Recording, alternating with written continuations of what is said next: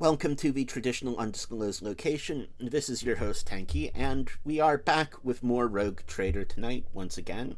Where last we left off, we had been spirited away to Commoragh, which, ugh, that's a terrible, terrible place.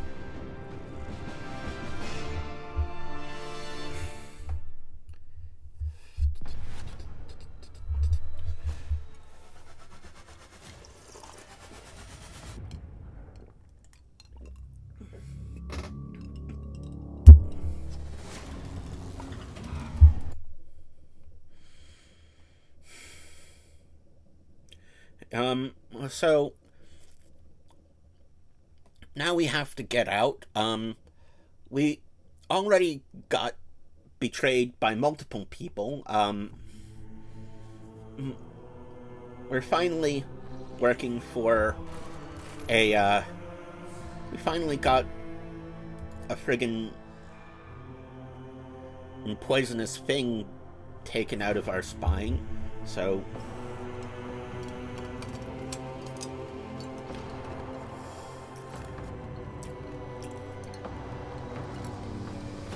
we got that going for us.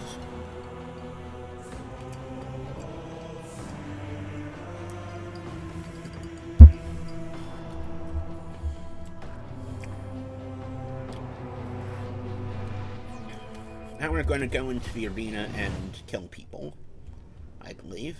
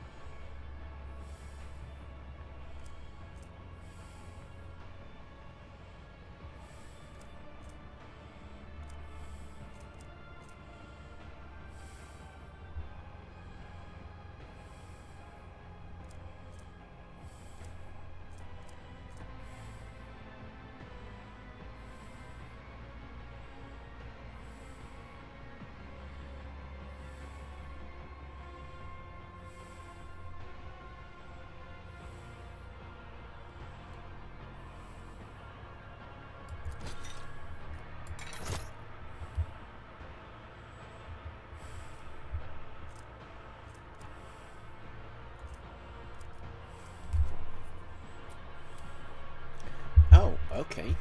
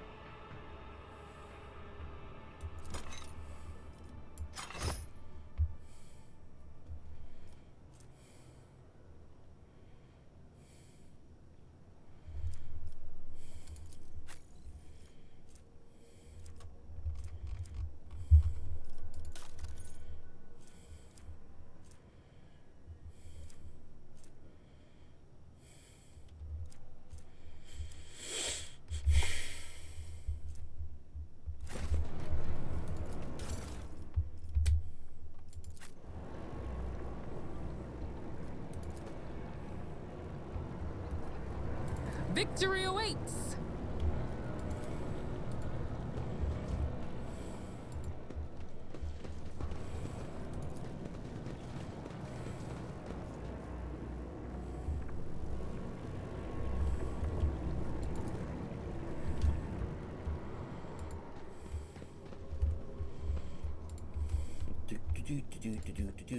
Do.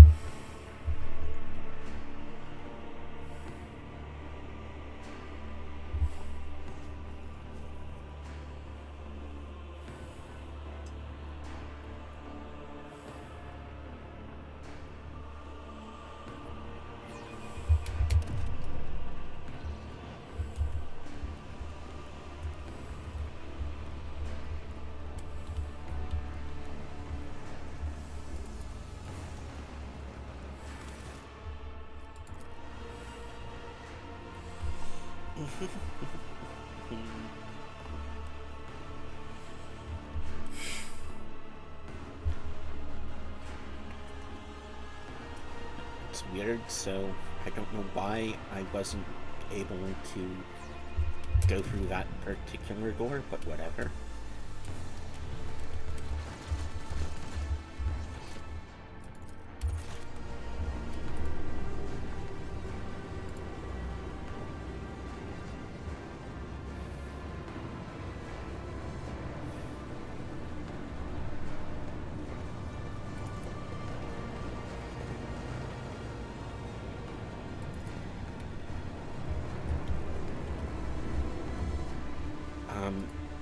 Okay.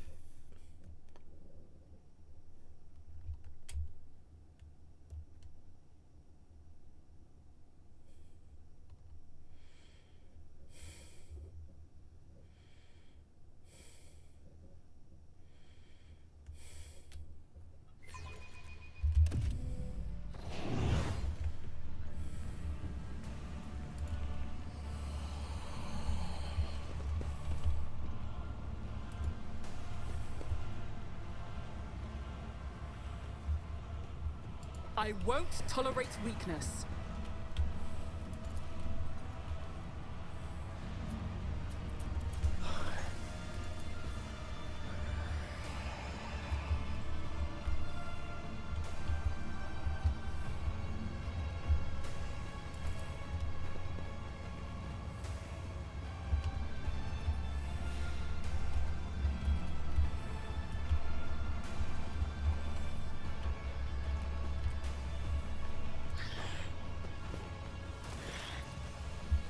Talas is staring at you as if she had seen a ghost. There is a strange, eerie-looking device on her head, a tangle of myriad thin, translucent threads coiled in elaborate, sickening patterns on her temples. Many of those threads penetrate the skin of her face, neck, and clavicles. Lord Captain, you are alive.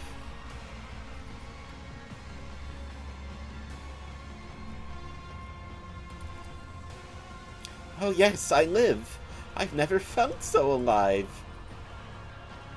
The longer you look at Adira, the more strange details you notice about her appearance. The odd, earthy tone of her face, the fine purple veins around her parched, cracked lips, and the subtle change in the color of her now lusterless eyes. An unpleasant sense of wrongness comes over you, as if the woman standing before you is not quite alive. They set me free. Adira looks you in the eye and smiles feverishly, drunkenly. Free from the fear, from the pain, from them. When they captured us, I don't remember much from back then. I remember shackles that burned whenever I heard a whisper. I remember injections that made my body go numb. I remember them dragging me away from you. Then I wound up here at Master Tervancia's mercy. First he studied me, poked me with the needles, opened up my head to get a look at what was inside, but then he made the voices stop. He made them stop. Amelia, I don't hear the whispers anymore.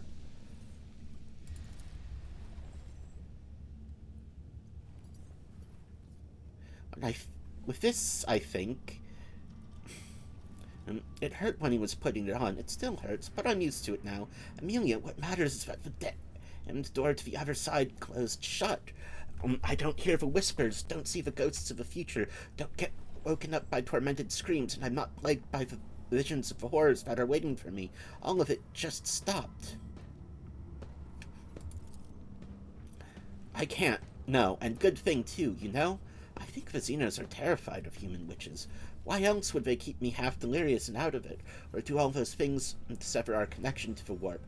They're scared, all right, but they don't know how else to fight it. Like what? Normal? Not special? Yes, to the void with all my talents and abilities. It's the first time I can hear my own thoughts, Amelia. They're mine, not some warp abominations, and not the future thoughts and words of some random Lex mechanic at the cogitator next to me.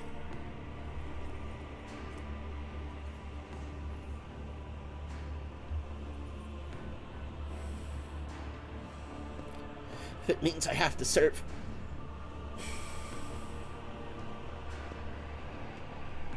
You know, so be it. All the days I've been here, I've spent in blissful silence. No one bothers me. No one torments me. No one is trying to get at me from the other side, and on this side, no one notices me at all. I don't want it and anything else. I just want to be left alone.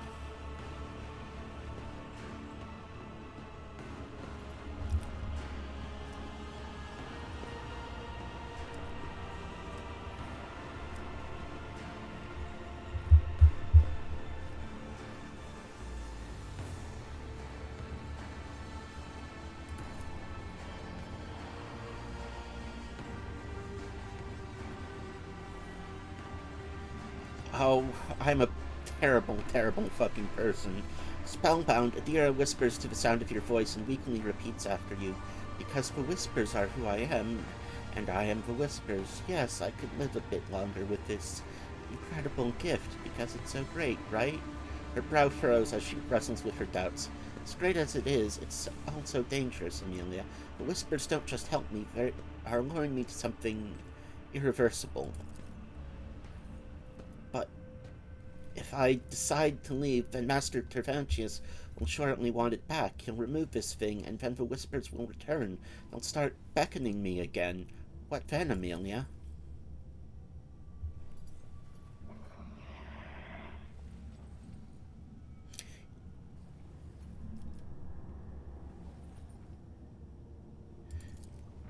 You're right. Once we're home, it'll be a sense to find some Xenotech whiz to make sense of it. All right, that's enough of me running my mouth. It's time. She grabs the device on her head with both hands and begins to pull. Color instantly drains from her face. Her eyes bulge and she bites her lip so hard it starts to bleed. With a sharp sound, the tube slips out from under her skin, spraying blood mixed with some foul-smelling ochre-colored slime, and the device detaches from Adira's head. She lets out a piercing cry, her head jerking back from the pain, and the delicate device clinks as it shatters into tiny fragments. Why did I not foresee this? Oh, this is awkward. Adira forces a laugh as she looks at the shards on the floor. Looks like the Xenos are right to call us clumsy animals. Oh well, since it's decided. And she shoots you a look of vicious glee. Might as well go out with a bang. Lead on, Lord Captain.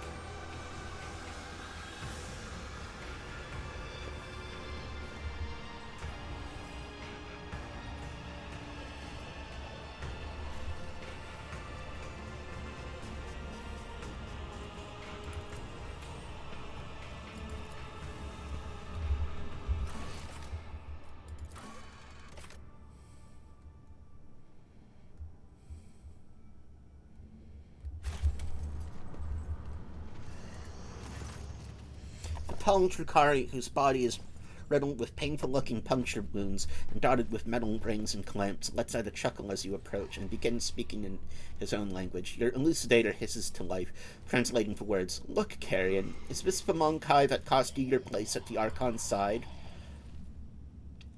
Marajai's eyes flare with turquoise fire at the sight of you, an immediate uncontrollable urge to kill. The Trukari seizes the blades hanging from his belt, and freezes at the shout of the metal-studded Xenos. Careful with the meat for the arena, Marajai.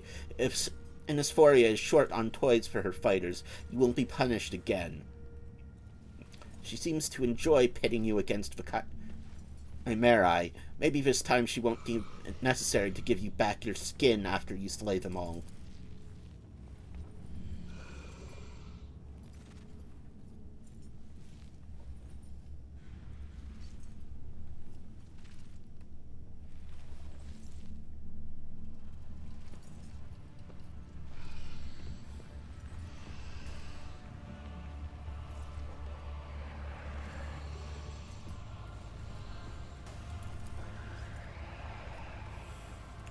What Monkai?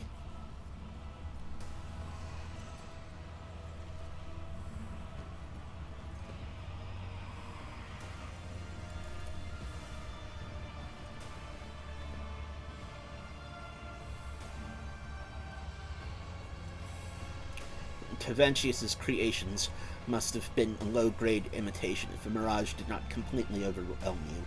Even if what you say is true, what is it to you?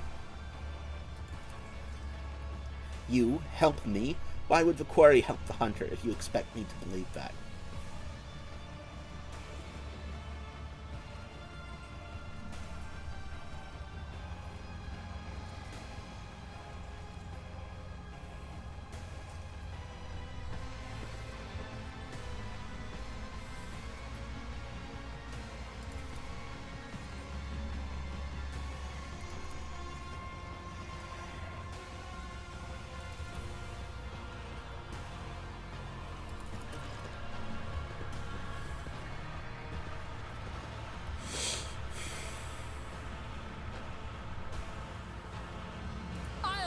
flame to the stars.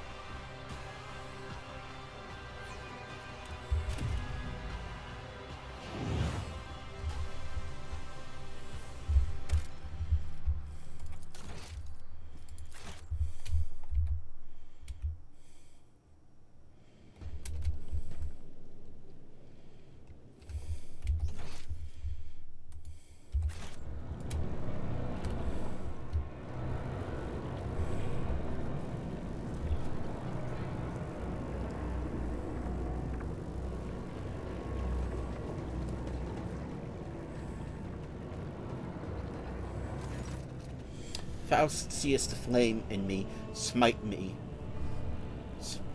Argenta's hoarse whispers are nothing like the usual clear, almost mellifluous voice that she uses for prayer. Smite me. Rogue traitor, you find me at prayer. Darkness surrounds us, and we will require all the spiritual fortitude our ravaged hearts can muster.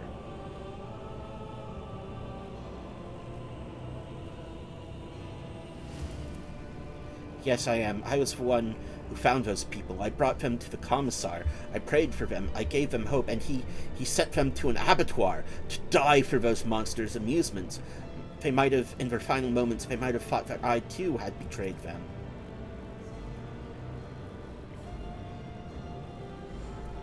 I once more failed to see wickedness where I should have seen it. I found those people loyal and brave, but it is not only that. I thought naively that faith and perseverance had helped me cut through the schemes of Valentino's, that we were on a path to freedom. In truth, though, it was all just another part of the act, and the vile monsters must have been cackling with glee as they observed my foolishness.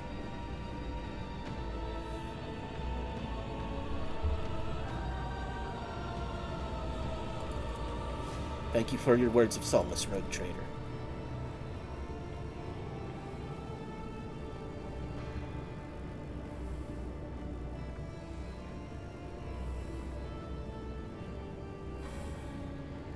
Argenta pauses, contemplating something.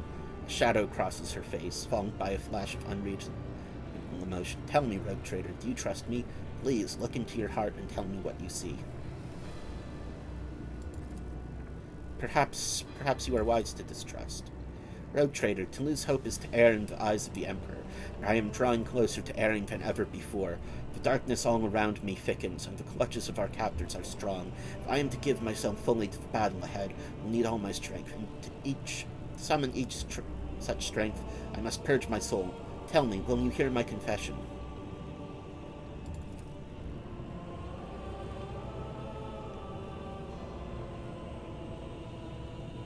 I killed Theodora von Valencius.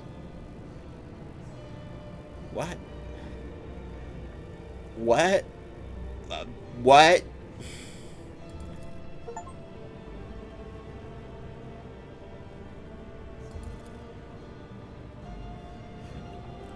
Yeah, my reaction exactly, Abelard. Juliet raises her head slightly and looks around, clearly not fully understanding what is wrong, but sensing the shift in the mood around her. Yes, it was me, not your treacherous kinlike and Voigtveer, not the cultists, me. She speaks with a strange blend of pride and horror in her voice. I remember every last detail. The ship was under attack. I grabbed my weapon and I ran to her side because I thought it was my duty to protect the Emperor's chosen. And what did I witness when I burst into her study? Theodora von Valencius, a rogue traitor, holding a sinister sorceress artifact radiating with profane light. It was a lens like the ones we saw in the Reichad system, except it was smaller and far more potent. I instantly knew it to be a weapon of the archenemy. I had seen objects like it before on Salus Prime, the planet where I had sought of the sacred relic, where I had nearly died at the hands of cultists. So many things were made clear to me in that moment. So piercing was the revelation, so obvious the answer to how the heretic had found their way to a planet known to none but the House of Von Valancius. I fired before I could even fully comprehend what I was seeing. Terror's light must have guided my hand, for one shot was all it took. The bolter discharge destroyed both the archenemy's artifact and its owner's black heart. But I did not regret killing her, nor do I regret it now. Theodora had succumbed to the archenemy and its dark sorcery. The entire attack on the ship was merely the result of her and Voigtvyr feuding over their spoils, and I realized it in my heart the moment I saw the artifact in her hand. But standing in that same room was the Honorable Arch-Militant, a devout servant of the Emperor, and the reason I had made it off Salus Prime after the cultist attack. When he saw me firing at Theodora, he instinctively rushed to protect her. I killed him too. Do you remember the orphans I once asked to meet with, Rogue Trader? One of the boys was the son of the man I killed.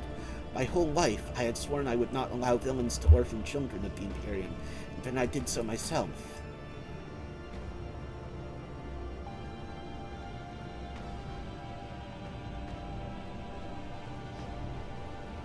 Lady Theodora, Mort, fell at the hands of the one meant to protect the servants of the God Emperor. I never doubted the security of the Von Valancius bloodline when you were close, but now the very foundations on which the power of the Rogue Trader rests seems to have been violated. Abelard looks at Argenta with a visceral loathing in his eyes, uncovered by either courtesy or respect. You hag! Adirith descends upon Argenta with the intensity of a hurricane. Two-faced void rat killing Theodora right when the ship was in peril, right when she was doing everything to save us. You won't walk away from this.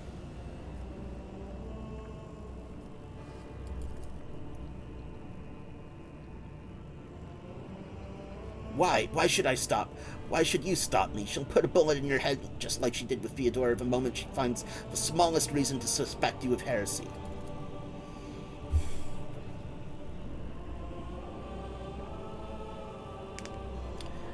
Everything was going so well when Lady Theodora was alive. She appreciated me, she gave me a new life, and the voices were barely giving me any trouble. But then after I started seeing her in my dreams, and the voices started calling to me day and night.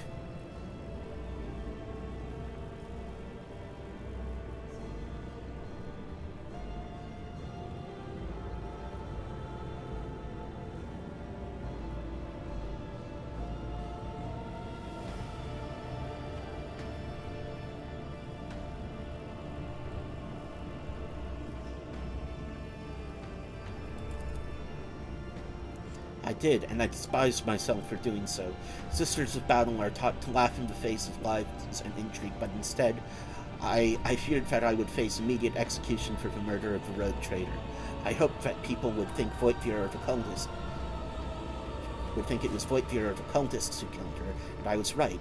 But that lie, it burned in my throat, and here, in this horrific reality, away from Terra's light, I realized I could keep my silence no longer. Learn? I don't know what I am supposed to learn. Must I spare a heretic in order to save innocent lives? Must I try to reason with them? I have pondered these questions 1,000 times, and I still do not know where the truth lies. I am glad I have revealed the truth to you, Rogue Trader. This dishonesty has been driving me out of my mind.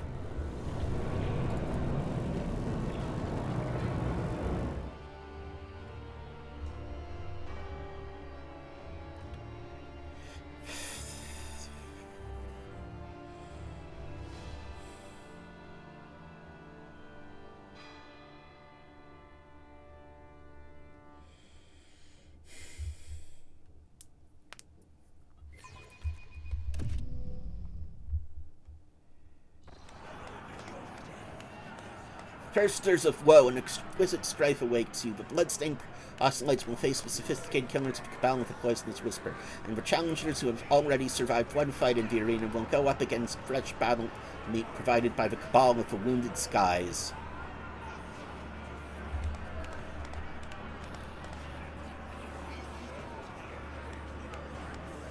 Okay.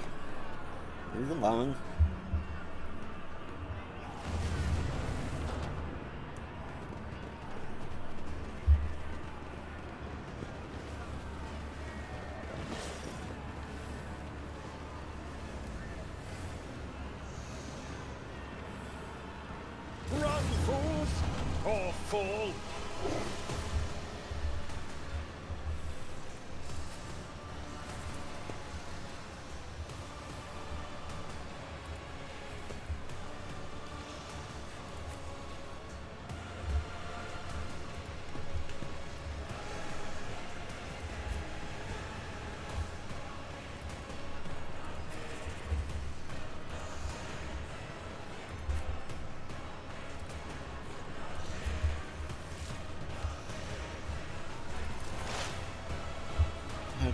Let's see.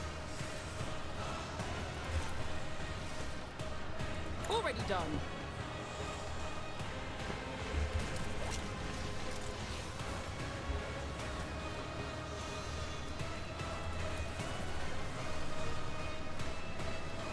All too easy.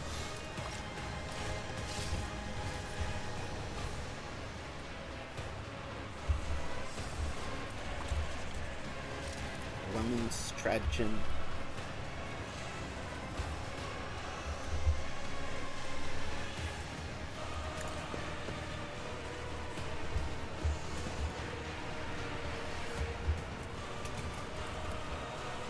Not a problem for me.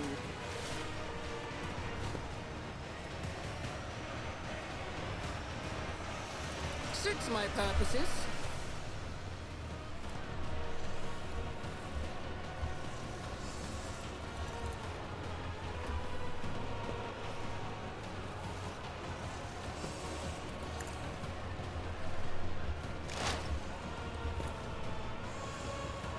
Already done. There's nowhere to hide.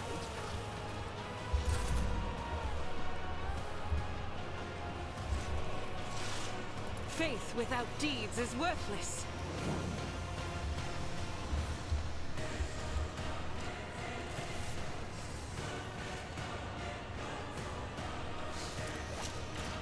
Rejoice in battle! As the Emperor commands, I act.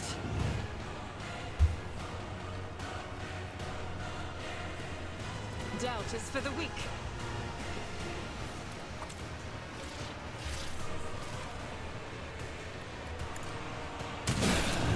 I will tear your heart out for this.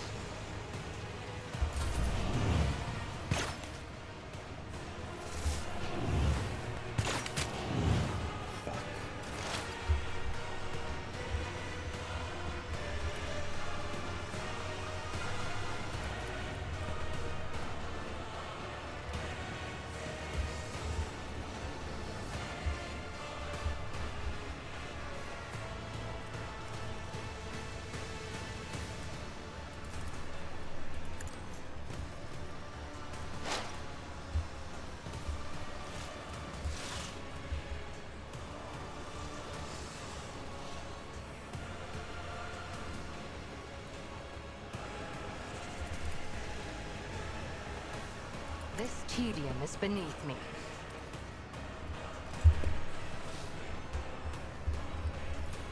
If it serves your cause. Swift!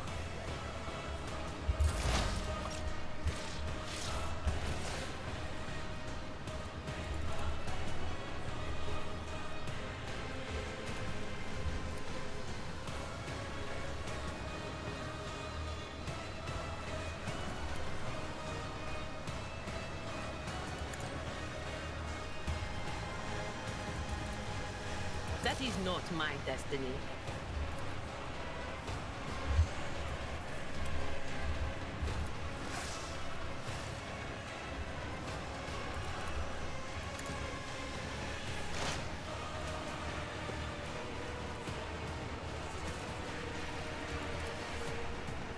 But of course,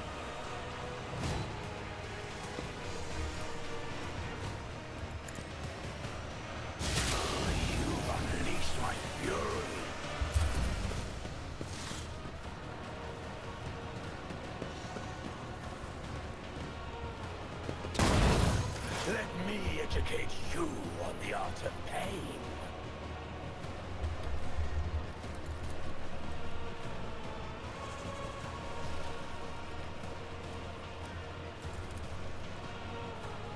The Omnissiah knows all, comprehends all.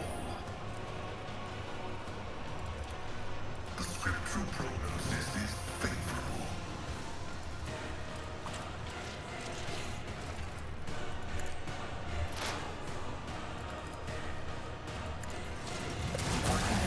Successfully terminated. What a pleasure. My vow is honored.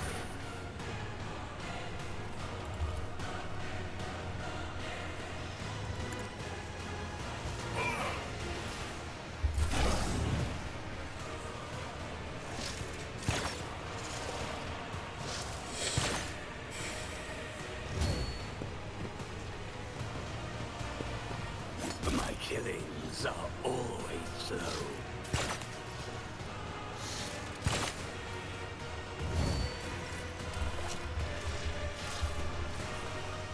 Victory is imminent. It will be done.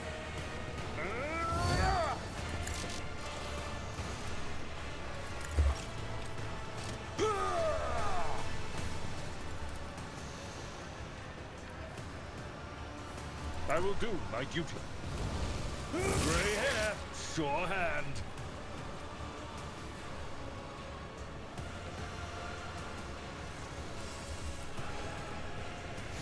At your beck and call.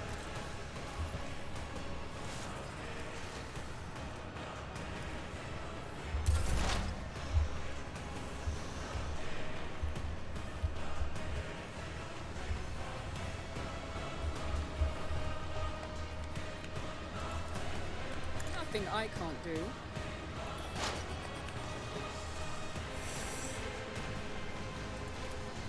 Suits my purposes.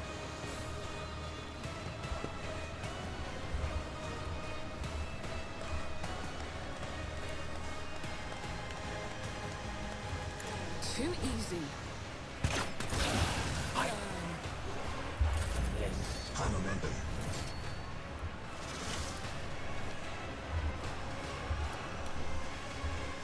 Power resides in the will of the righteous.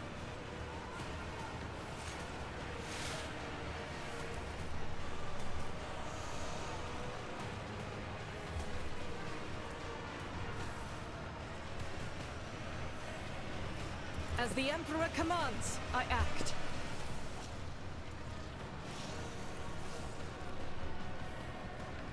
Faith without deed.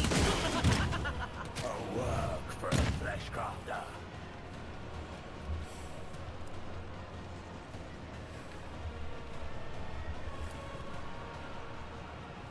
I'll do it.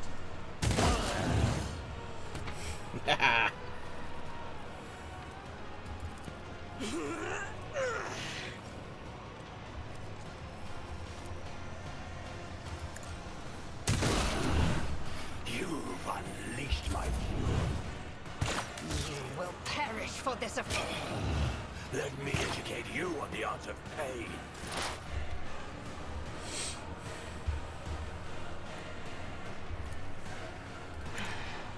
If I must. Beyond the veil.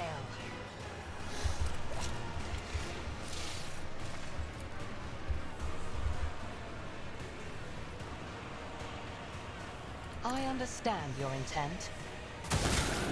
Silent fresh.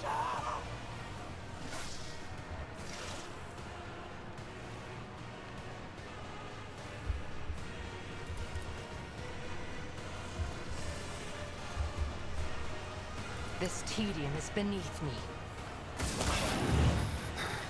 This can't be over.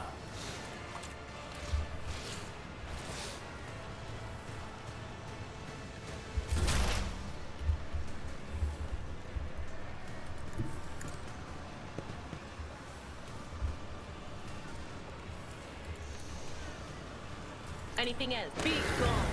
Agony. What a pleasure.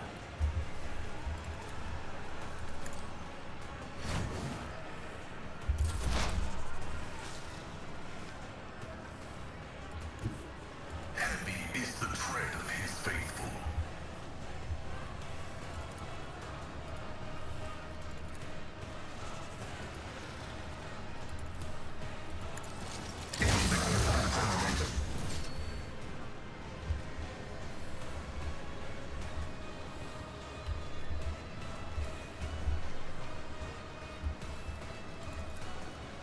Quest.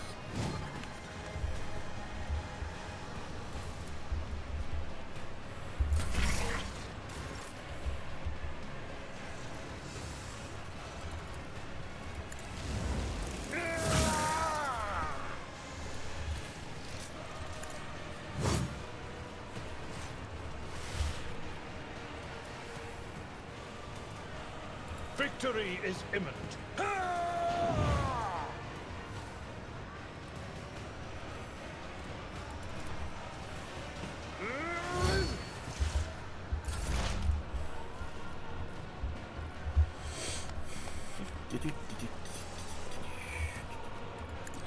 problem for me.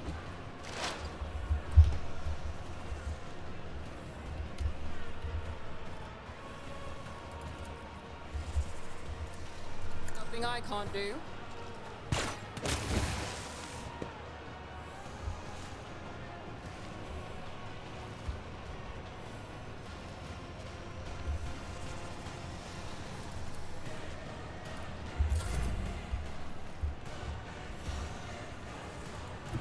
God Emperor, move through me! Be the fire in my heart! Doubt is for the weak.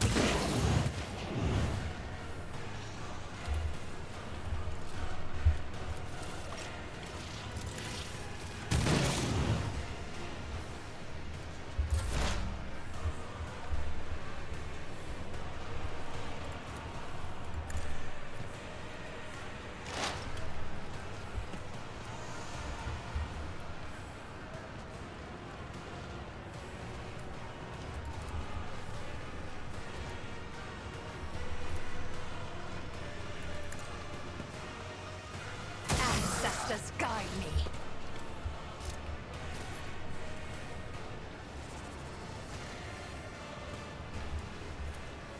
If it serves your cause. No weakness is hidden from my sight.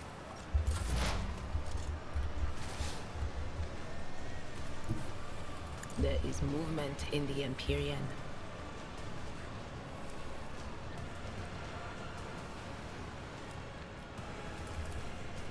On it.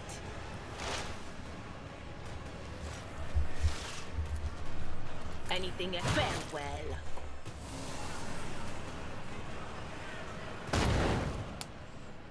Your former captives.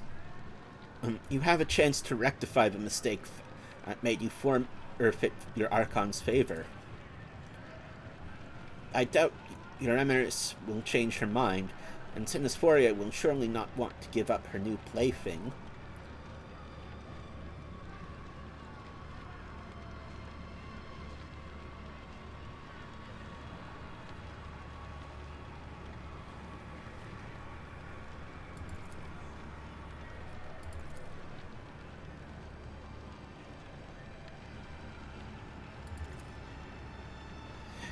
Oh! I can hear a whisper.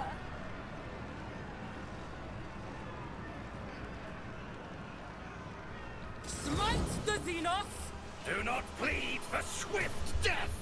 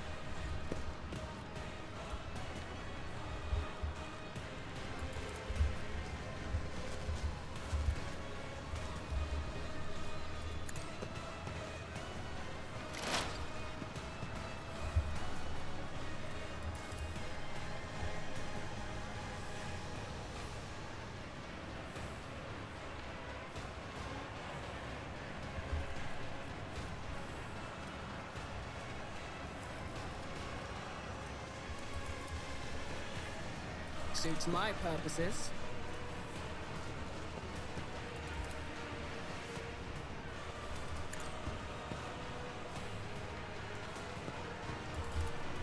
All too easy.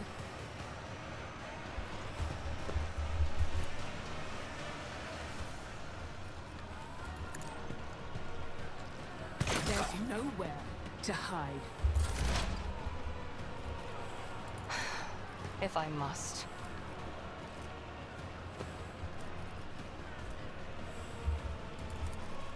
If it serves your cause.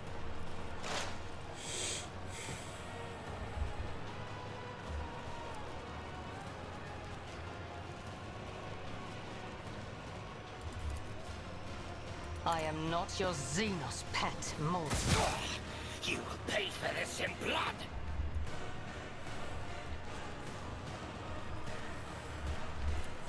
I understand your intent. You call this a strike?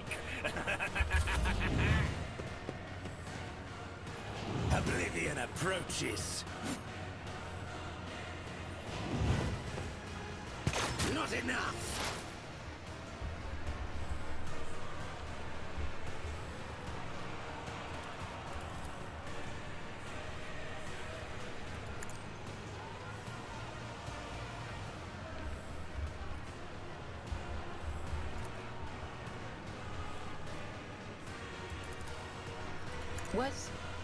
Was that you? Or anything else? But of course.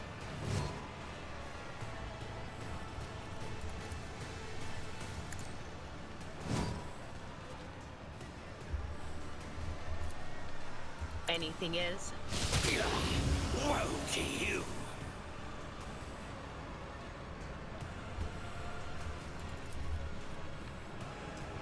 On it.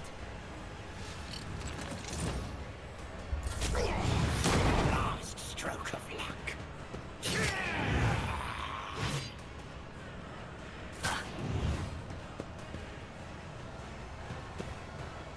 Try harder!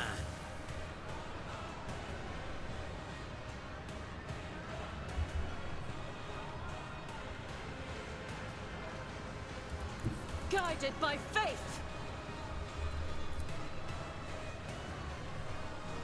I'll do it. Why I was chosen! You will pay for this in blood.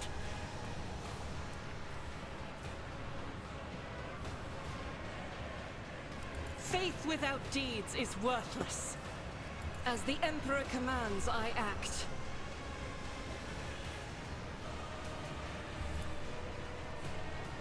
Doubt is for the weak. You call this a strike?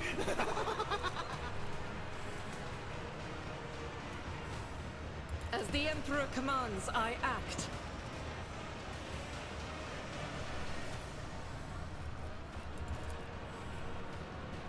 I'll do it.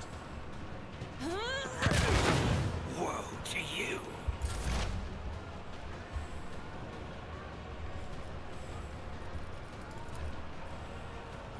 The Omnissiah knows all, comprehends all. The scriptural prognosis is favorable.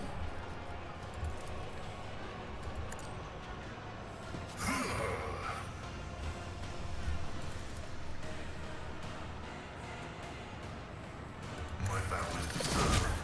I'll show you the real pain.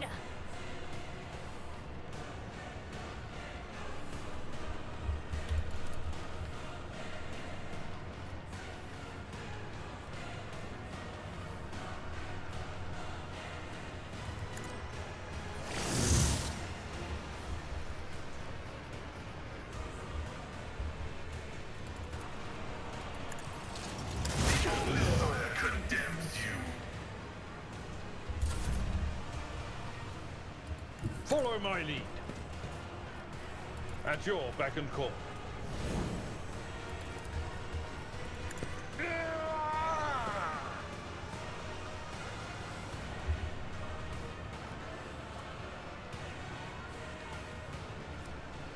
Indeed.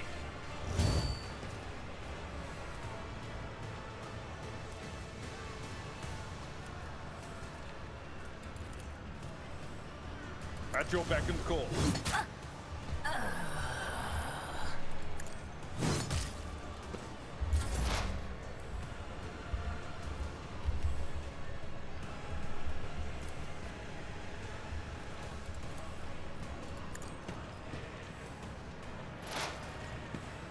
Nothing I can't do.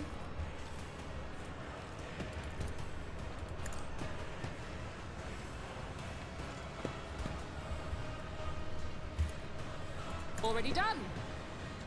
Ah, another clean strike.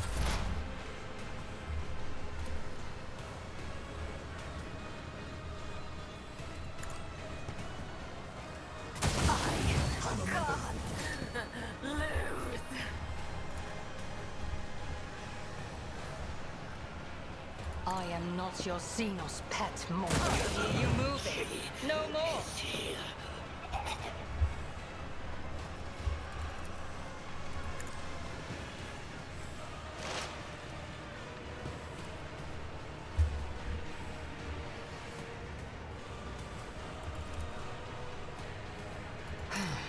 If I must.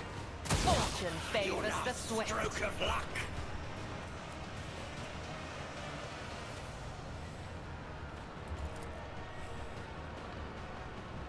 I will hold on to my rage. You will pay for this in blood.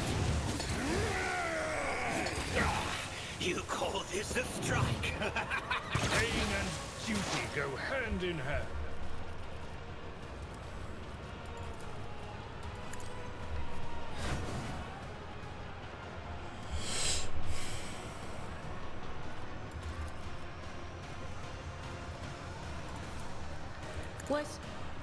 Was it you?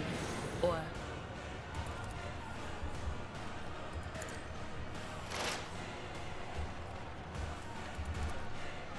Will do.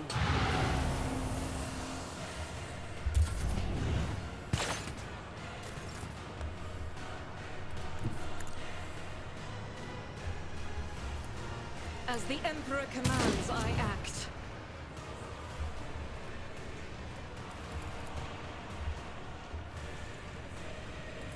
I will bathe this battlefield in righteous fury.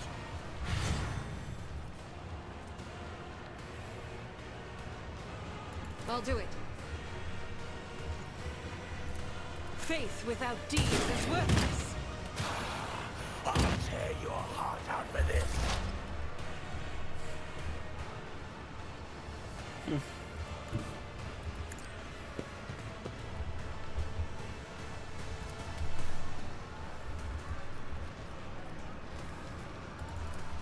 Running binary override.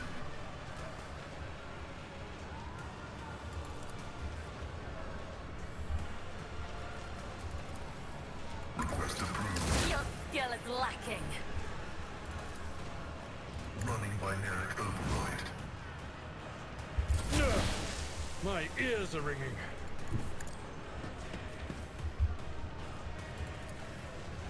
It will be done.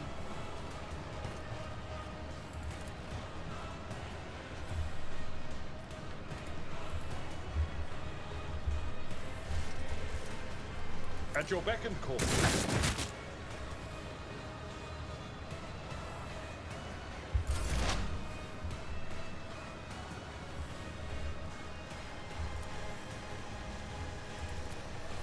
Suits my purposes.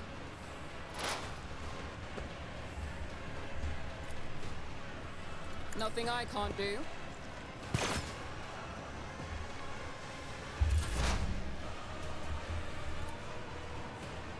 I am not your Xenos pet, monster. Ancestors, guide me. A work for a flesh crafter. If it serves your cause.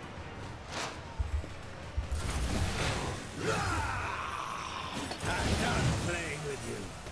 Slow and painful is the way.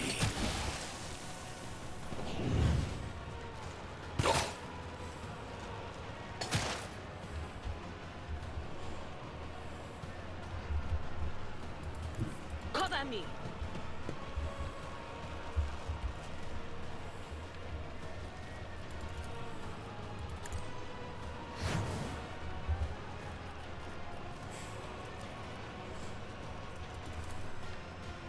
Anything else? The perfect killing strike.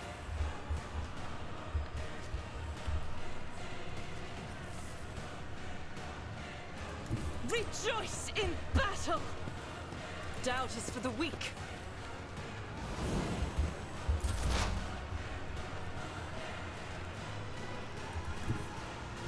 Activate calculate fury algorithm.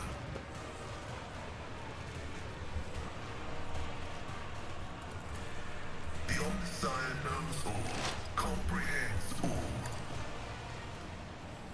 I venerate you, machine spirits. Oh, really?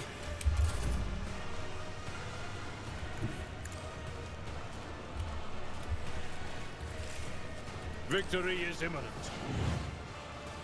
Successfully terminated. Finale as bloody as it is disappointing. The pathetic amateurs who were wrongfully proclaimed champions of the arena have been brought down at the hands of unworthy challengers, impaling the failures and glory to the victor.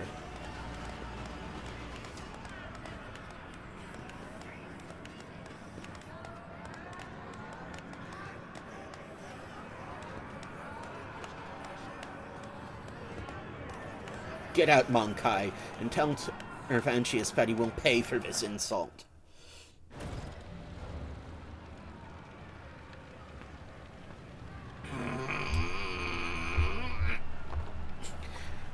Commoragh shakes the blood off his blades and turns to you with battle fury still blazing in his eyes. A moment later, his lips twist into a smile. Well now, one can only marvel at the fickle turns of fate, Rogue Trader. Sometimes we all have to contend with circumstances that make any ally count. Abelard is trying to convince himself, looking at the Xenos in indignation and dismay.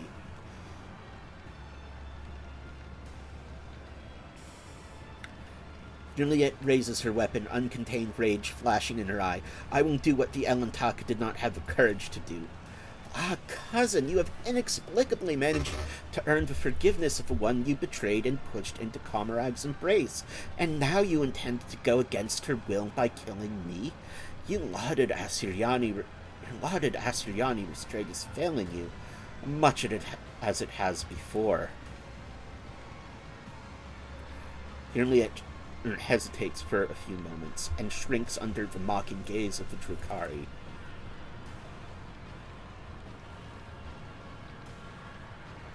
So, Monkai, Marazai looks at you with a strange expression as if struggling to comprehend what has just transpired. You really are intent on escaping the chasm, aren't you? Bold ambitions for arena meet.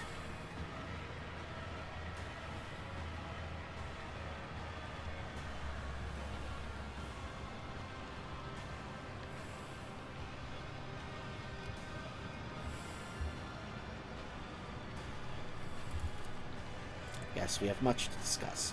I will head there now. Do not make me wait.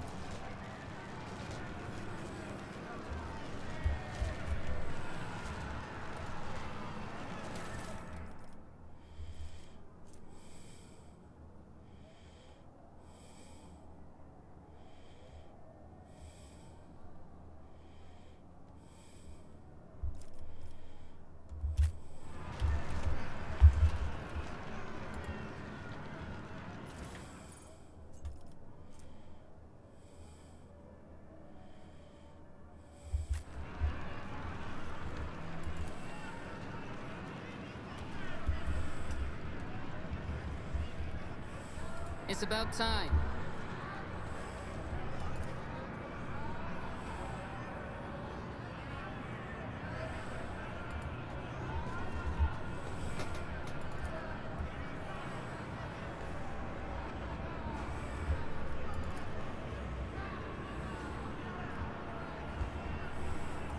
We must act.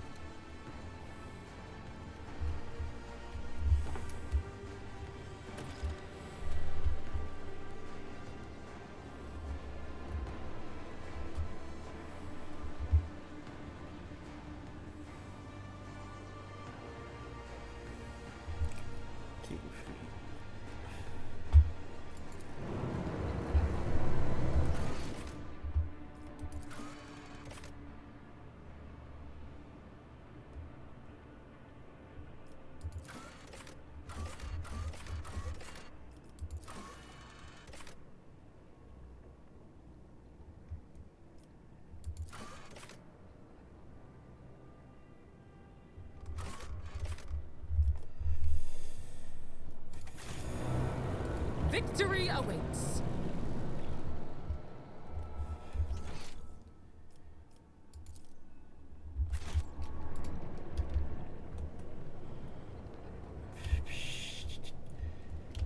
Argenta, are you fucking kidding me?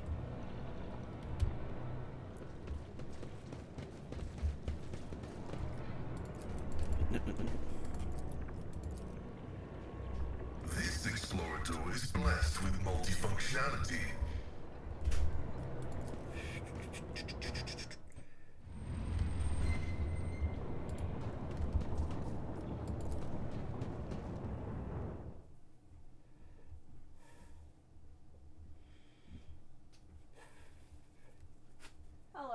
Hello, I'm streaming.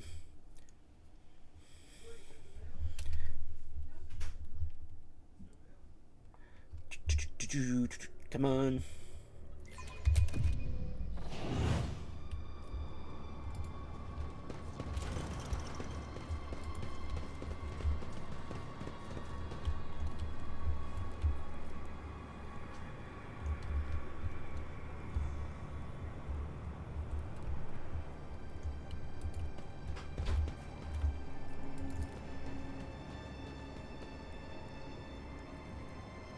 I have failed my kin.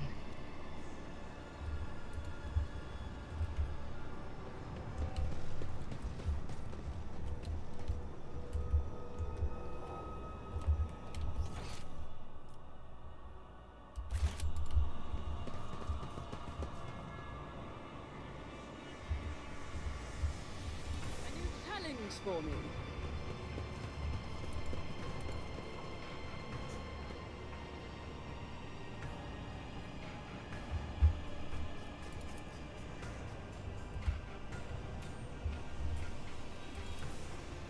Experience. Nothing matters more.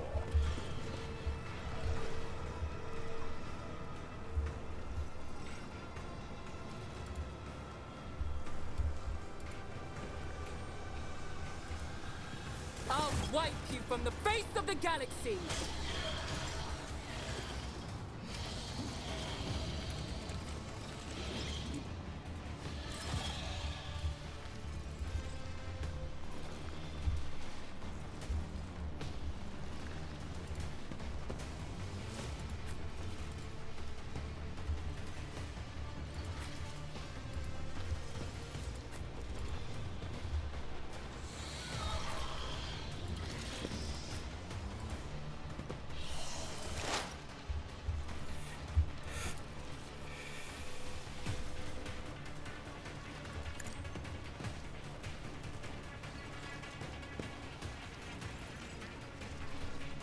Not a problem for me. Suits my purposes.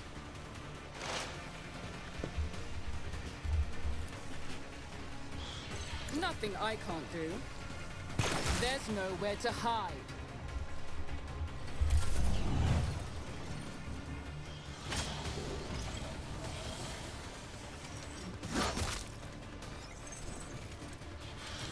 Their fragility has been exposed.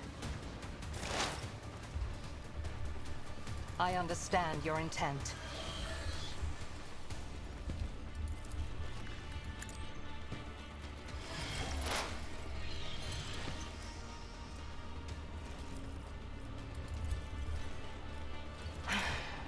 If I must.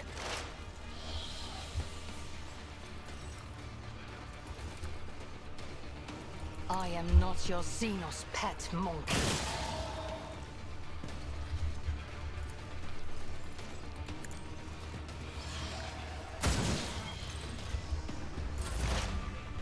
Okay, we're missing On it. really obvious shots, okay? Fine. Fine.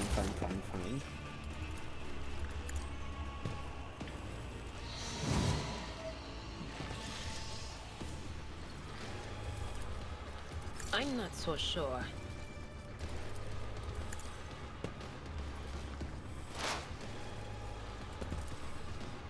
Will do.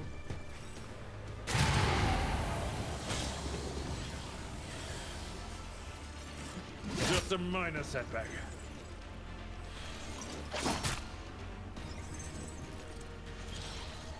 I'll revert to more conservative tactics.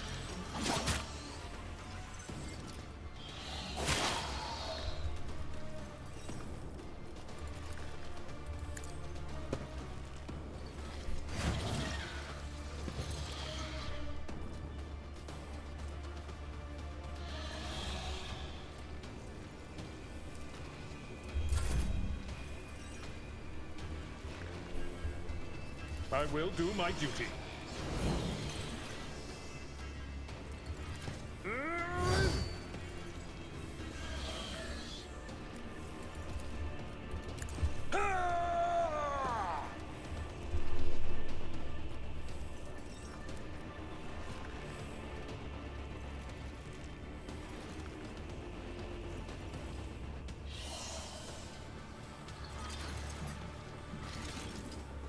No matter the cost!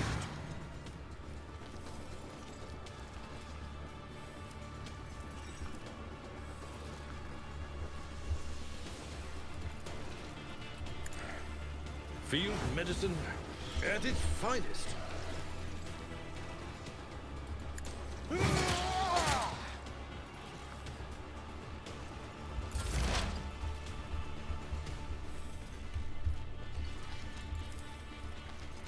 Suits my purposes.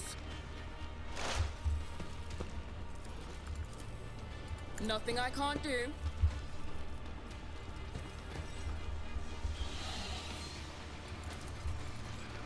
Not a problem for me.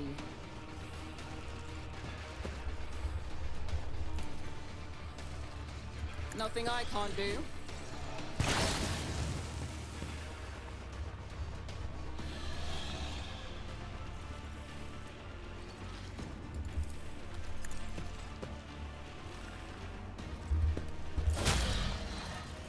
Another one is down? Absurd!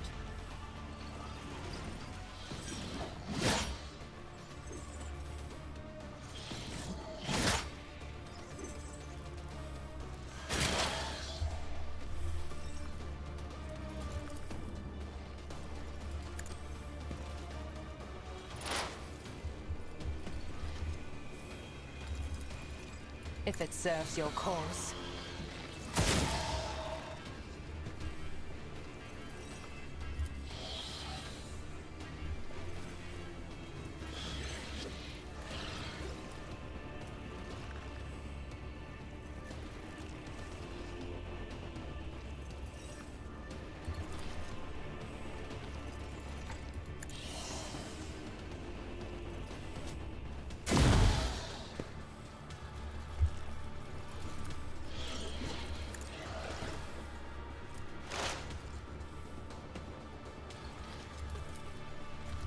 Creatures!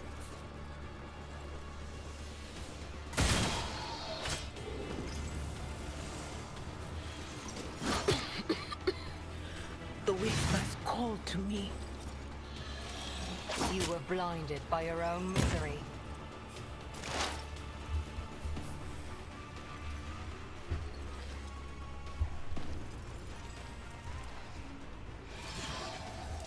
That is beneath me.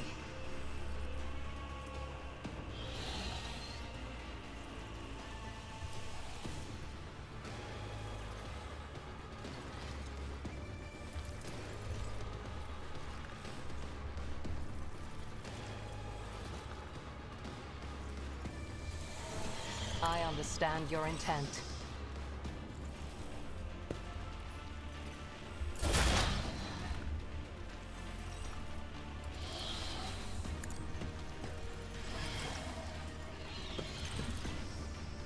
All too easy.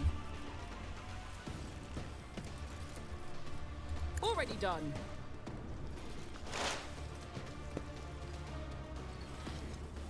Not a problem for me. Nothing I can't do. Opposing me was your biggest mistake. If a biomechanical creature is flailing its limbs faintly, its body is broken and bears the signs of combat, but it seems no one is planning to repair it.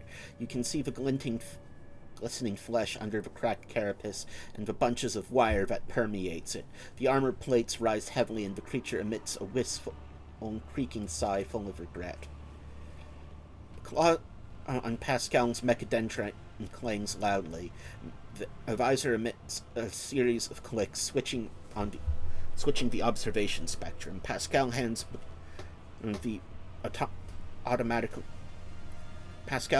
automatically reach for the combat tool on his belt, even as his eyes closely watch the dying creature.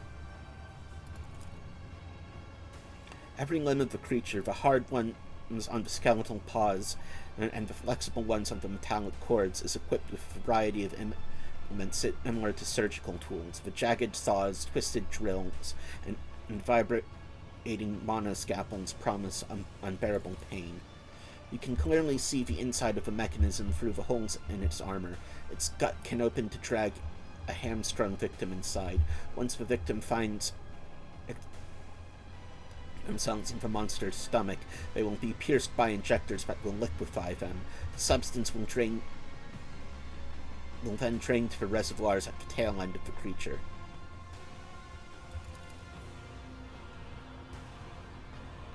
The creature just emits a series of wheezing sounds. Was it an answer, moans of agony, or just the normal rumblings of its mechanism? There is no way to tell. It is trying to communicate. The creature responds with a series of choking and snarling sounds.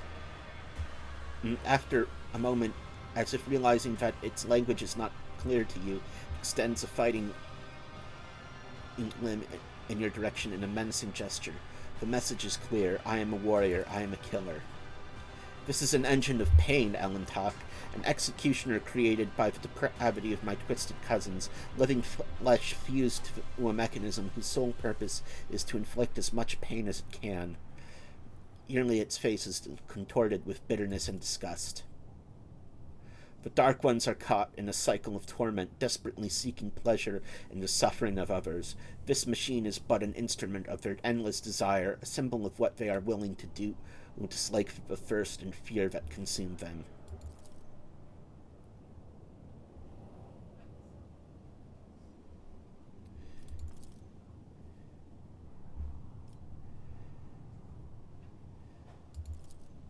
Request approved. Pascal eagerly unfolds his mechadendrites, and they all rush towards the monster. A shrieking drill cuts deep into the armor, while his claw hungrily snaps off a chunk of flesh pierced with strands of metal wire. The creature thrashes and wheezes, but cannot escape the merciless vivisection. Yeah, you got your revenge there, didn't you, buddy? The collected samples are sent to a portable analyzer, and the tech priest's visor clicks, recording the procedure in picked images. Pascal suddenly freezes and takes a little step back. Process interrupted. An operational collision has been detected. The unit is under the influence of conflicting impulses. The operational vector of cognition dictates the necessity of studying this object. The operational vector of obeying the Omniscient and his universal laws dictates the necessity of recoiling from subject and purifying it.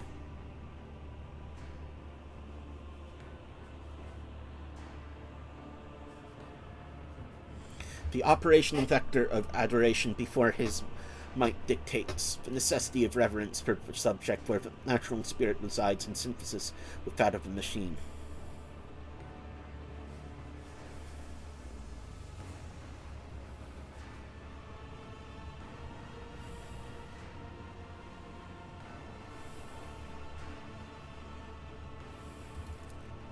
Categorization is correct. The object is a perversion and outrage, one dangerously close to the creation of the anathemized abominable intelligence. But it is also a miracle of his boundless polymorphism.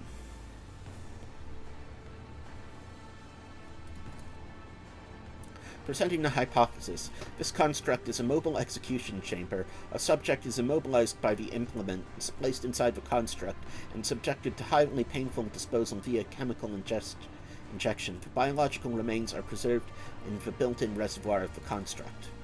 The initial chemical analysis of the remains yield an abnormal result. It is as if the pain of the victims of this machine is dissolved in them. It is circulating in the metal veins of the creature. It can feel everything. The nature of the damage indicates that the unit has been in combat. I hypothesize that its constructor sent it into the arena. Based on its current condition, the results of the combat tests were unsatisfactory. Otherwise, the unit would have been repaired.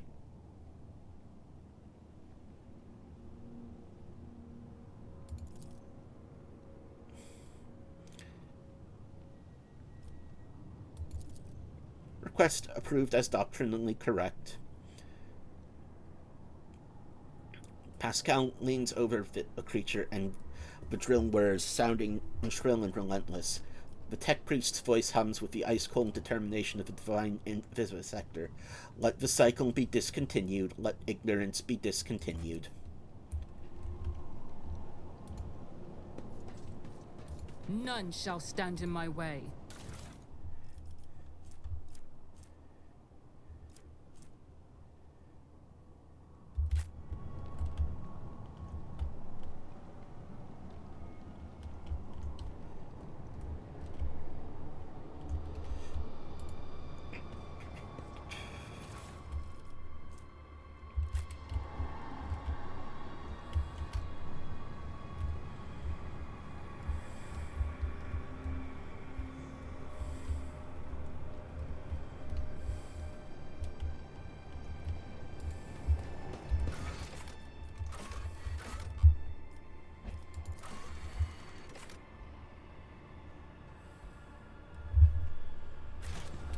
I'll lay claim to the stars. Unexpected result. Oh, the Shrieker's Den.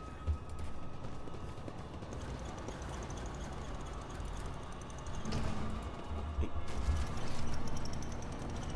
This is the Mangold sector.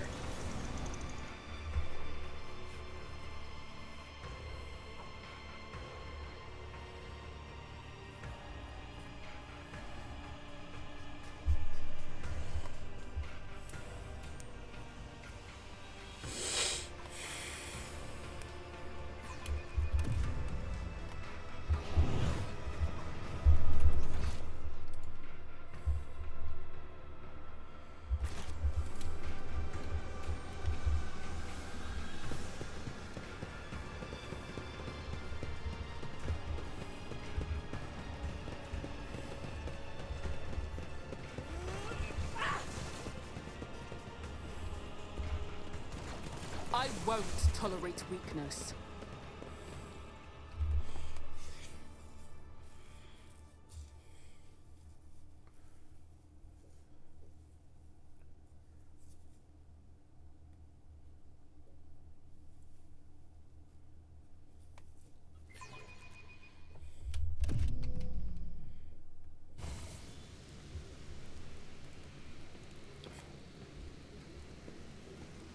Oh, this is interesting.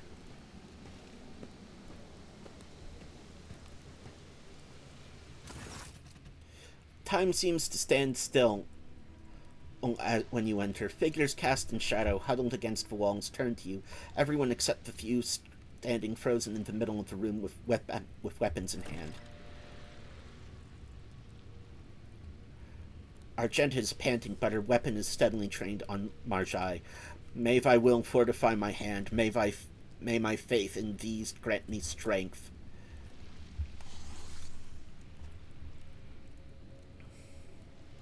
Marjai lightly brandishes his blades, laughing mockingly in his opponent's face. I can continue dancing with you for a long time, but I am growing weary of your pathetic attempts. Not all your lackeys are well trained, Amelia. As soon as I crossed the threshold of this squalid hole, I was forced to take up arms.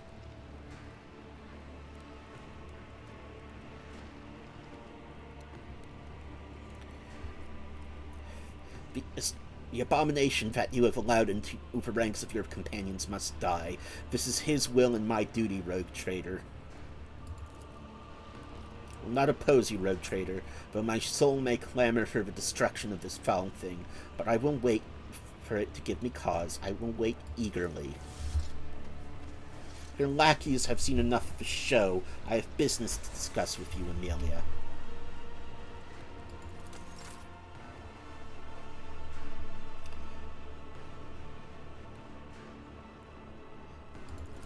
Monkey... rogue trader. There is something you must do for me. The soul of Erimeris, the Archon of the Reaving Tempest. It should belong to me. I do not know where, I do not know how, but that bitch tried to dispatch me without sullying her own hands, and she deserves to lose her life. Her soul will remain in my soul trap. When we at last face each other, and we will face each other, even if I have to gut all of Commoragh to do it. And if you're there when it happens, do not even think of trying to deliver the final blow. Only an Aziriesh has the right to take the life of an Aziriesh, and that right is mine.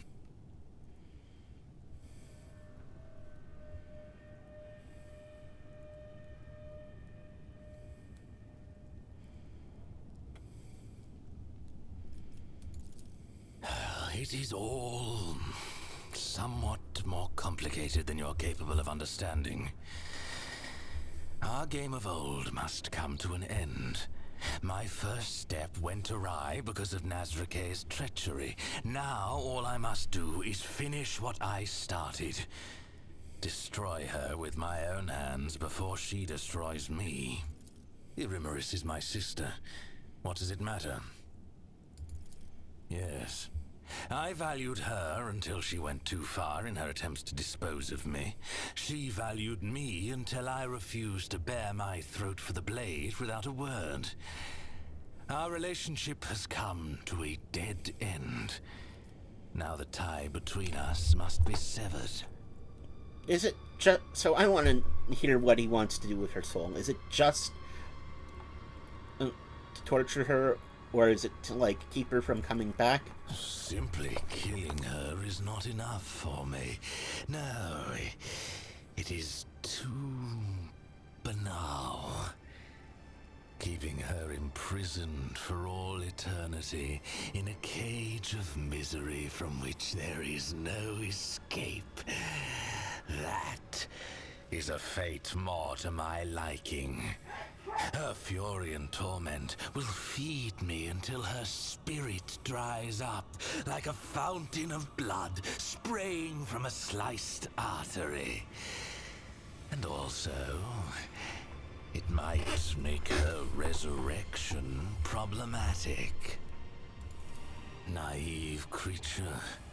The homunculi of Commoragh, including Tavantius, whom Erimeris favors, are able to regenerate our slain kin from small pieces of flesh held in amniotic tubes.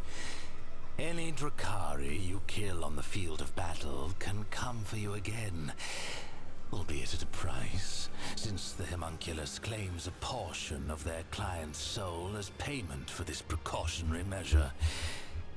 Perhaps Erimeris was desperate enough, or insane enough, to resort to such a contract. Who knows? Having Erimeris' soul in my keeping might make her regrown form, if one appears, defective. She might not remember me or you at all. The answer I was expecting. I do not expect to wait long for the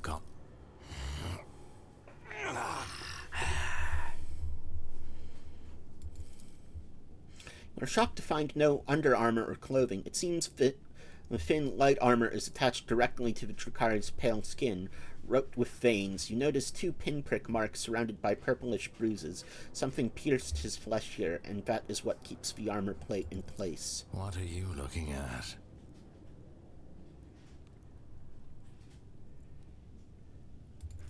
Correct. Directly into the nerve centers. Direct stimulation of the trigger points, provoking constant, unrelenting pain.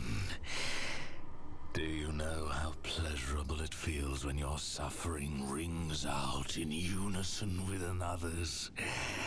The overwhelming ecstasy when your own agony bleeds into the agony of your enemy. My world is woven from that pleasure. I can show you that world. I can teach you, if you do as you are told.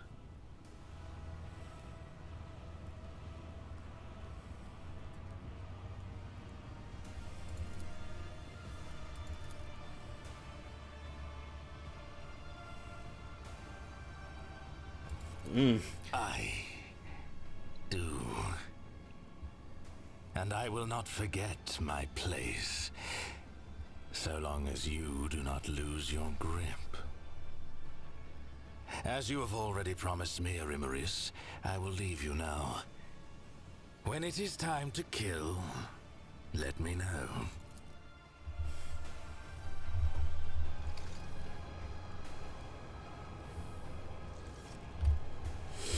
Oh, they're not talking to me.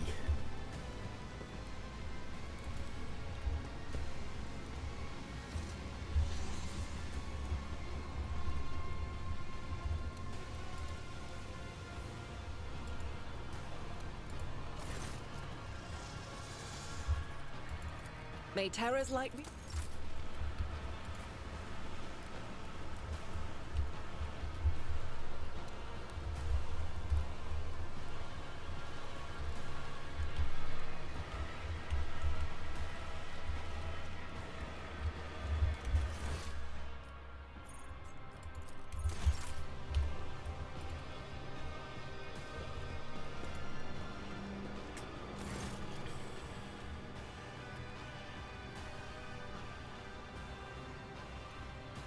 Thyra paces back and forth, covering her ears, cursing at invisible interlocutors, and sometimes dissolving into pitiful whispers and sobs.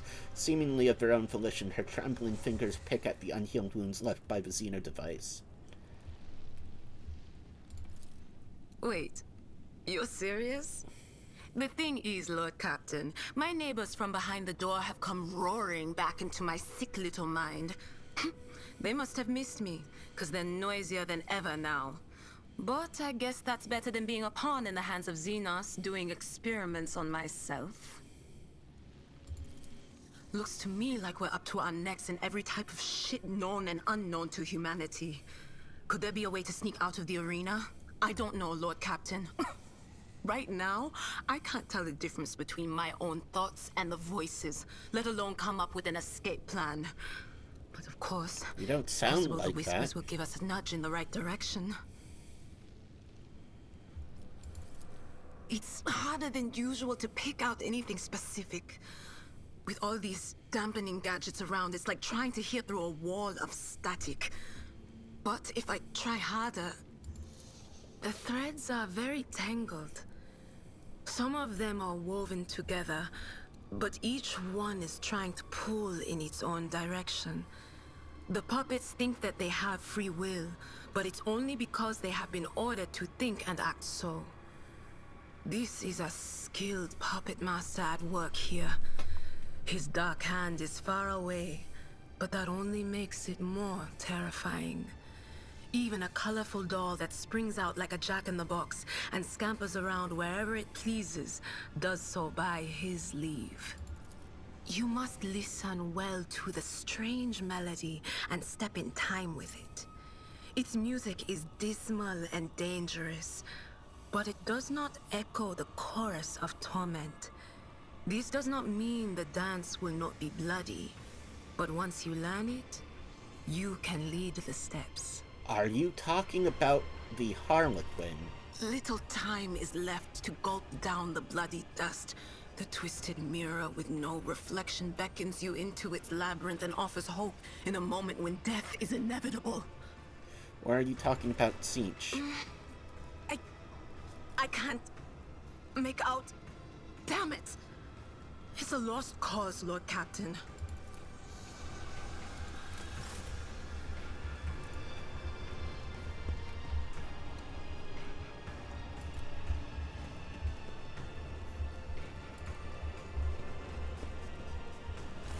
You came back from the dark, Elentark? My body has already healed. The wounds of the soul will heal one day too. For suffering is a part of our life, not unlike love and fear and the desire to learn. The paths help the children of Asurion to and yet neither rest nor healing salves, or even our reconciliation, can soothe the savage turmoil in my soul, Elentark. Cruderak is lost, and the bud of truth never opened before me. What happened to my kinsmen? What happened to my world? And why did the Dark Cousin tell me less than he knew? So says a butterfly struggling in the Dark City's web. I will be close, Elentark.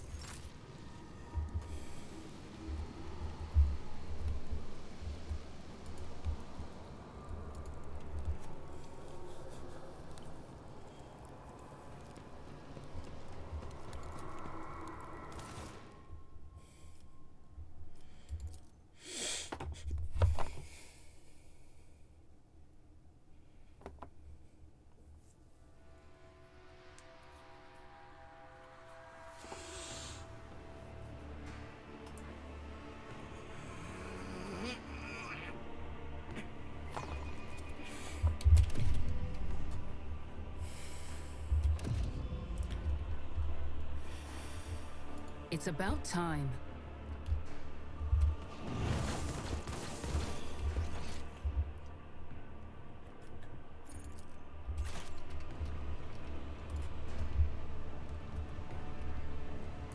Now let's give our supposed master his little treat. And then we destroy the thing in his basement.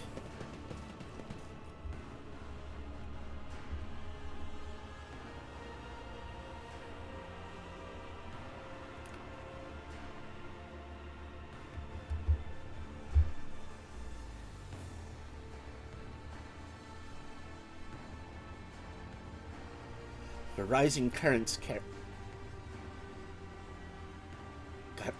our furious blood fever. The rising currents carry the smells of pain, blood, ichor, and failed ambitions.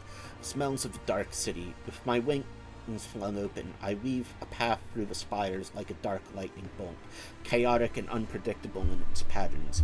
To fly is to hunt, and everyone in flight hunts everyone else.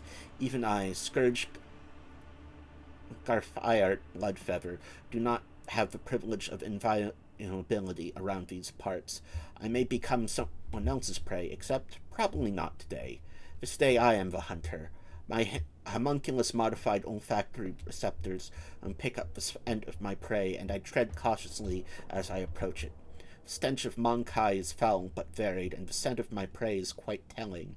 A powerful specimen, brash and reeking of the blood of others.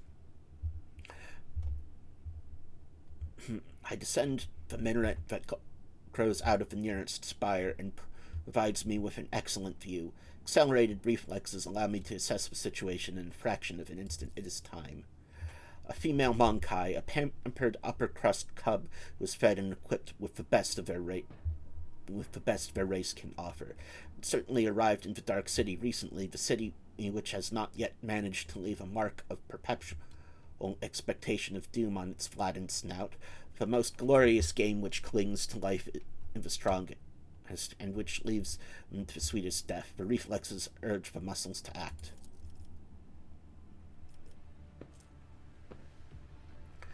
The shard carbines spews forth a stream of crystalline projectiles that howl and shatter as they pierce the flesh of the prey.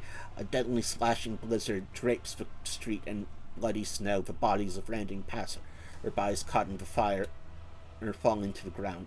This is a common occurrence in the spires. Everyone around me flees the field of death whose borders I have created. The prey falls but is still alive. I did not expect the hunt to end with the first salvo. The prey is badly injured. I can easily finish off in the open. The prey. Its frantic gaze is looking for my winged figure. The hyperpupils allow me to examine the prey's face.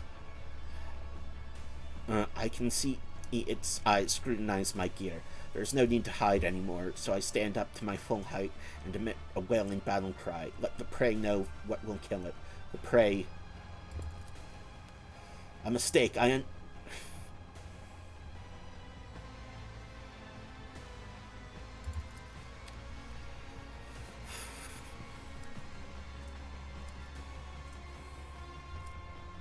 Clever. By escaping from the open streets, the prey has deprived me of the advantage of my long-range weapon, but I will not let it escape, so I spread my wings and soar over the alley, pelting the prey with bursts of indirect fire. The chase must not end too soon. The petitioner wanted my prey to die slowly. There is a strangeness to the movements of the prey as it dashes one moment and freezes the next. My receptor-altered pupils are adept at detecting movement, but they are worse at perceiving stationary subjects, and my prey seems to be aware of this. The air fills with gunfire. As soon as the prey fires the first shot, everyone starts shooting at everyone else. The chaotic firefight engulfs the entire street. It spreads across the dark city like wildfire, mindless and violent. I am forced into a steep dive, spinning around and dodging the tracks of multiple projectiles. The damn trick worked, and I let out a frustrated squeal.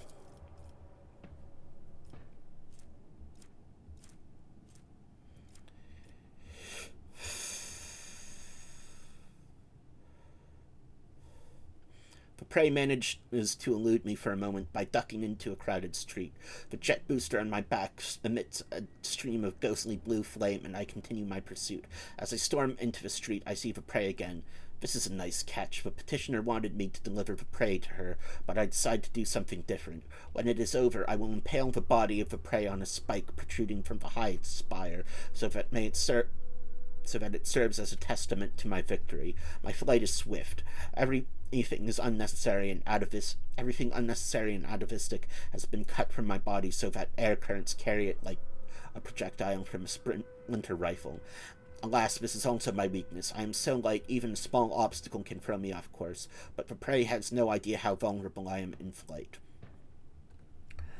The initial horror caused by my sudden attack has already worn off. The prey has oppressed its panic and is acting decisively and boldly. Commendable triumph of will over instinct.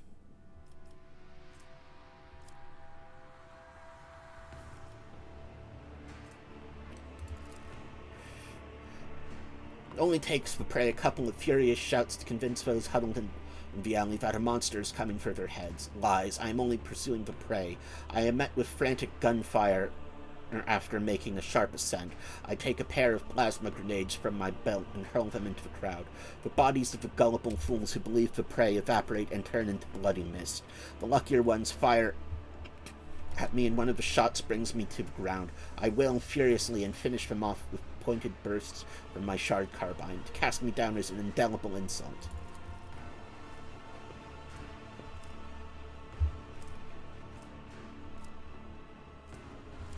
As I turn the corner, I triumphantly realize that I have driven the prey to a dead end. It is time for the massacre. The poison I received from the petitioner as payment for the hunt is contained within the crystalline projectiles and should have worked by now. It will slow down the nervous system of my prey, weakening its muscles and rendering it unconscious. But when I see the prey, I fail to discern any trace of the poison's effects. Could the prey be so strong that its body has overcome my deadly battle toxin? The prey...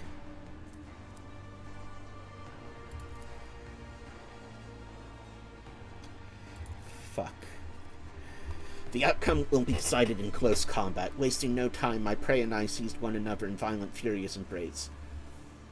Every decision made over the course of this fleeting hunt is being weighed, tipping the scale that will ultimately determine the winner.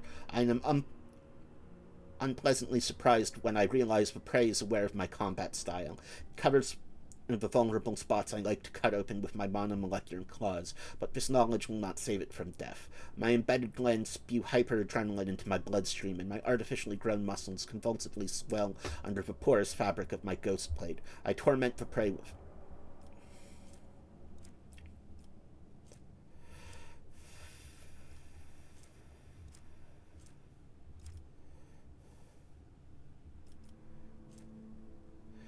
prey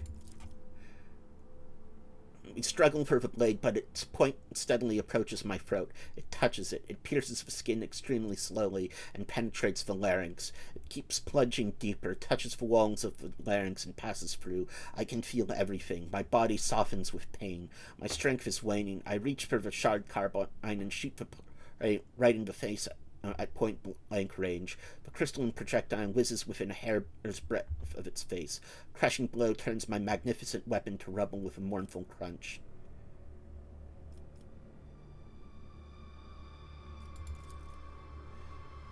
Would I tell it if I could about my petitioner, Kekaros the Witch, about how insulted she was by the deaths of her fosterlings, the bloodstained proselytes, in the arena at the hand of my prey?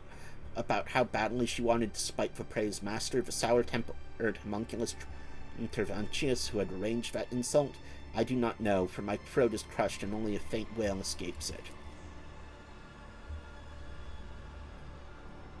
I am dying at the feet of my prey, no, at the feet of a Monkai, a humiliating end for one who earned the status of apex hunter of Commoragh, and through torturous alterations of the flesh and a bloody pilgrimage into the very top of the spires. And does it hurt to perish like this? It does. Is it fair? It is.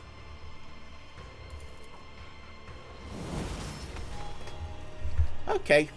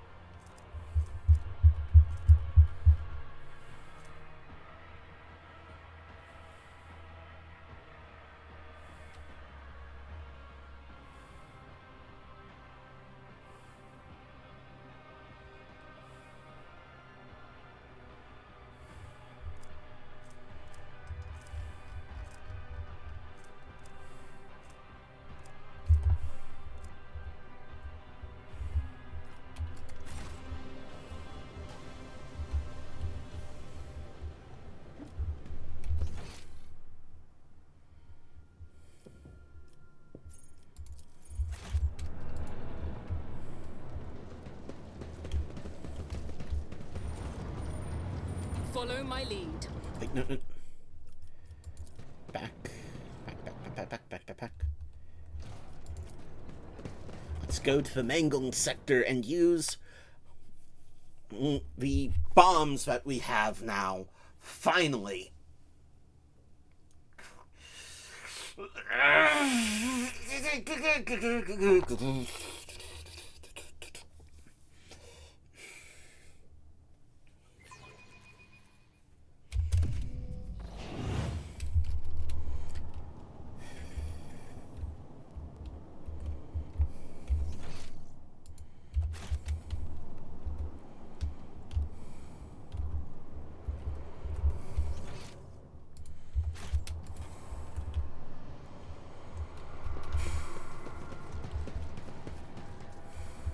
None shall stand in my way. I better myself through my service.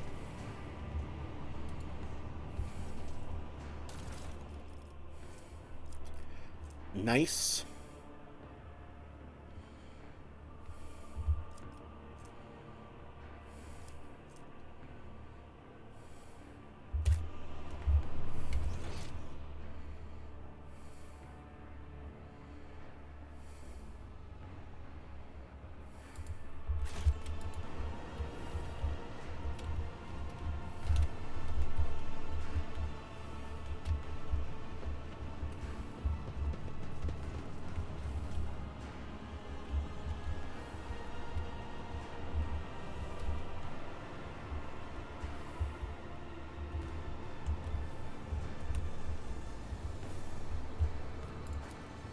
A soldier would have been disciplined for such a A new performance. challenge for me?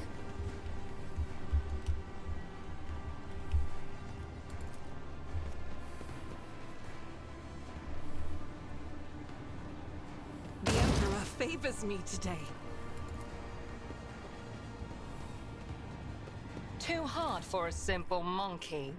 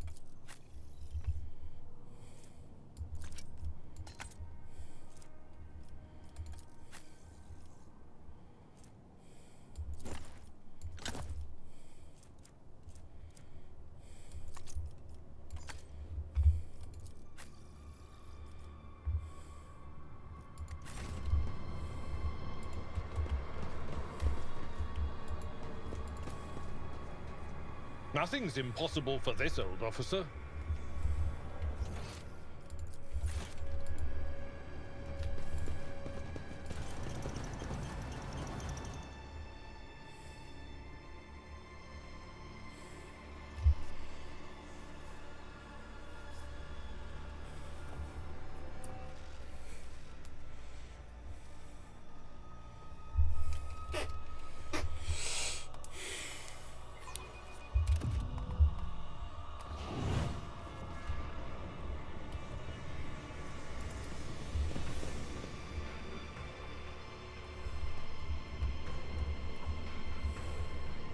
I won't tolerate weakness.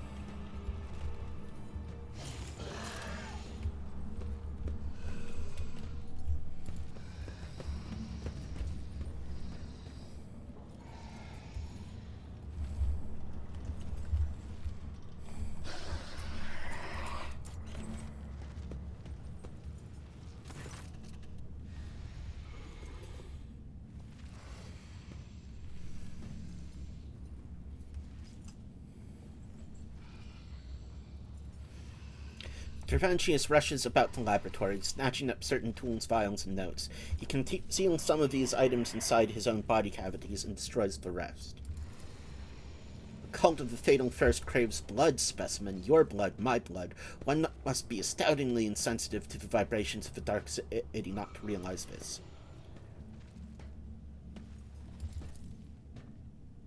You humiliated Vem Monkai, and Kaikaros and I agreed that she would send fresh meat against you, but she decided to undermine my authority by sending out her best. You slaughtered them, and so it was the cult's authority that suffered.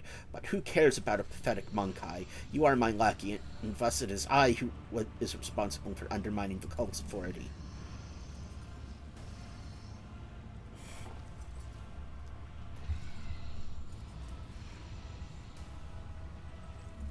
It wasn't enough for you to join them. You enticed one of... to just kill them. You enticed one of the bloodstained proselytes to join the Monkai side. And as the entire chasm watched, a slap in the face of the cult wasn't enough for you, and you decided to spit in its face as well?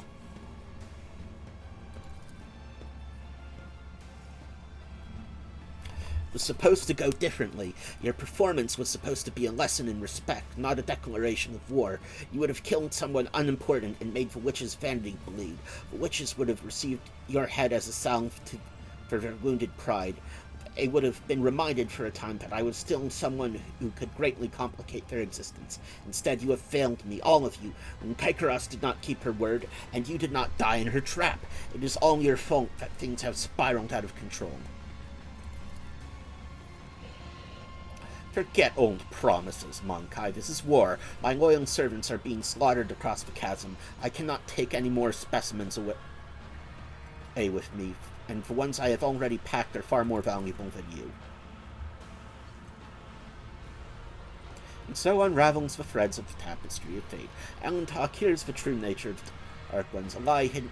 Yeah, I know. Oh, but, like, I'm saying this because... I will leave the anatomical opera and withdraw to the spire of the Reading Tempest. The witches wouldn't dare settle their scores under the eye of my patrons, and so the Cabal's valuable servant is safe from their ire. Or as for you, go out into the streets of the chasm and die, or go to the arena and try to kill Kaikaros. Even if you succeed, you will still die. I should have stopped wasting my time on this idiocy long ago. All those pathetic simpletons did was weaken my focus and distract me from my masterpiece. Last, I can devote myself to it.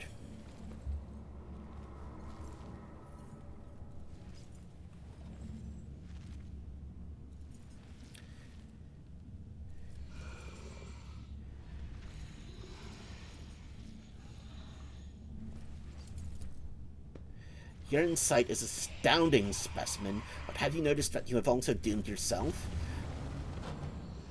Enter the arena. The succubi will not pass up this chance to gut you in front of an audience. It could simply wound Kaikaros. If you could simply wound Kaikaros, it would give us both enough time to escape. For that, I would be willing to sacrifice the deadliest and most valuable specimens in my collection.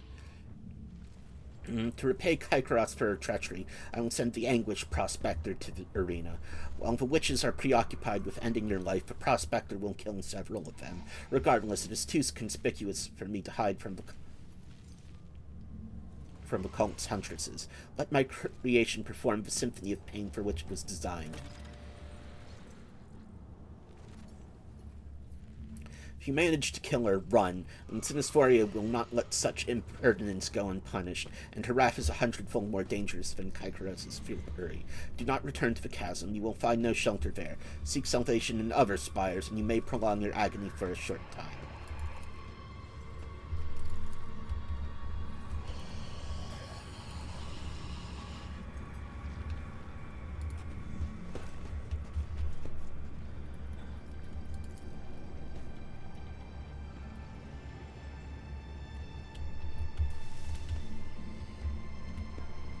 So, where is the Stifler?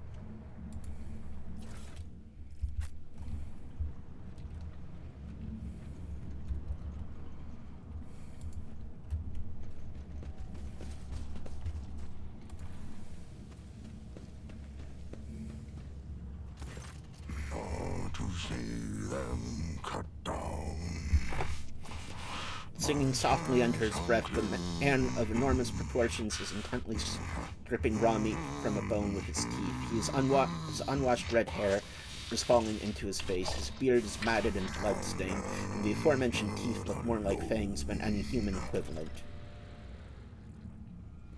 A less knowledgeable person may not recognize this giant humanoid, but you are well aware that this is a space marine, an angel of the Emperor.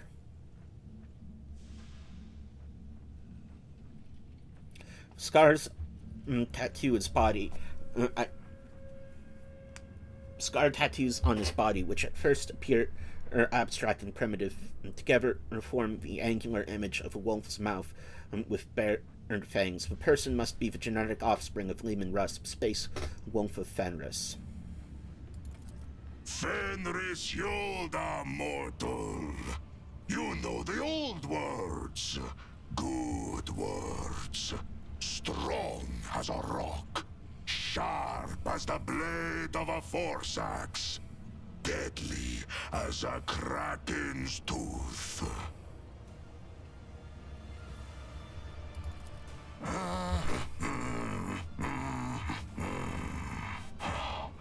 What do you want?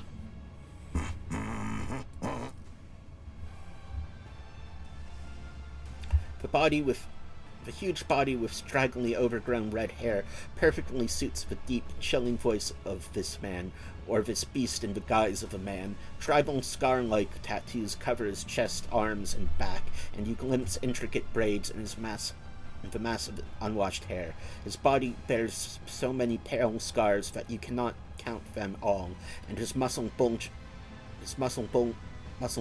beneath his skin like boulders. He looks like a statue carved from stone. It is clear that captivity had sapped this prisoner of none of his physical power. Your assessment is confirmed when you spot the remains of a Drukhari in the pile of carrion at his feet, likely one of the homunculus' servants. The Drukhari's flesh appears to be making a fine snack for your new acquaintance. I am a wolf.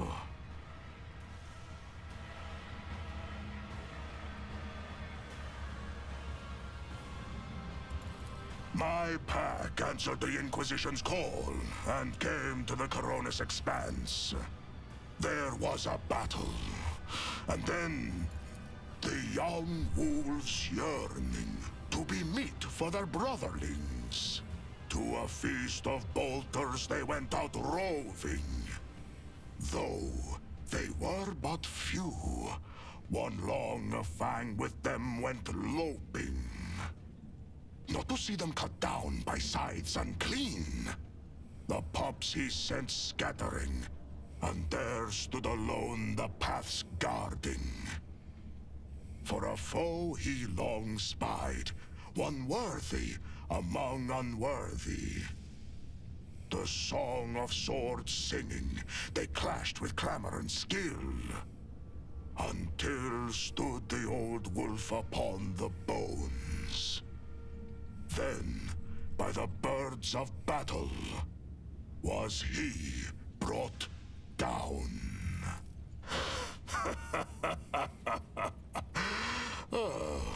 Was that clear enough? This saga sounds less interesting in prose.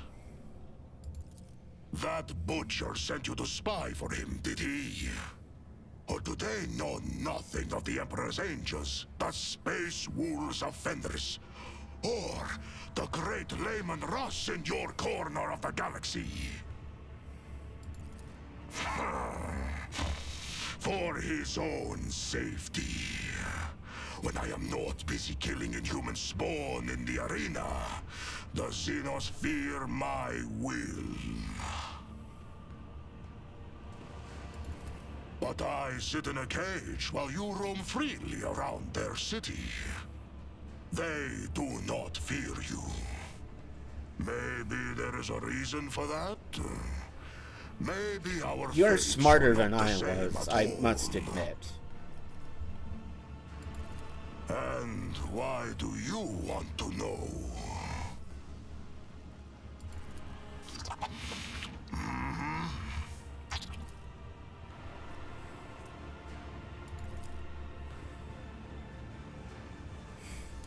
Close your eyes and enter the flow of the song, like slipping into a fast-flowing mountain river. Words rise up naturally in your mind. They are not the same ones sung by the prisoner, but you sense their aptness. Verses flow from your lips, full of surprising poetic metaphors and bloody details of a nameless hero fighting monsters under the light of unfamiliar stars. You are the one who has supped the mjord of the Skjalds, I see. In the long haul, some of my brothers will be eager to tell you of their exploits so that you would sing a saga of their deeds. To get what you want, you will have to convince two very headstrong individuals. I only have to convince one. And my captor. You are That not optional. claw-handed Captor is. Xenos.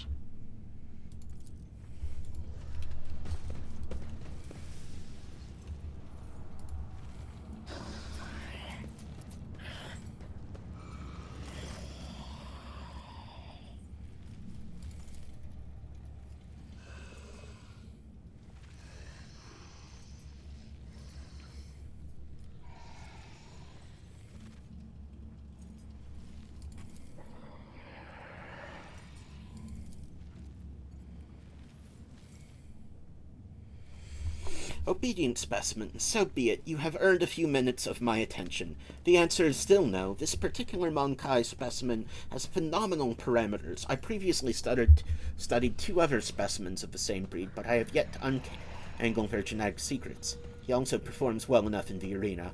I will not part with the last specimen.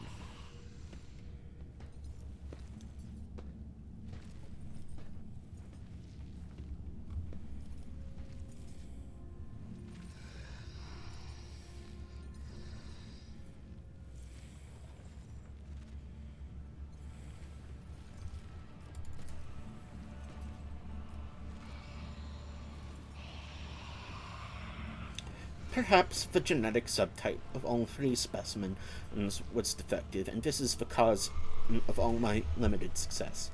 In that case, the loss of the specimen would not be significant. I recommend pain as a means of pacification. You can take his armor. I found it entirely unintriguing.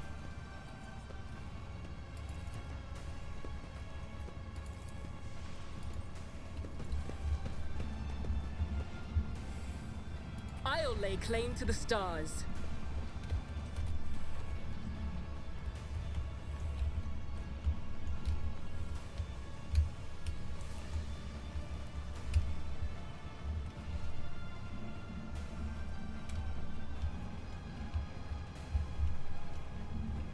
There you are.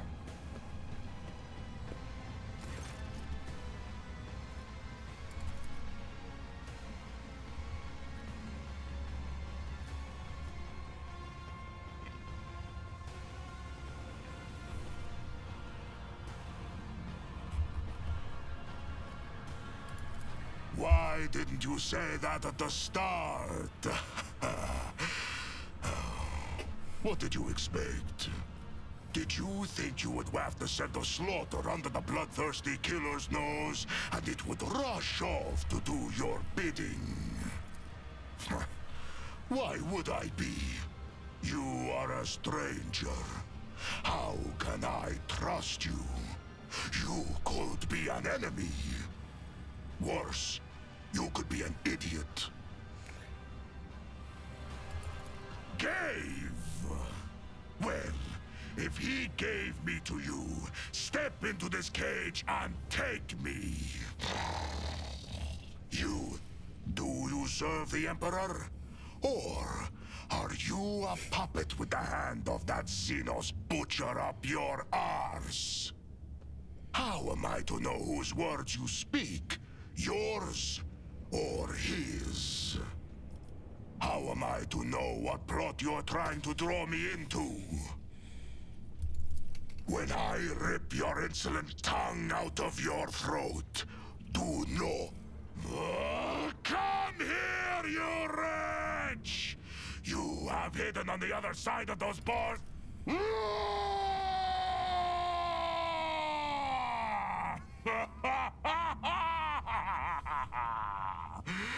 Fine. You got a eyes out of me. And from what I can smell, you did not soil yourself in the process. I respect those with courage. I can work with you. It seems Tervantius is not as clever as he likes to appear if he's letting me out of the cage. The joke is on him. Good steel I have already. But if we are going hunting, I will need my wolf skin. What did you say your name was?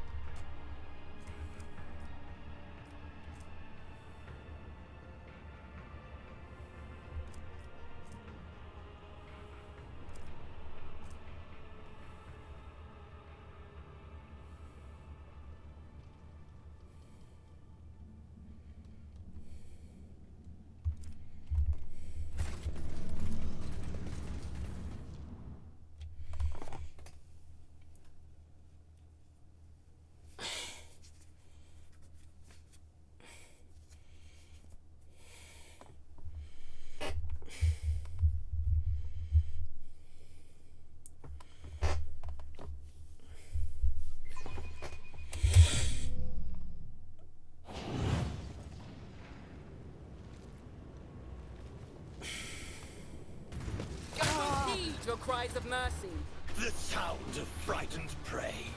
Ah, tantalizing.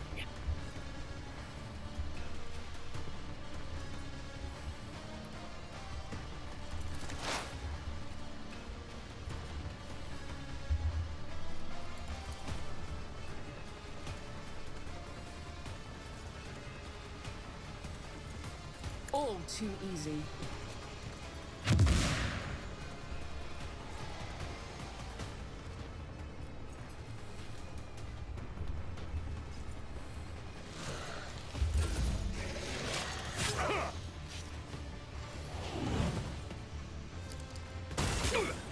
Woe to you.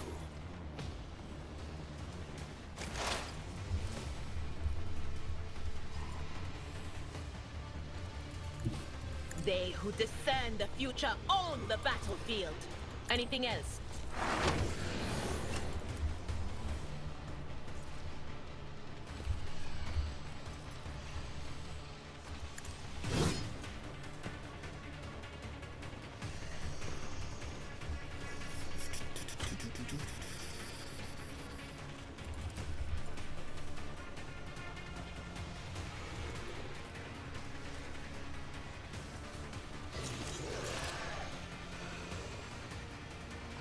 But of course, their voices will join my whispering choir.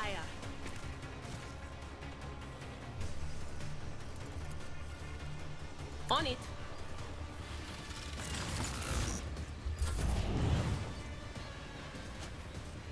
Is that all you've got?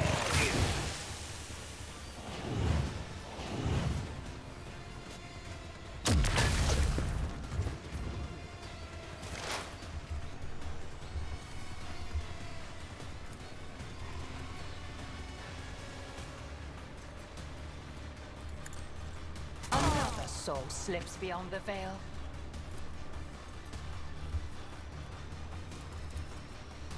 If it serves your cause. If I deal death with my hands. You've unleashed my fury.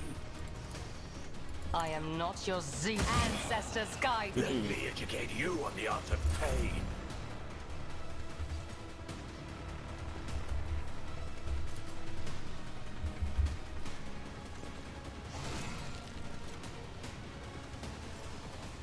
So it shall be. You will pay Blood disgrace. The fame-hungry come.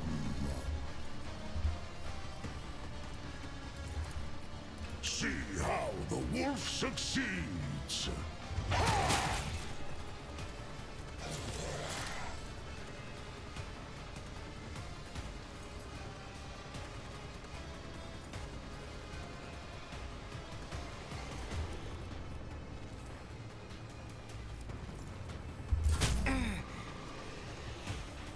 What a disgrace.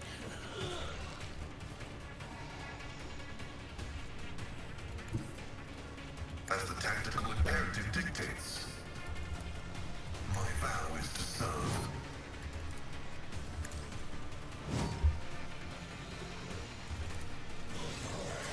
Request. I refuse to bow.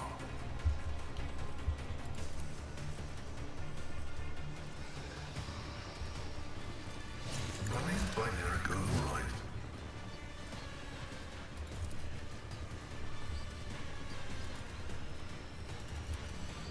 The old Messiah knows. You call this a strike?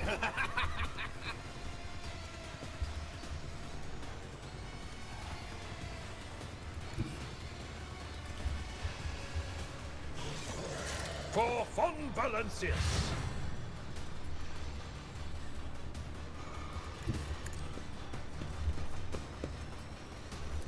It will be done. Woe to you. Indeed. Your last Of the stroke tentacle of job. luck. Victory is imminent. At your beck and call.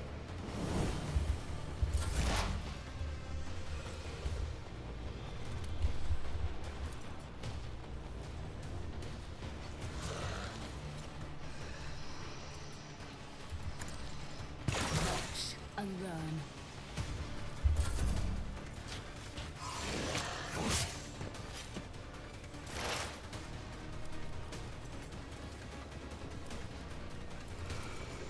No can do.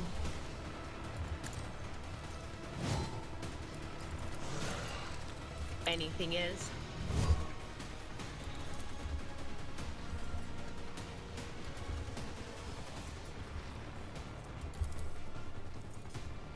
Will do. Was that you? Or You bite like a bomb.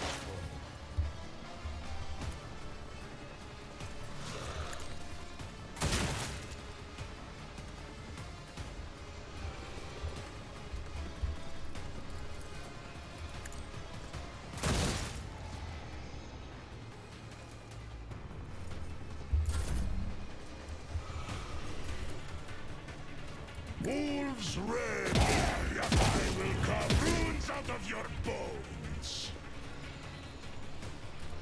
I challenge you, damn get. So, High momentum. by claw and fang, the foe will be torn asunder!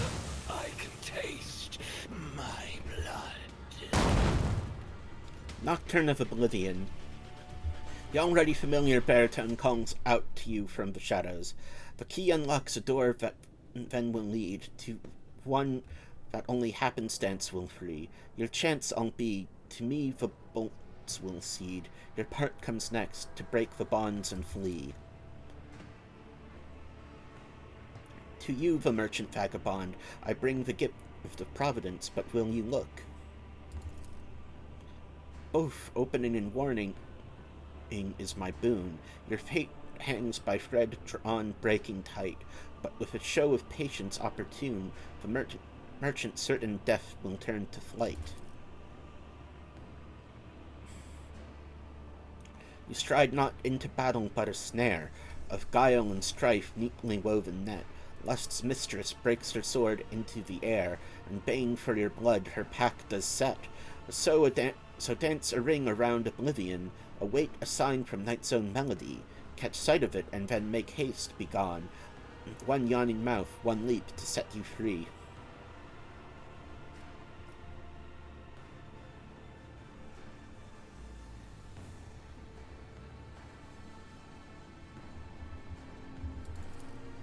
The greedy mouth that swallows brave and bold, and after few releases from its hold, the vagabond Visma already knows why to your fight it marks the start and close. Vecinos means the portal that leads to and from the arena, but why would you return to the chasm? And poor show, the life is mystery, too bland a spread would sour your appetite.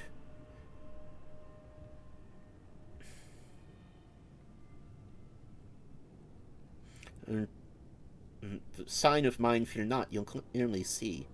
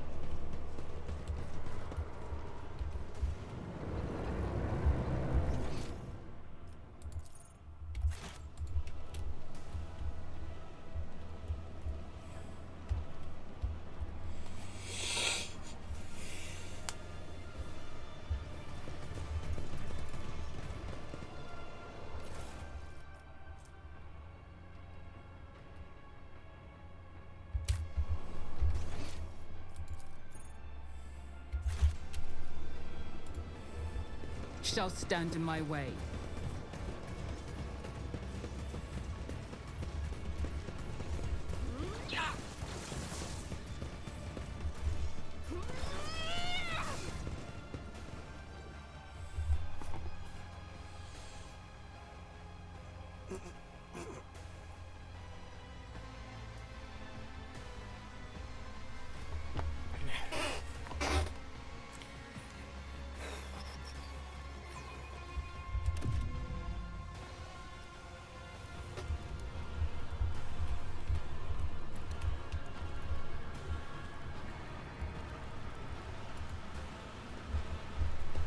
So,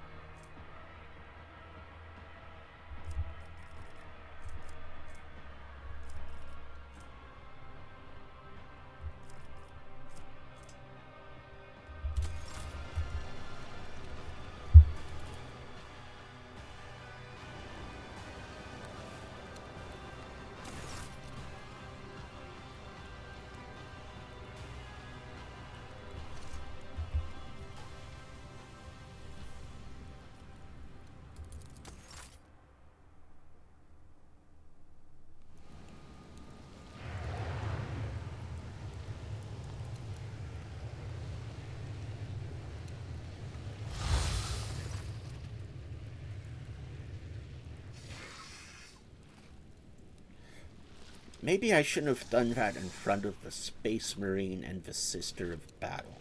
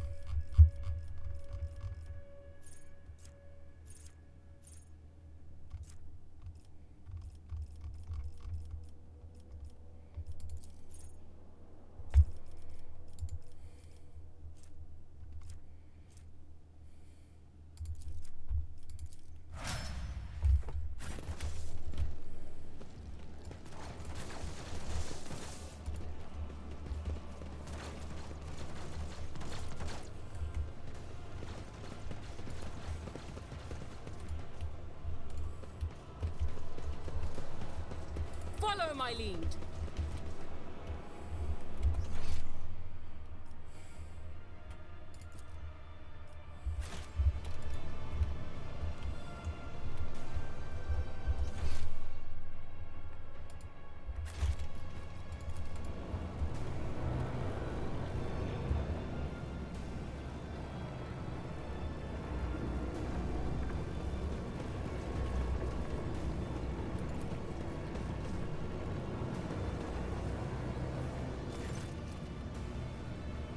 An unfamiliar monster, even more terrifying than the previous one of the homunculus' servants, bars your way, its voice is as dry as death itself.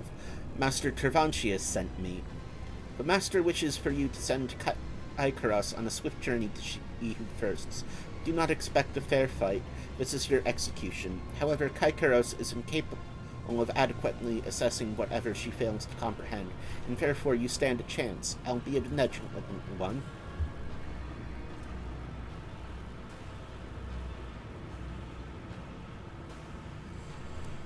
The help that was promised will be provided. The anguish prospector will bring the witches the ecstasy of death throes. Should you survive, do not return here. The witches will seek revenge, which is why the master has already left the chasm and found new patrons. He suggests you do the same. So says the master.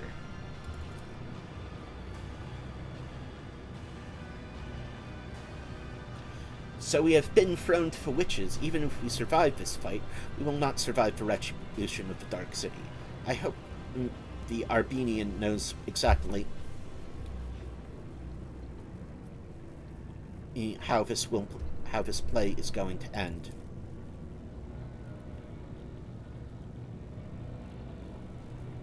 The master doesn't need me anymore. I'll go kill someone, get their pieces, and make myself stronger.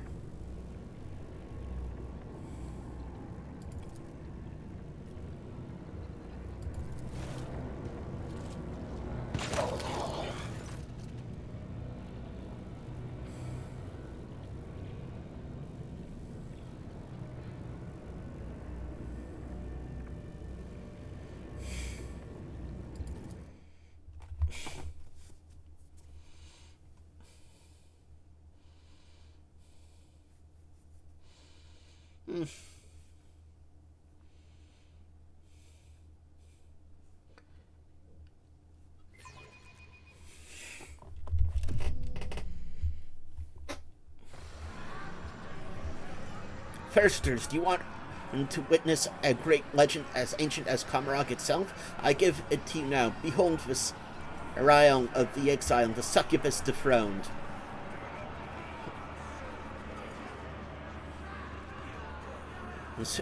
Orion was a mighty warrior of her cult, renowned and deadly. Her dance of battle was an enticing perfection of terror, but then a time came when an audacious apprentice supplanted Sir Lion, turned her servants against her, and drove her out of the Dark City.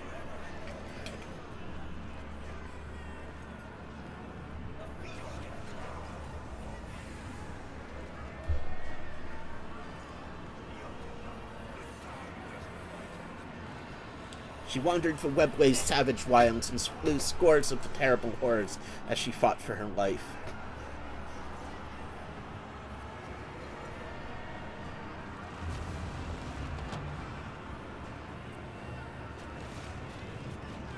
In the legend, she slew them all and pressed onwards, but your story will be shorter. Kill!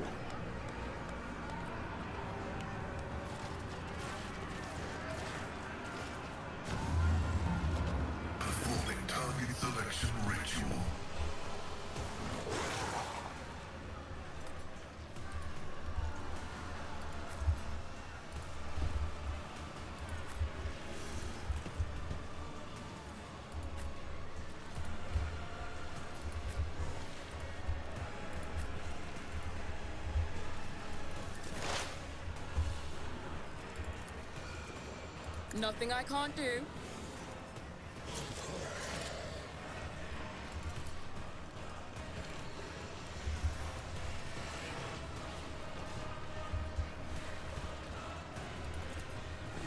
Not a problem for me. Already done.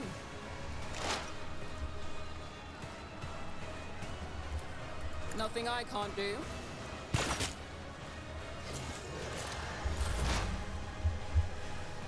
If it serves your cause.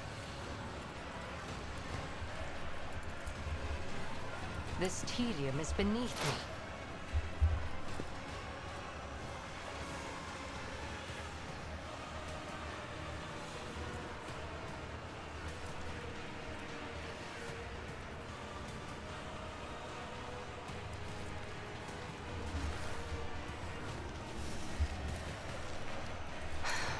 If I must.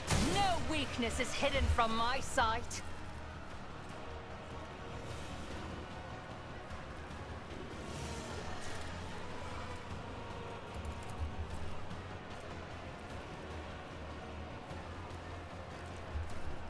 I understand your intent. Fortune favors the swift. I know what is to come.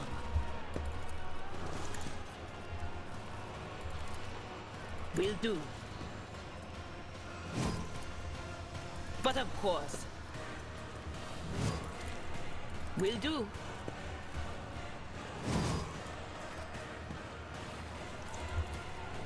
Anything else?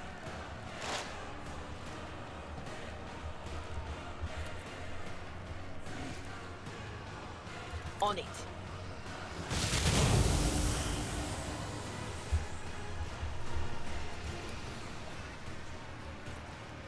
Anything else?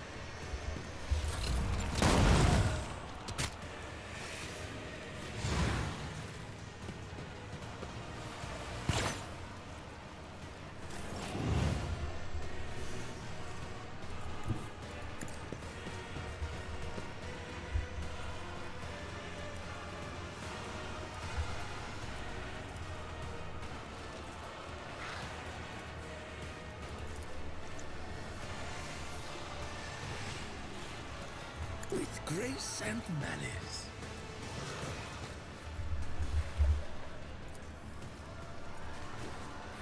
Don't distract me.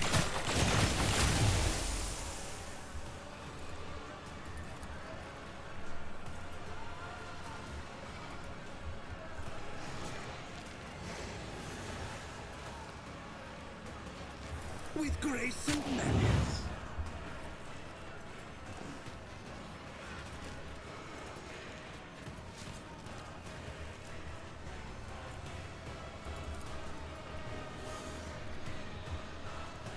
Watch.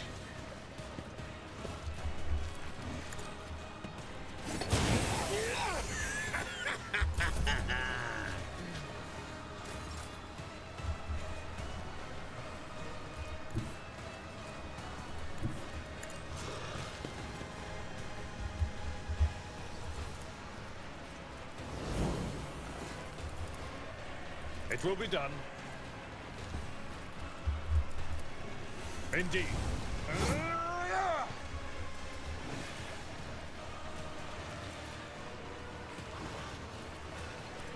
I will do my duty.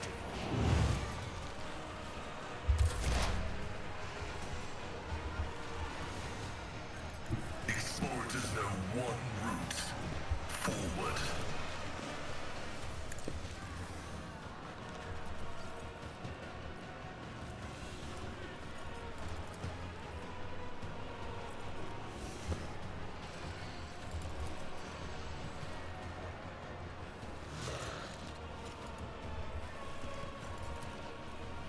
The scriptural prognosis is favorable.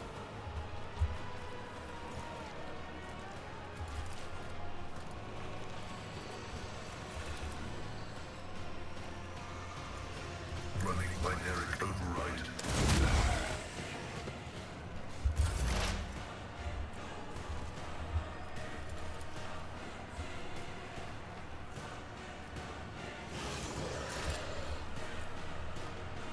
All too easy. Suits my purposes.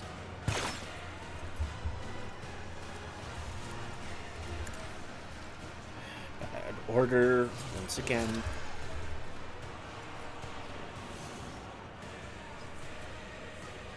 Already done. I don't have time for this.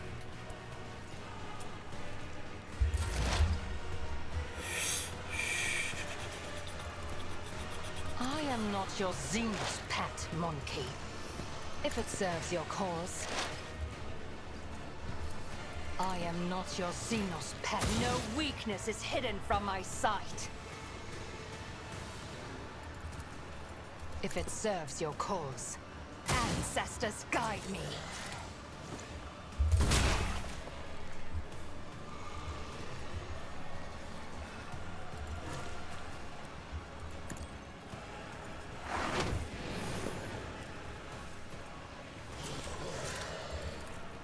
But of course.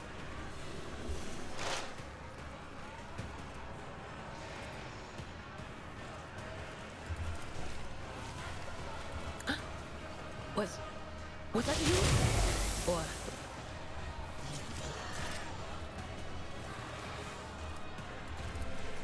anything else?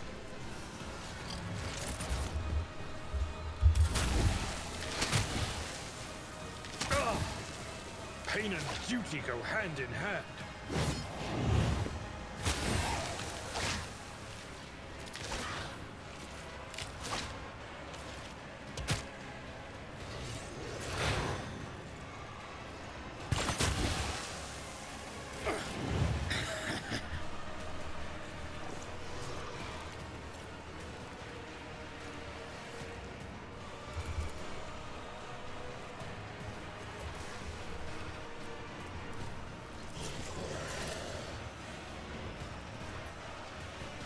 Behold!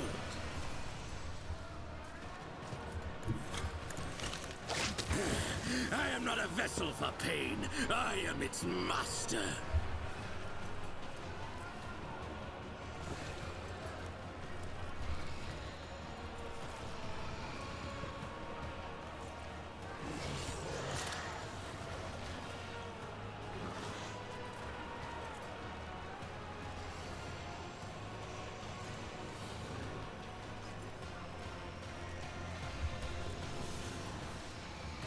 It is hell.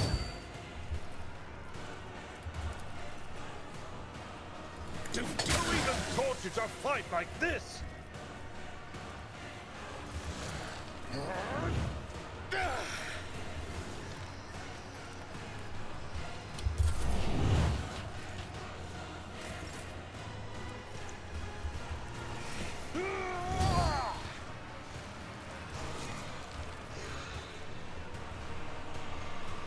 At your beck and call.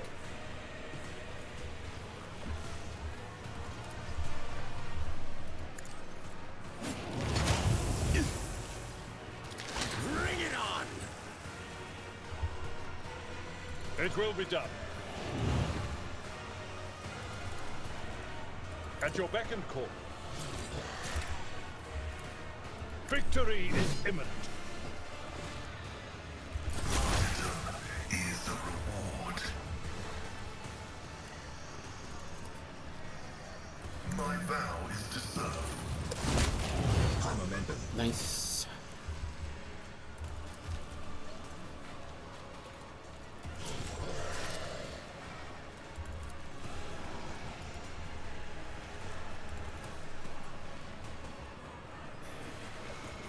Request approved.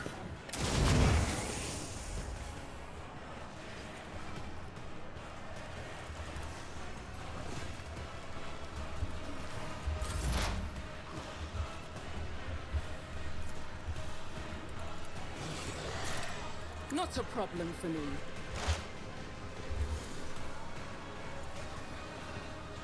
Nothing I can't do. There's nowhere to hide. All too easy.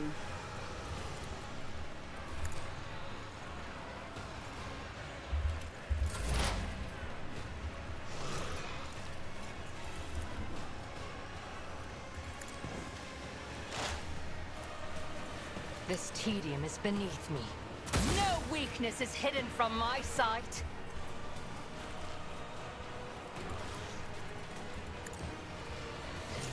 Another soul slips beyond the veil. If it serves your cause.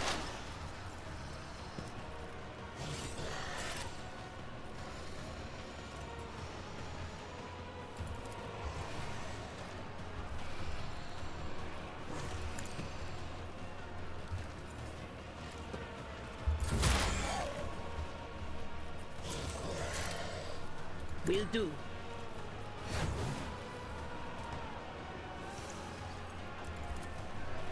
Anything else?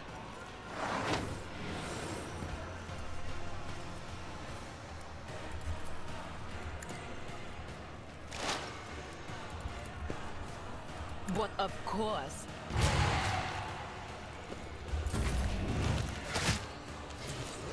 Oh, my ears are ringing.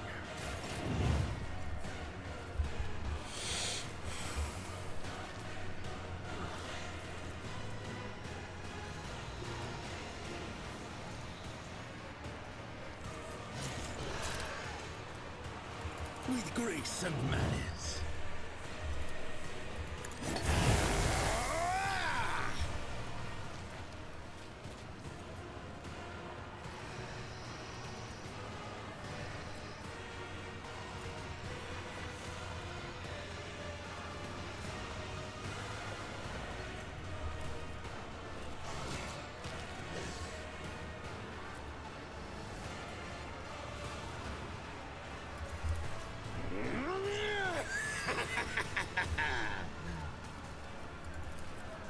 I will mark my path with ruin!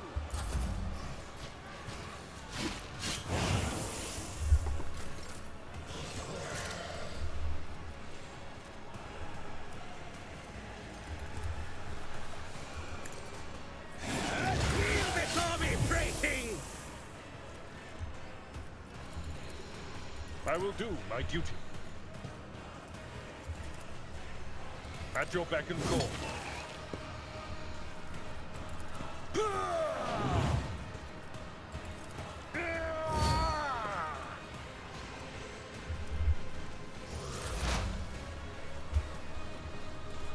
Advancing.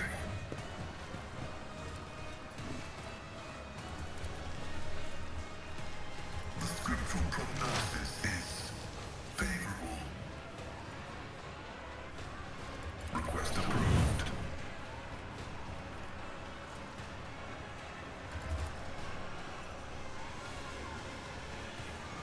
My vow is to serve.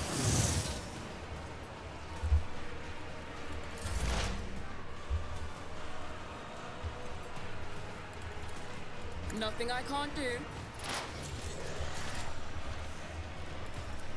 Suits my purposes.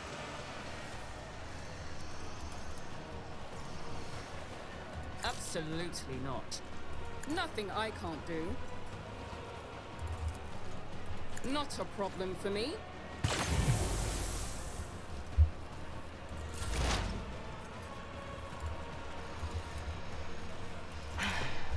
If I must, fortune favors the swift.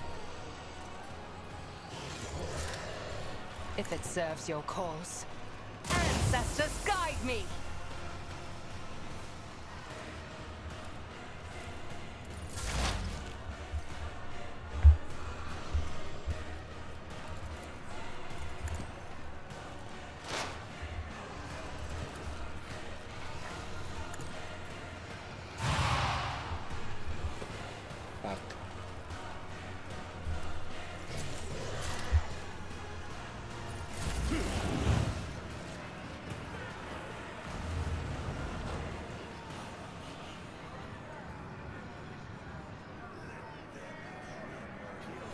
Even the monsters of the obscure sectors of the webway impeded her and fled out of sight. And Sir Lyle's exile continued in solitude until a great faceless swordsman barred her way. He wished to test her.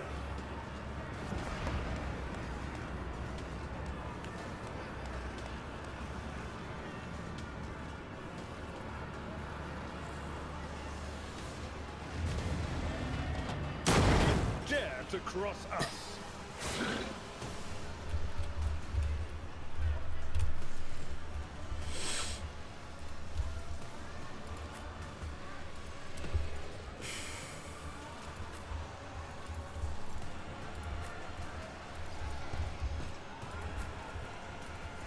Okay, that worked pretty well last time, so let's try that.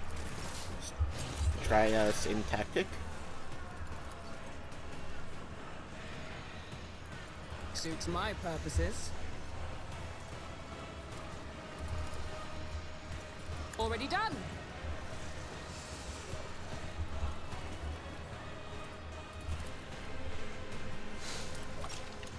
All too easy.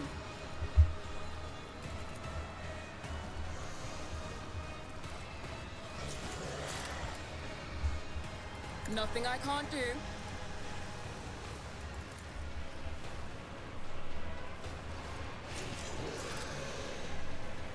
Not a problem for me.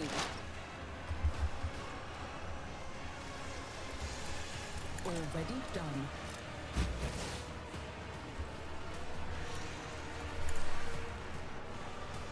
Watch and learn.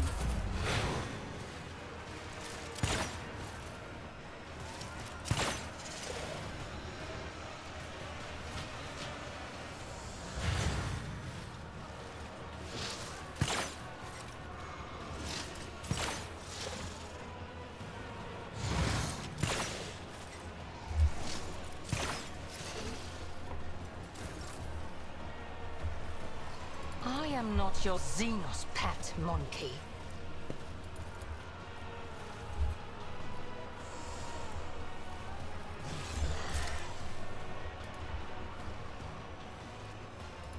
I move swiftly to strike.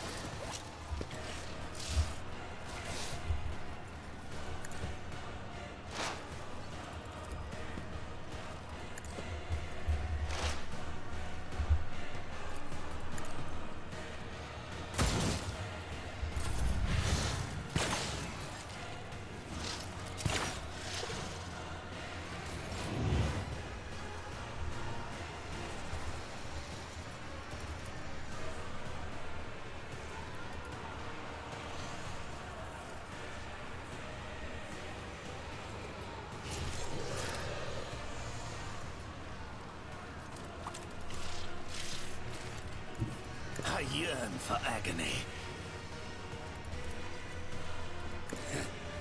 Watch.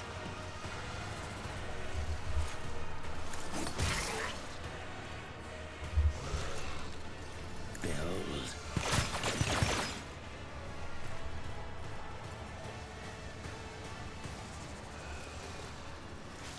Don't distract me.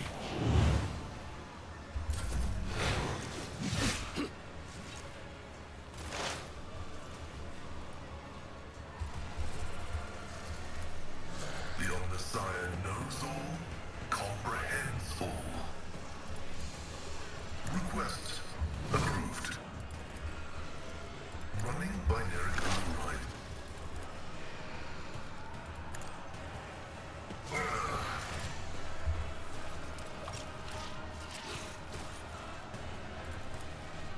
My vow is to serve. The Omnissiah knows all, comprehends all.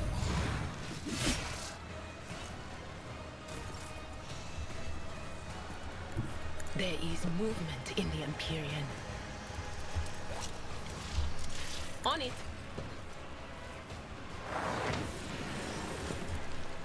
Will do.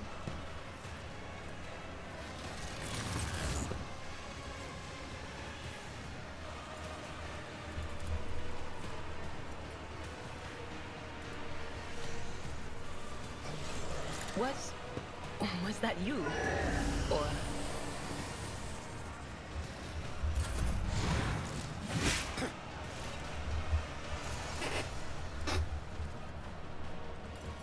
A tactically sound approach. Indeed. At your beck and call.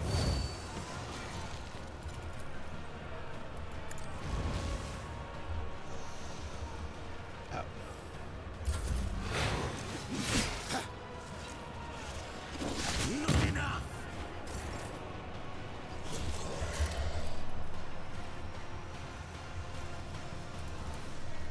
Suits my purposes.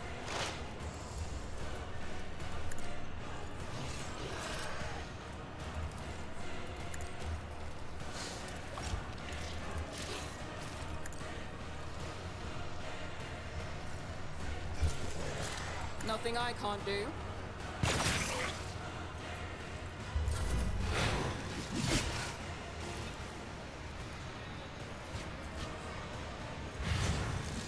I've suffered worse. Just a minor setback. If it serves your cause. This tedium is beneath me.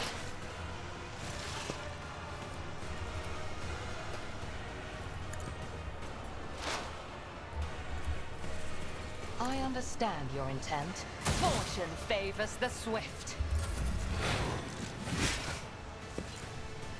A pathetic attempt! I will savor your delectable anguish.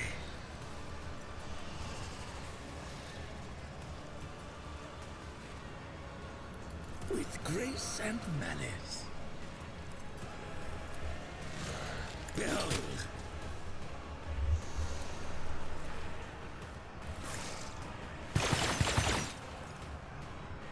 Really? Not my worst day. Yet.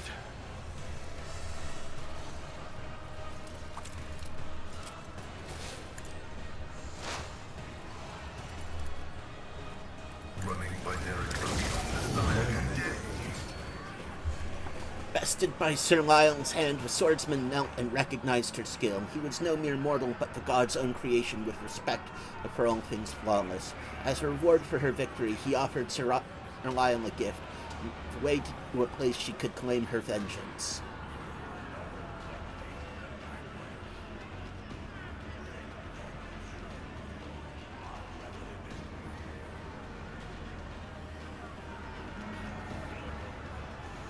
In a forgotten fragment of a webway, she found a lair guarded by an ancient beast of immeasurable flesh. And Sir Lyle delivered a blow upon blow, yet her strikes could not diminish the creature's body nor mute its roar.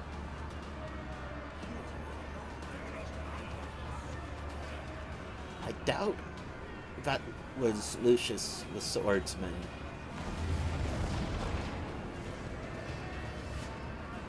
Oh, it's another pain prospector. Dispose of you, Elantuck.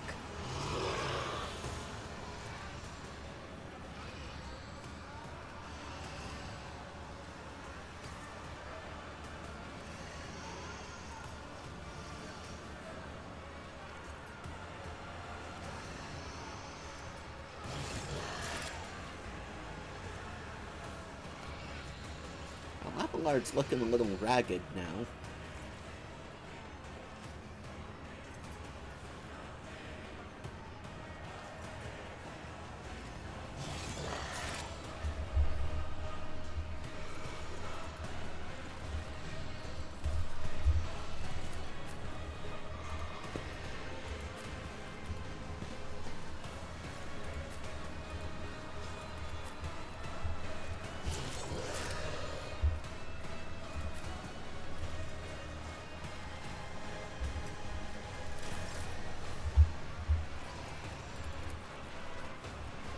Suits my purposes.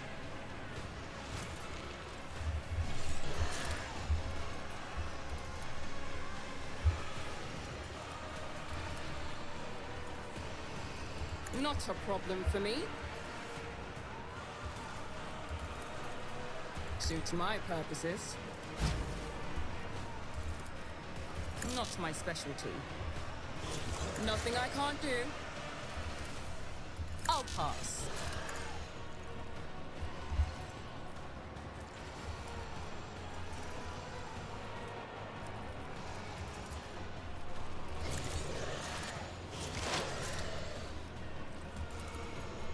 Already done.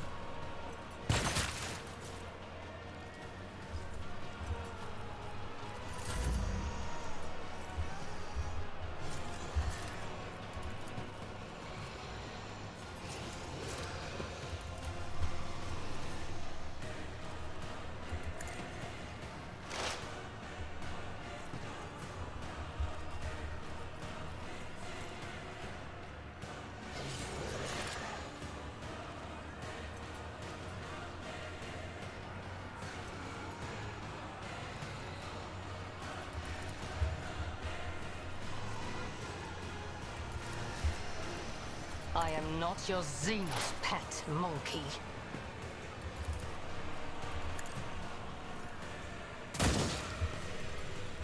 Really? If it serves your cause, ancestors guide me.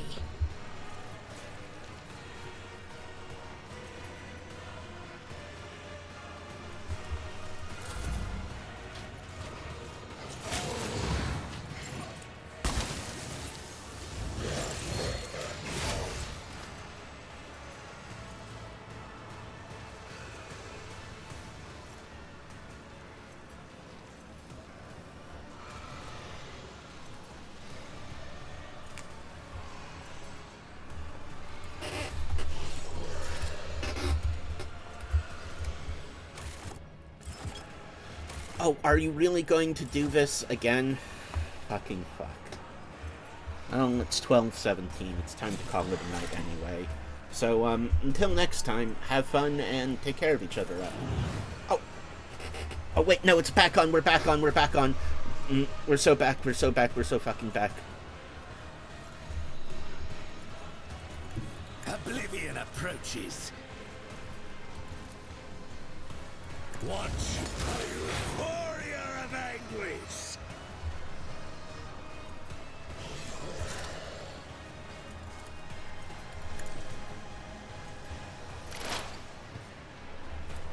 Don't distract me.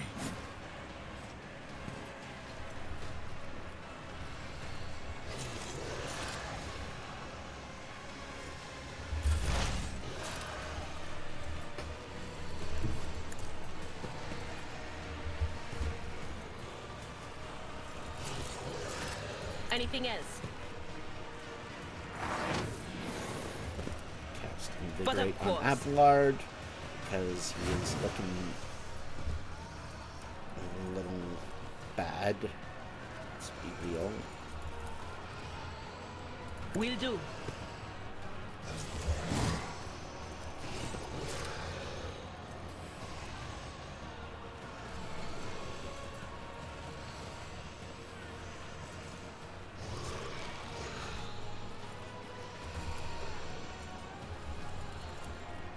Anything else? On it.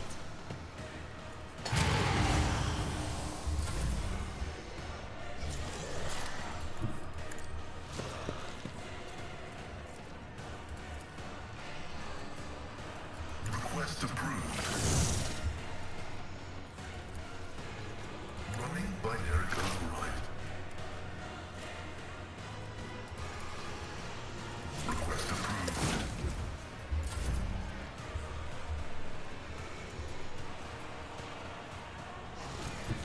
I've seen worse battles than this in my time. It will be done. I'm not interested. Victory is imminent.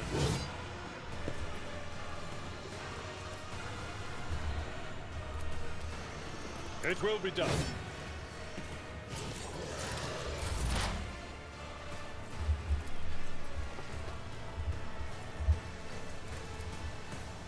Nothing I can't do. Suits my purposes.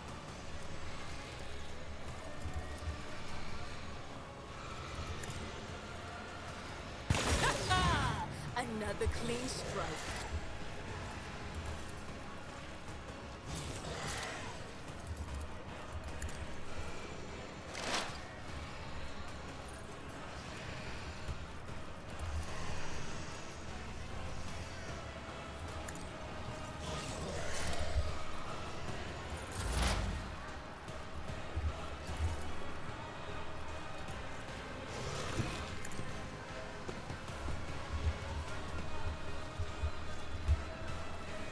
This tedium is beneath me.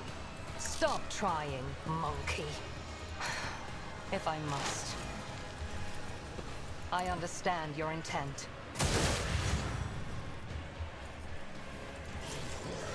If it serves your cause. No weakness is hidden from my sight.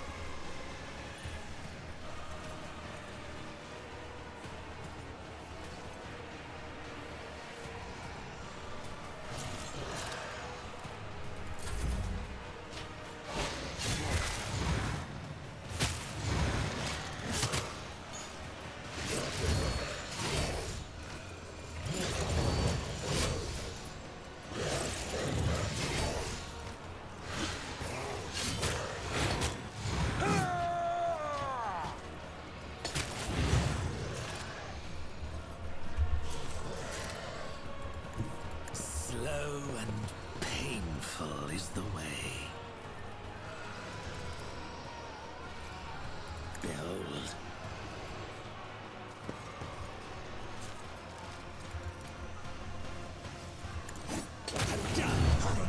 Ha!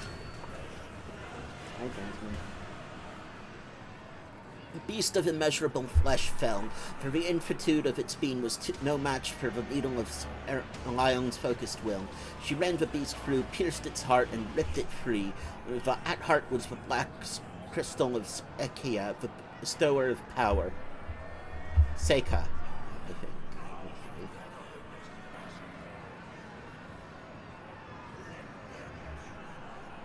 With Seika in hand, Sir Lionel returned to Commoragh and brought down those who had served and later betrayed her.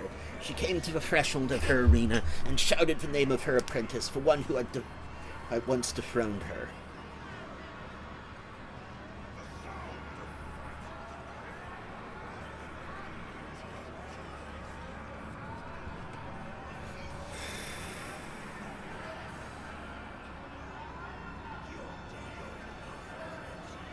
And here her apprentice, the apprentice did.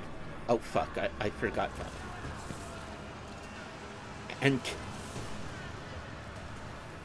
it took a second. Oh.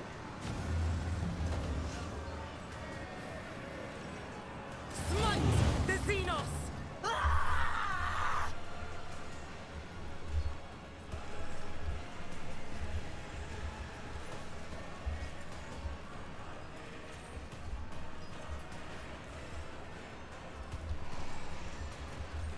Okay, we're doing this a little differently.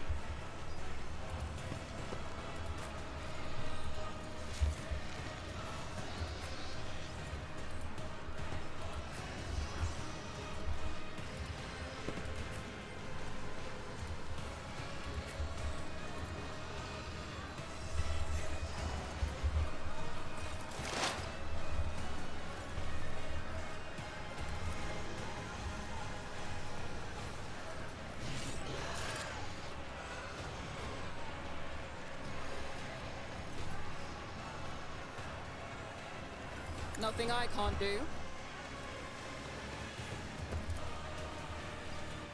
Already done.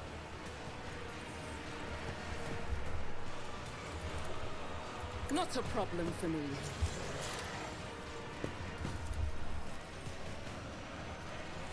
Suits my purposes. Nothing I can't do. Suits my purposes. Absolutely not. Nothing I can't do.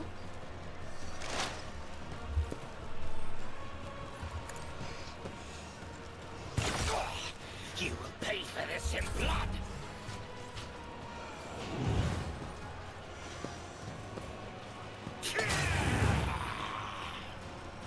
Let them tremble.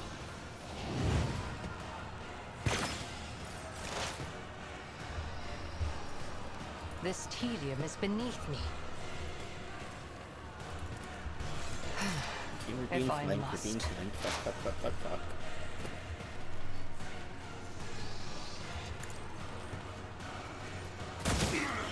You call this a strike? If it serves your cause. Woe to you.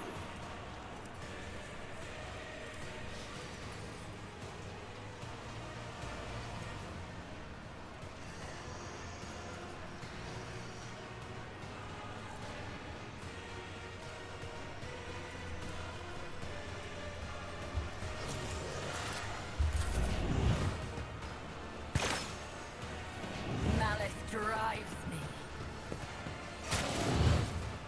But this will be a parting caress.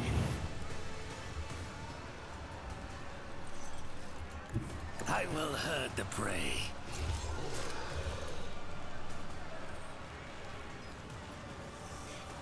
With grace of man. Your last stroke of luck. Behold! You will in your terror! Watch.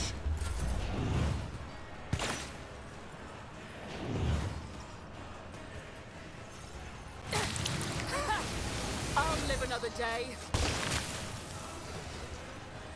You call this a strike?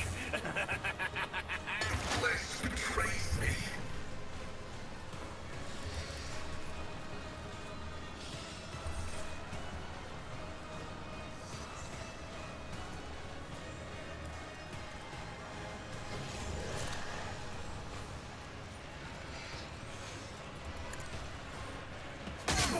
to you. We function as one.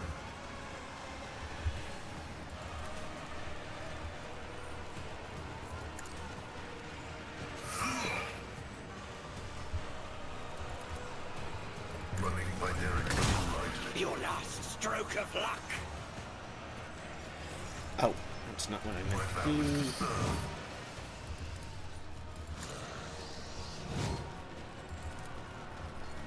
Request approved. The Omnissiah knows all, comprehends all.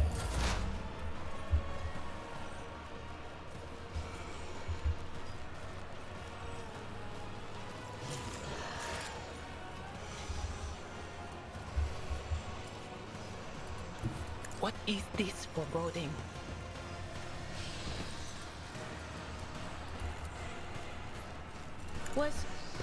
Was it you? Or...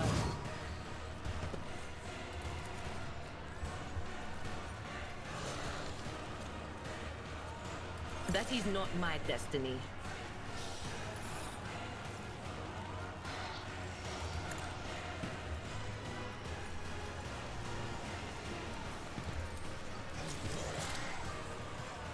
Will do. I'll return the pain tenfold!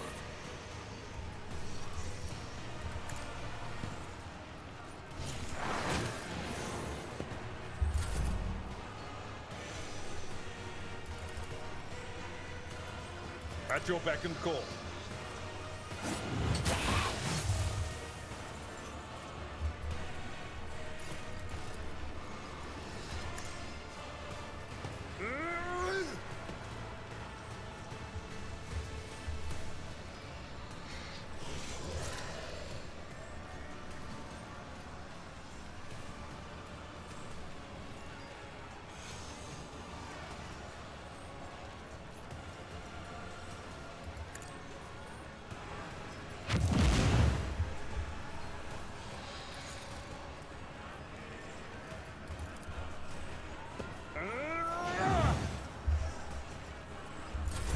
Regret this.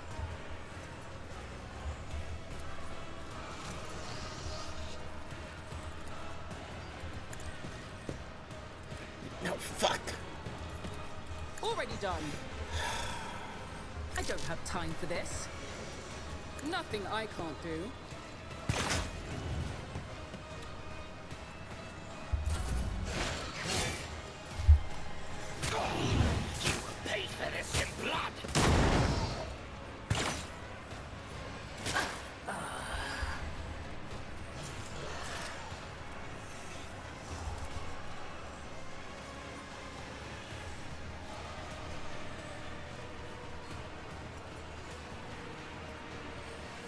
I am not your Xenos pet, monkey. Your skill is lacking.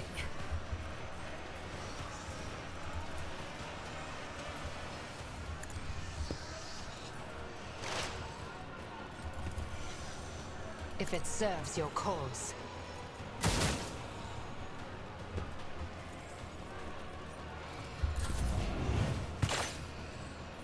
My mastery is unsurpassed.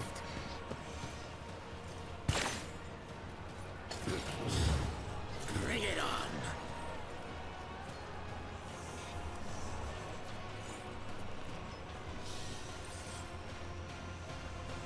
It is handled.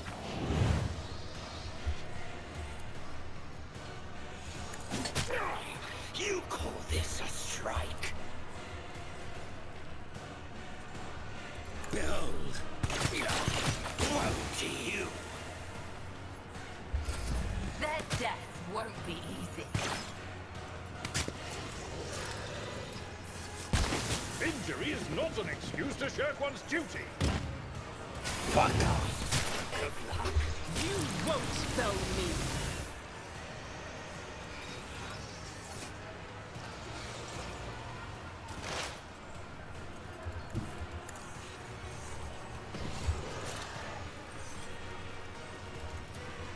Anything else?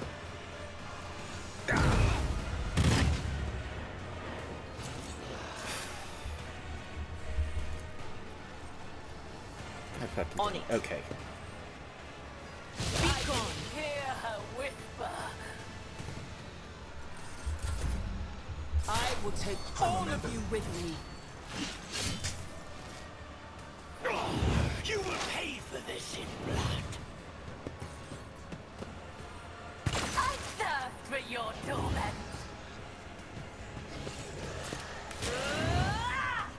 Killing is my art. I am not a vessel for pain. I am its master. Don't you call this a strike?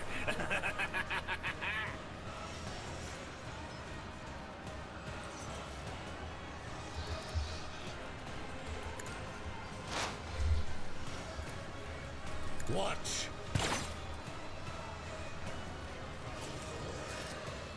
I will be your undoing! With grace and malice. Kneel before me, crazy! Why would I do that? I'll revel in your terror!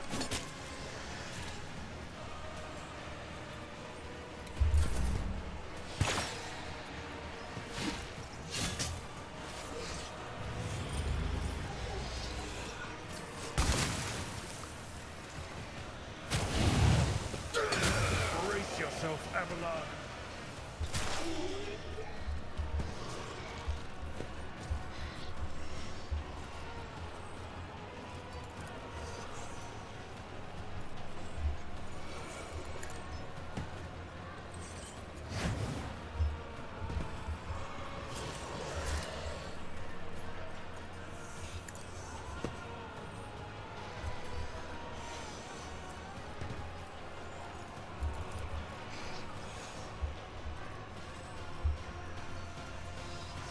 Will do.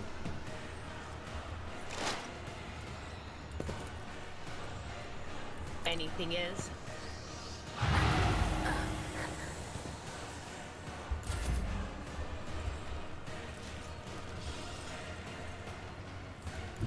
Tried and tested tactics are the best ones. It will be done.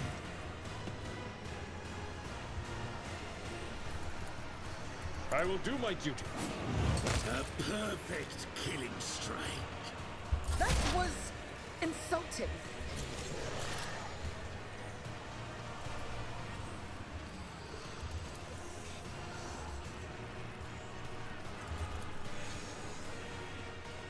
Not a problem for me.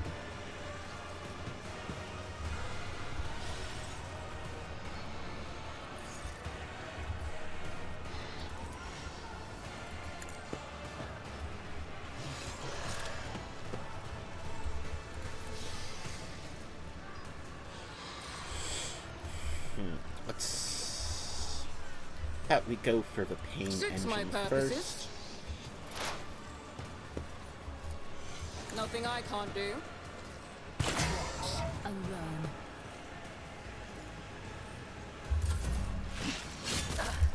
I'll return the pain tenfold. Just designate a target. If I must.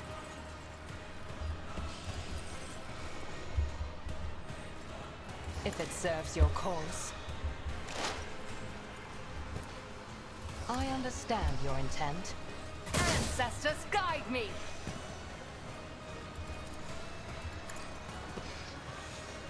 Fortune favors the swift. I felt how much it hurt. Really?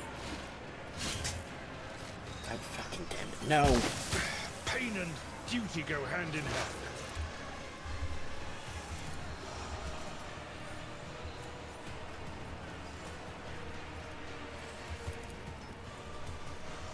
I am not your Xenos pet monkey.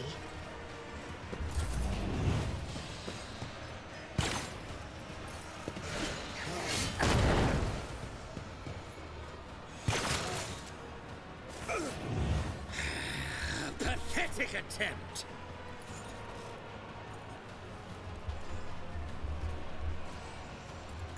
I yearn for agony.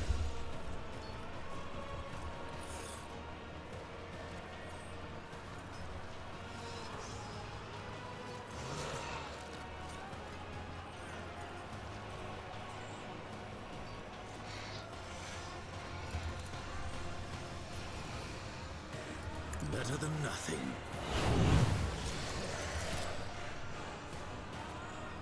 Don't distract me.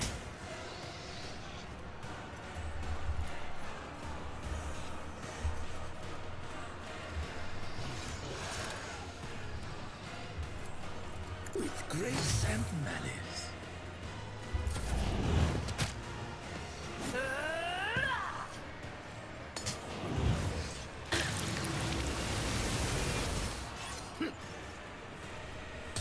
Stop I'll return to mocking tenfold. me.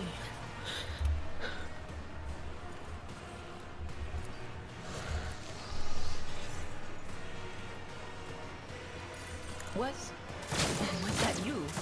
Vampire.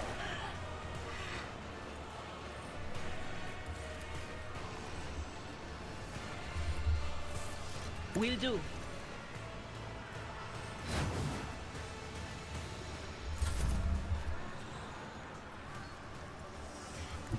My place is at the fore. Indeed. It will be done. At your beck and call.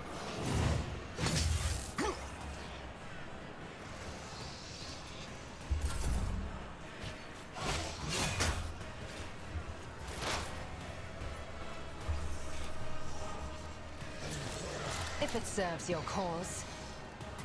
Hear you moving, no more.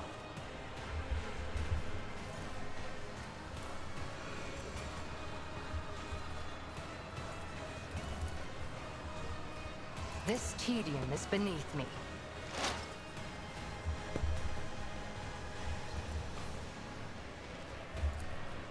I am not your Xenos pet, monster. No weakness is hidden from my sight. If it serves your cause. Ancestors, guide me!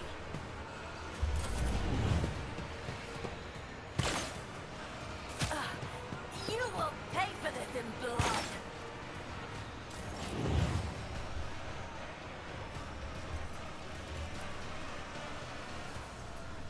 It is handled.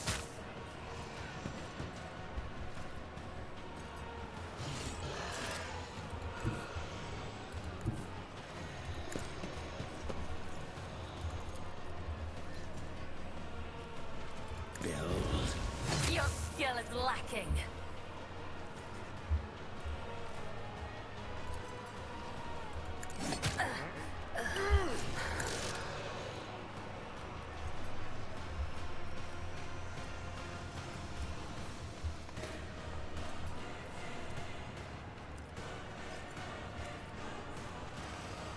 Watch.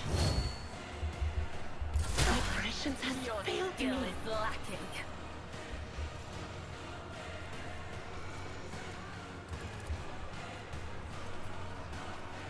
Anything else? Will do. High momentum.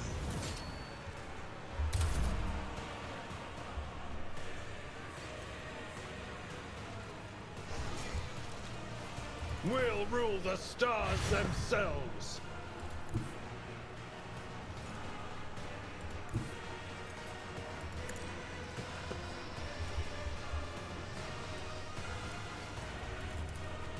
It will be done. At your beck and call.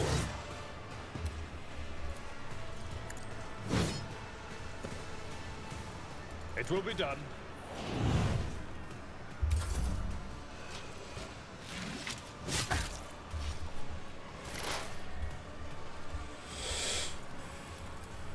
I understand your intent.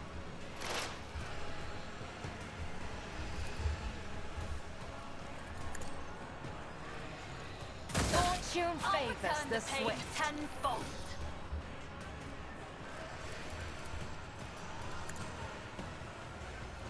Ancestors, guide You me. will pay for this in blood.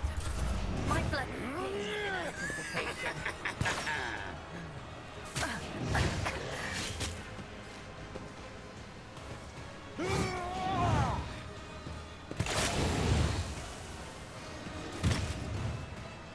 Oh, that big flesh thing wasn't exactly helpful in the slightest. You will pay for this in blood!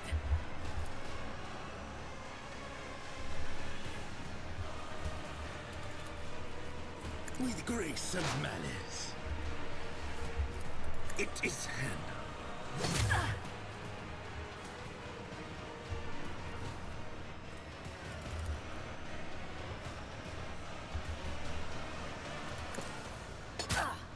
I'll show you the real pain. Why did I not foresee this?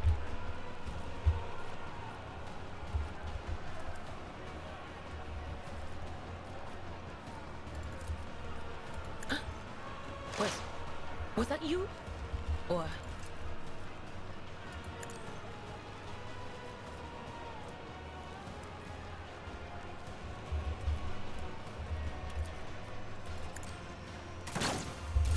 I've suffered worse.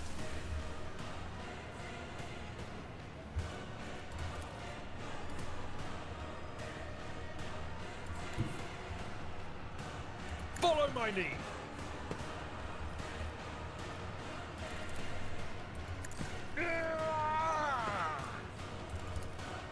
Indeed.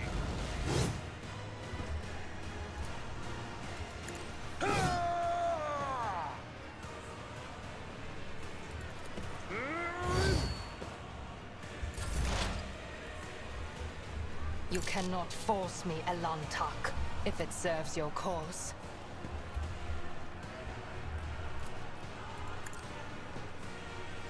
Another soul slips beyond the veil. Can't be!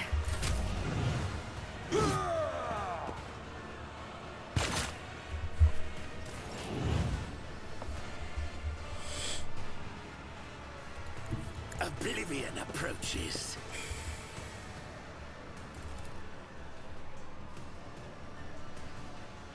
Behold.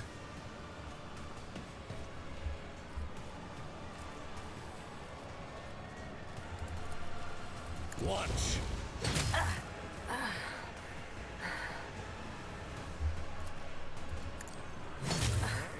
Your skill is lacking.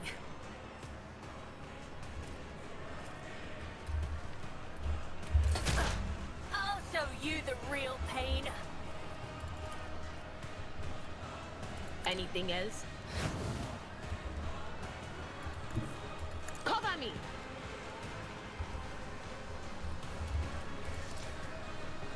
On it.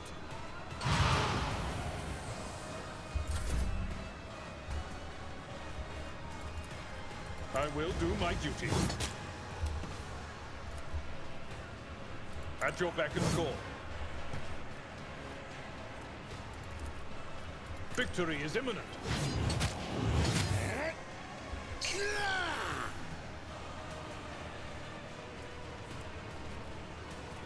At your beck and call.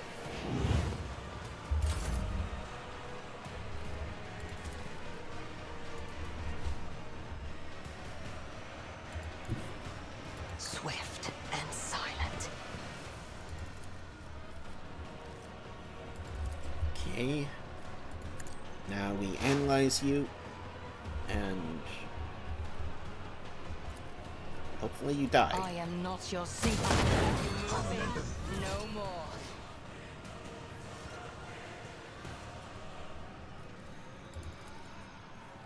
You can sense that the contents of the bag are drawn into the size stifler above the arena. The will bound within the dust wants to destroy the Xeno device. A cloud of unholy ashes shoots out of the bag and barrels towards the side stifler. The dust forms a tempest of corruption around the device, relentlessly chewing through its frame. A web cracks spread along the length of the hovering obelisk, and soon afterward it shatters. You hear the eager, snarling cackles coming from everywhere and nowhere at once, a portent of the oncoming calamity of your making.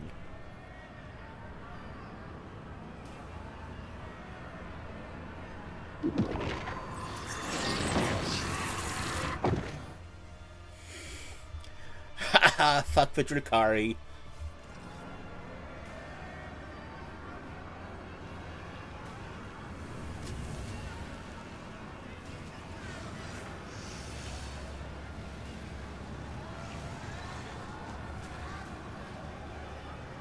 With me, my merchant vagabond, make haste, the fog of frenzies, and ere long.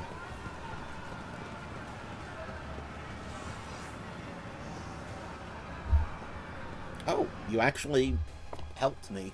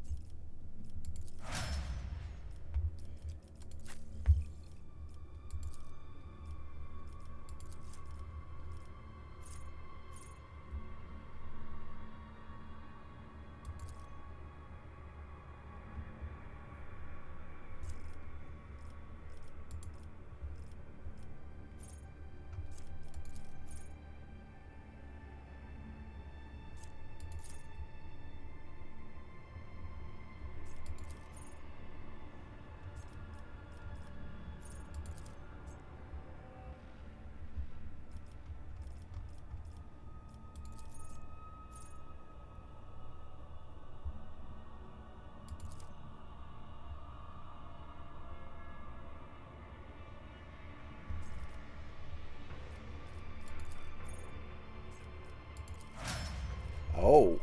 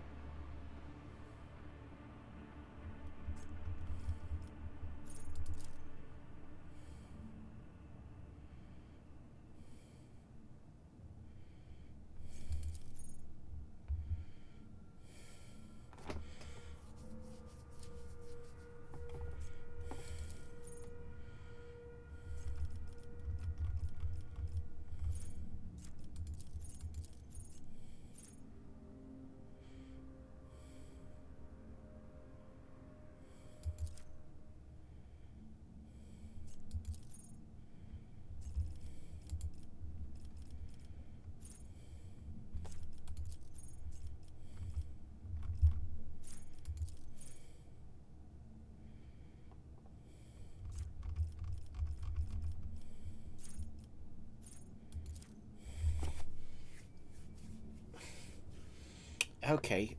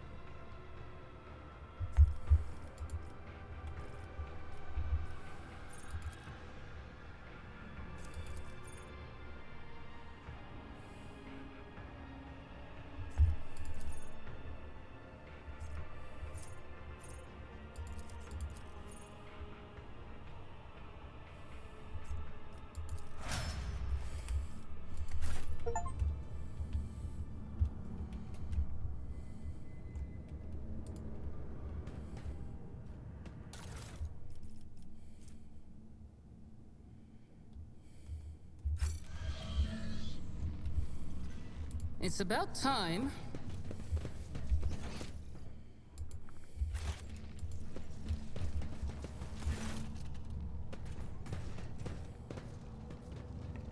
What? Envoy of the Poisonous Whisper. The elegant red-haired Xenos takes a sip of her wine-like liquid and gives you an appraising and somewhat surprised look, and smiles and says to the Xenos standing next to her, "What's this? New playthings, no doubt. And here I thought the Reaving Tempest was intending to offer up your paltry cabal for our entertainment." And Envoy of the Wounded Skies, the tattooed-covered Drukari she is addressing, who is absent-mindedly sticking serrated needles into his own gums, scoffs in response. The Poisonous Whisper should learn to live up to their name, lest the cabal of the Wounded Skies lives up to theirs and makes you bleed upon the dark city, you sharp-tongued pest. No, we were supposed to escape. What is this place? Are we the main course at this shindig?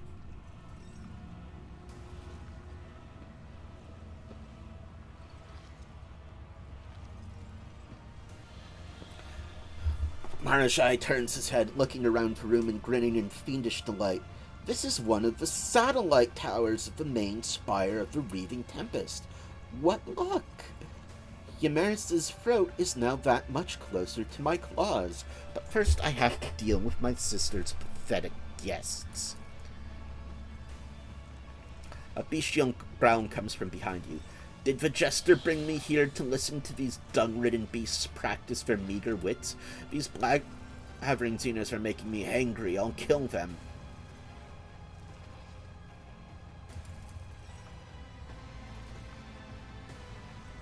Symbols on their armor are different, indicating that these two belong to two different cabals. If their venomous glares and thin smiles are anything to go by, they are ready to go for each other's throats at any moment.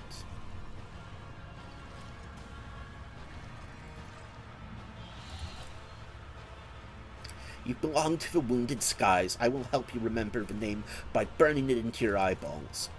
The wounded skies are always so hasty and so eager to rush ahead, they fail to notice the daggers being shoved into their backs by more worthy aspirants who are offended by their witlessness. The red-haired Xenos gracefully places a hand on her weapon, and the male Rukari mirrors her gesture. I see you have not wasted your time in the Dark City, and you have properly studied our way of thinking. Smirking contentedly, Marazai places his hands on his blade grips.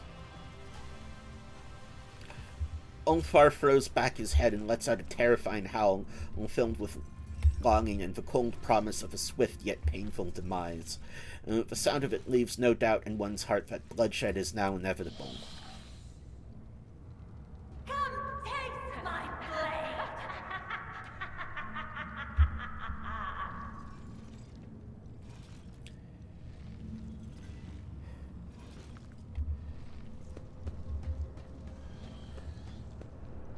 Die, inhuman scum! What was that whimper, monkey?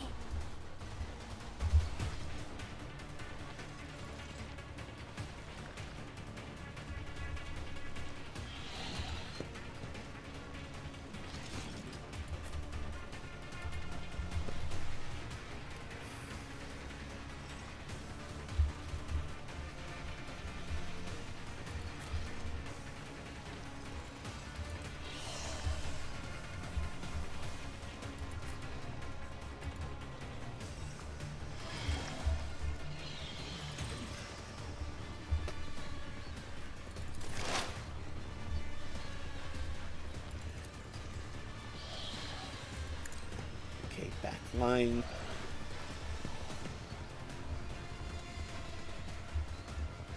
Already done.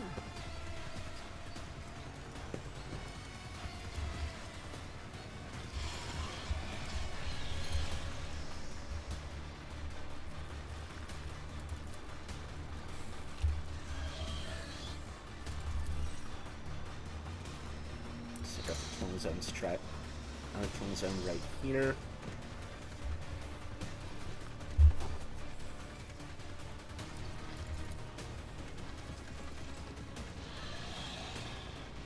Nothing I can't do.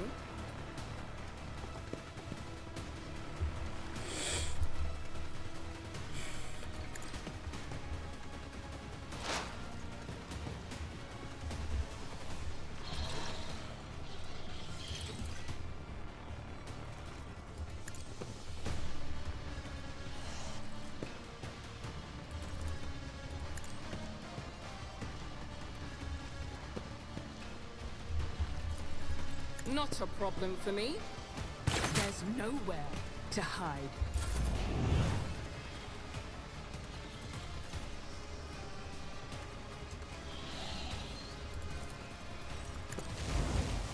Are you warrior of anguish?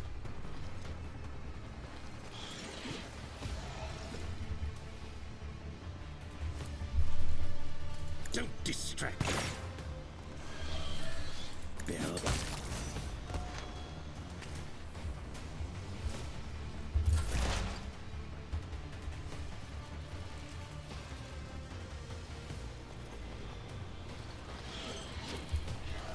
If it serves your cause. I die! Defeat.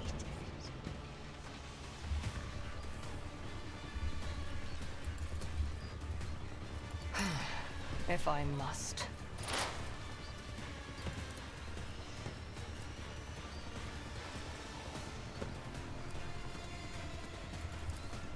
I am not your Xenos pet, monkey. This tedium is beneath me. Your last stroke of luck. I am a prince. Bow to me. Wait, what? Why are there... The wolf is on the hunt. I'll show you the real pain. Oh, okay.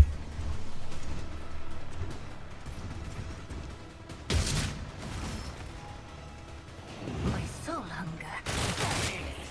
It's better to hunt alone than with you.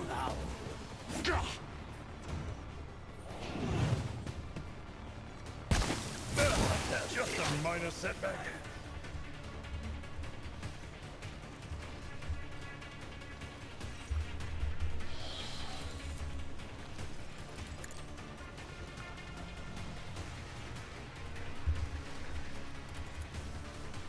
Anything else?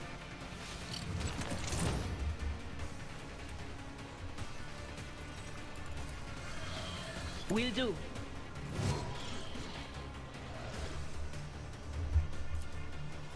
But of course.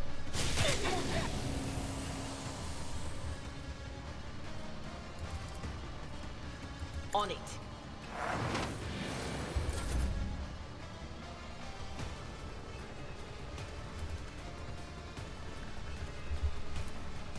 I will do my duty. It will be done.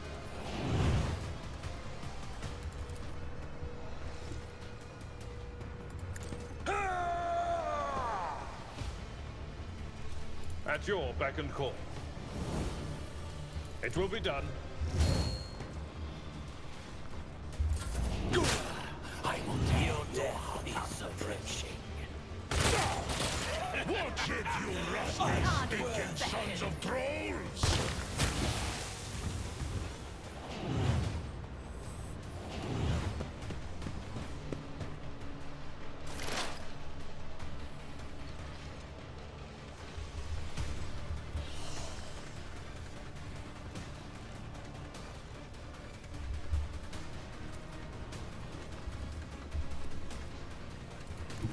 Activate calculated fury algorithm.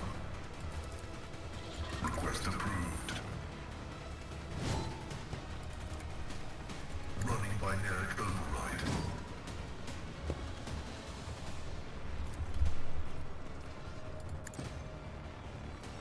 Combat is an equation. Imply phasor negligible variable.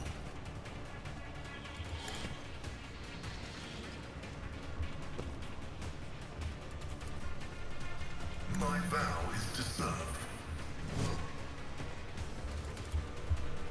The scriptural prognosis is successfully terminated.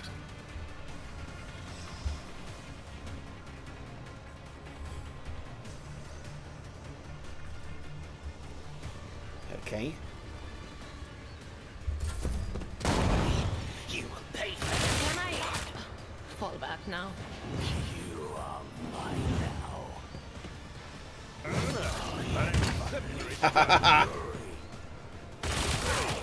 You will your father take your sight or your mind! A born predator does not become prey! I bring agony. Watch it, you rusting, stinking sons of trolls! Oh my god, they're killing each other.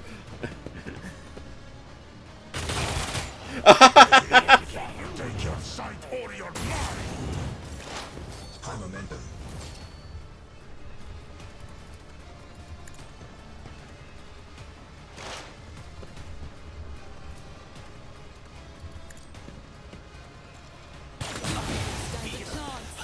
Foul breath.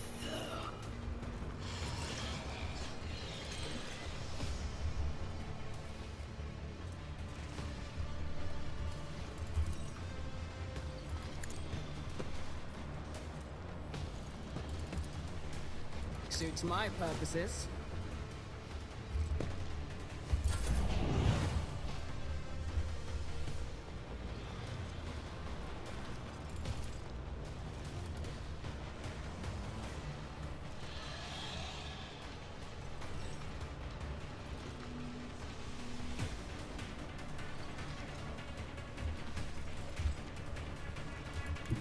Slow and painful is the way.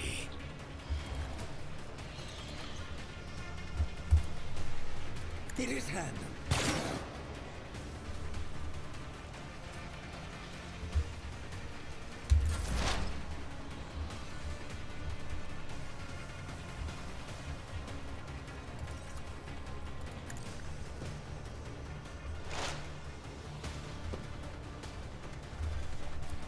I am not your Xenos pet, monster. I deal death with my hands. I can't. No weakness is hidden from my sight.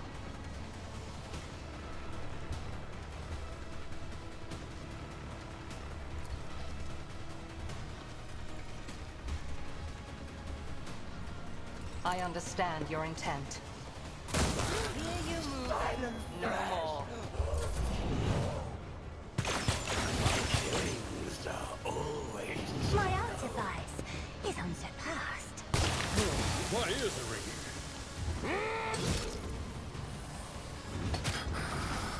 This can't be over.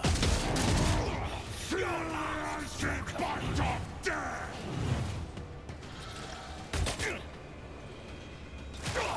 You will pay for this in blood. Will do.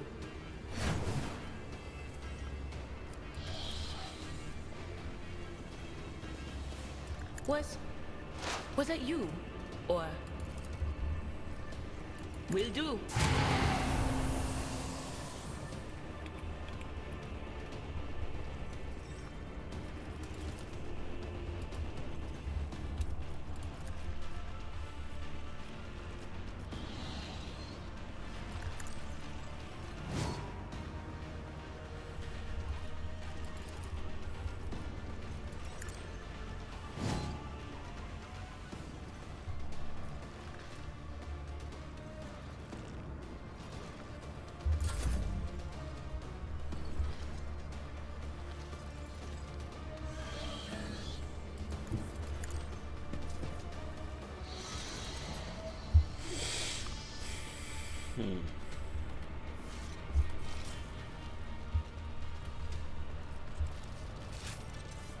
For Von Valancius!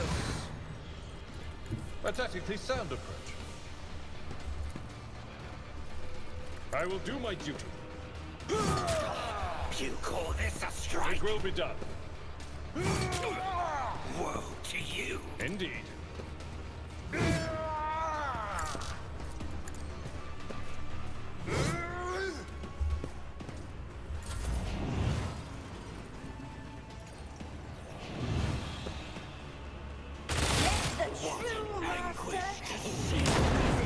Is my treat.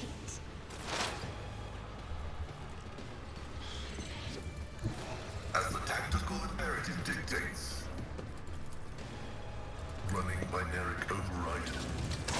Desire condemns you. That was what I meant to do. Request approved. Ow! But that worked out a lot better. Haha.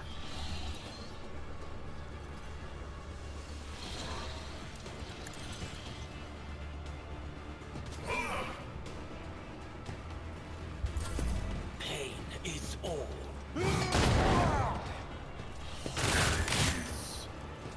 Their death won't be easy.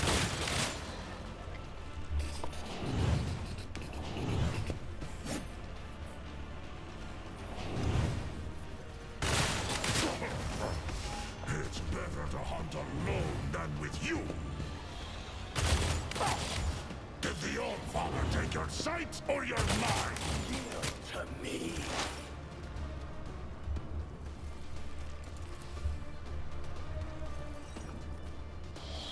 Already done.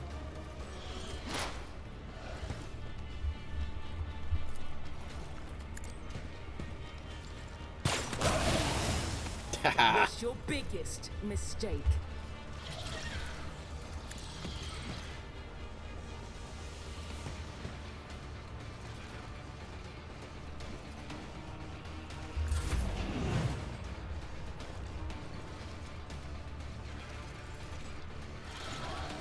I will herd the prey.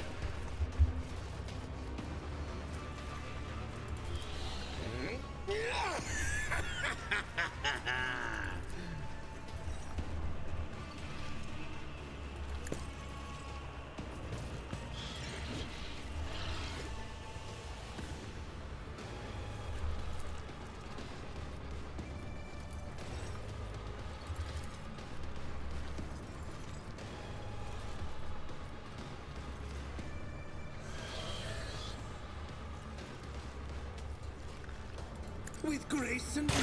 I revel in your terror!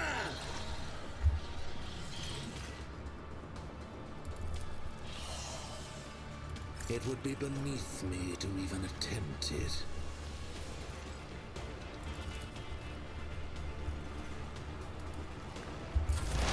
High momentum.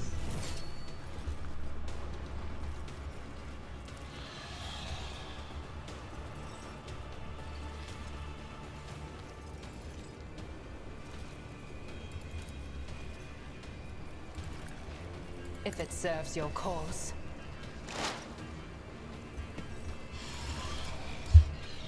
My heart sings with the thrill of battle!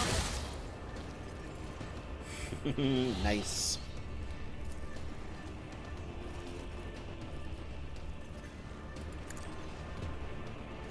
Fortune favors the swift.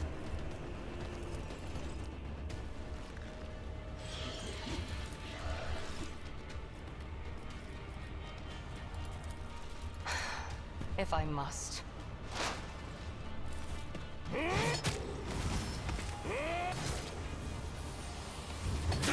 This disgrace!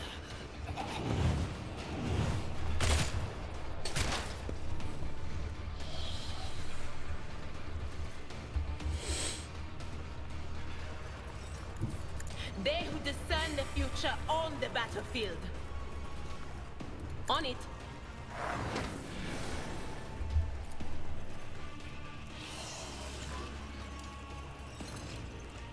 But of course. Disgrace. Suffer the worst. Ha ha ha.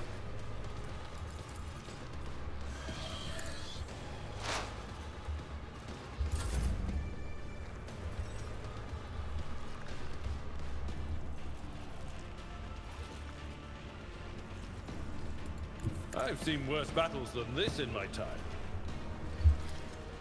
Victory is imminent.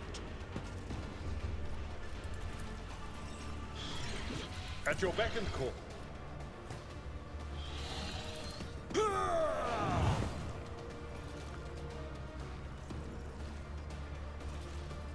I will do my duty. Just a minor setback.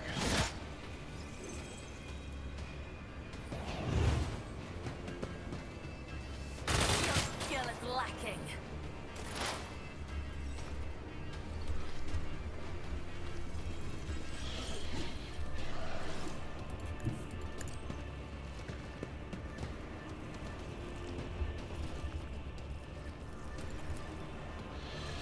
The Omnissiah knows all.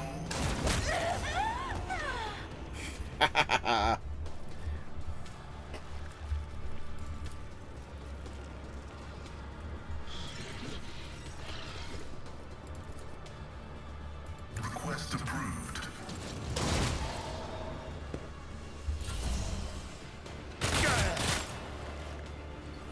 My blood sings in anticipation.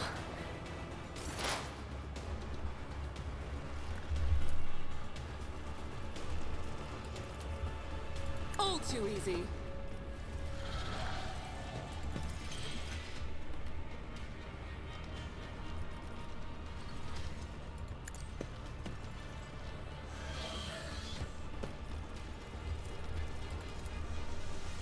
Suits my purposes.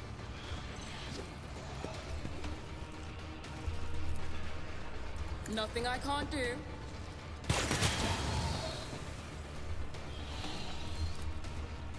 Not a problem for me.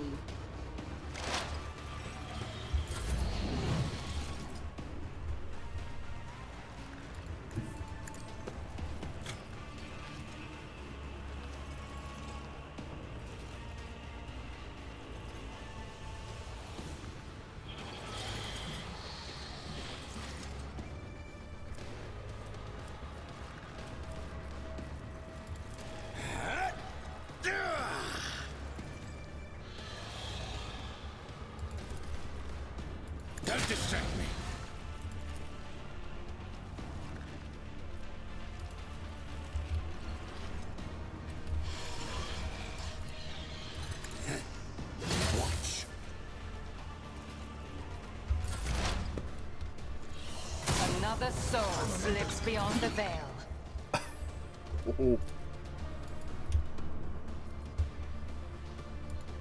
I approach the designated position.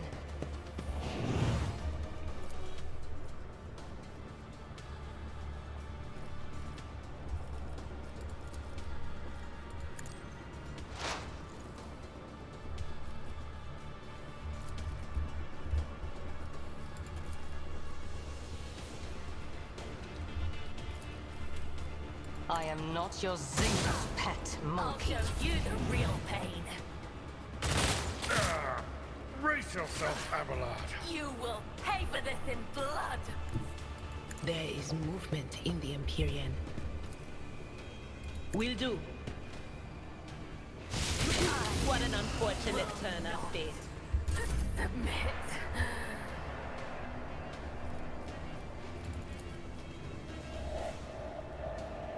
It will be done.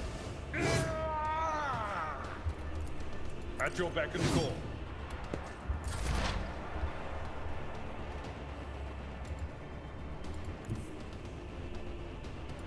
Heavy is the tread of his faithful.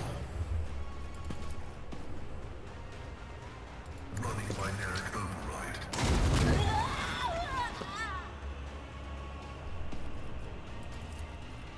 The spiritual prognosis is favorable. Vital functions successfully terminated.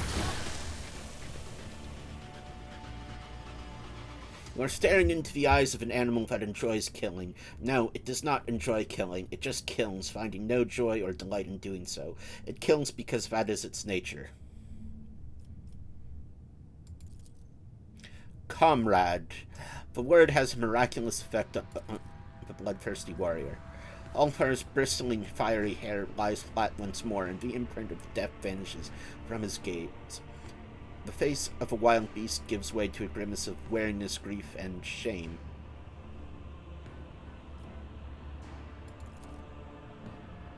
The malice of Wolfen beset my heart, and nearly consumed it forevermore.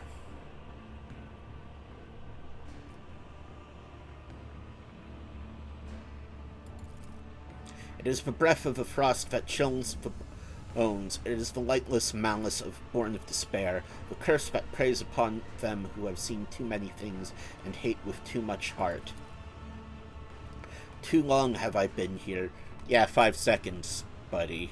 It is way too long, and you've been here a lot longer than that. Too long have I served as a tool of unrighteous wretches, a shameful fate for the All-Father's warrior, and a shame is what scorches my soul.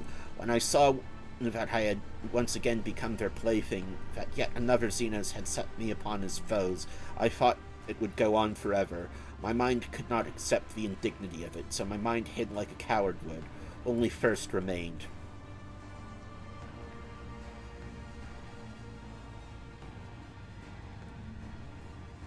Blind destruction, no thoughts, no regret, no purpose. To be a beast, not a human, a sweet temptation for a lone wolf.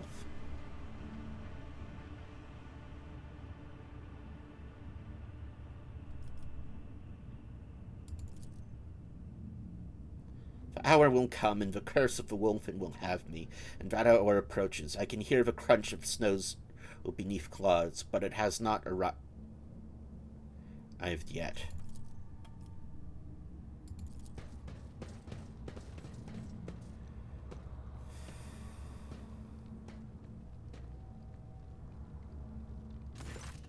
Nocturne of Oblivion, the slender figure of the Harlequin emerges from the shimmering haze. With the grace of one performing a sorrowful dance, he approaches the dying Eldari nearby. Your dance is now tableau, and I lament. The darkness in the eyes that saw the path. I peer into those tunnels black and bleak. A gleam I seek, for one that points the way to your imprisoned kin in Tempest's cage. The accursed Esther, back again. If you start weaving your webs of rotten claptrap again, I'll rip out your useless tongue. The Farseer's voice is weak and tremulous from pain. It is strange that he is still capable of speech. His body has been horrifically maimed. The colors of his garb are familiar. The group of Xenos you met on Janus were the same. At the top of the spire, they are all there. Help them, Arbenian, and help me, take me away from here when it is all over, soon. At the Farseer's words, Marzi's face stiffens and he opens his mouth, but to no avail. The Drukhari appears to have lost the power of speech.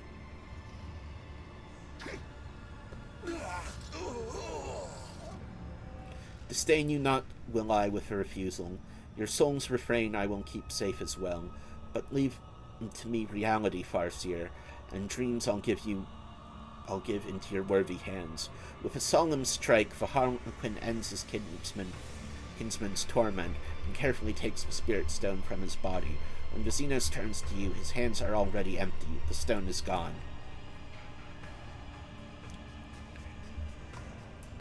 Ken Tritel, who chose the path of the seer. Noran told me he disappeared as soon as the cataclysm befell Commoragh. Does this mean my kin are being held captive at the top of the Reaving Tempest's spire? The truth is ready to reveal itself to me if I but stretch out my hand.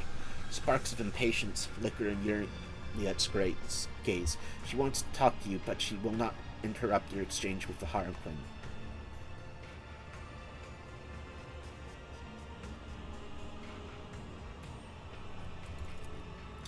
You listen well, O pathless wanderer. Night music's leitmotif you have discerned, and title virtuoso you have earned. The Harlequin makes an exaggerated show of drawing back an imaginary curtain. The shadows beneath the black eye holes in the horned mask once again form a mocking smile. The grand finale of this gory piece, where perfidy and cunning reign supreme, shall now unfold, my merchant vagabond. I don't know what's doing my head in more. My whispers or his damned metaphors. Everyone's starting to talk in iambic pentameter around this guy. Why can't he just say, I saved your asses, now do this for me, whack these upstarts, and get out while you can? Even flesh speak is more efficient than the speech patterns of this Xenos. Hypothesis: the Elucidator machine spirit has been affected by the pernicious influence of this place, and is producing distorted output. I seek permission to conduct a technical survey.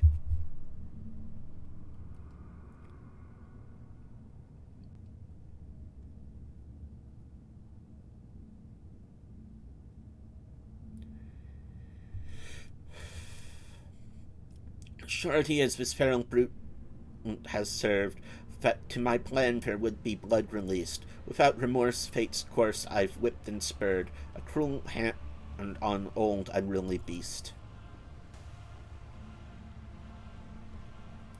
Ugh, you rotten gutted swine, used me as a war beast, did you? Set me on your enemies. Ulfar's face darkens in fury, but with gargantuan effort he forces it down and manages to prevent a fit of blood rage from taking hold.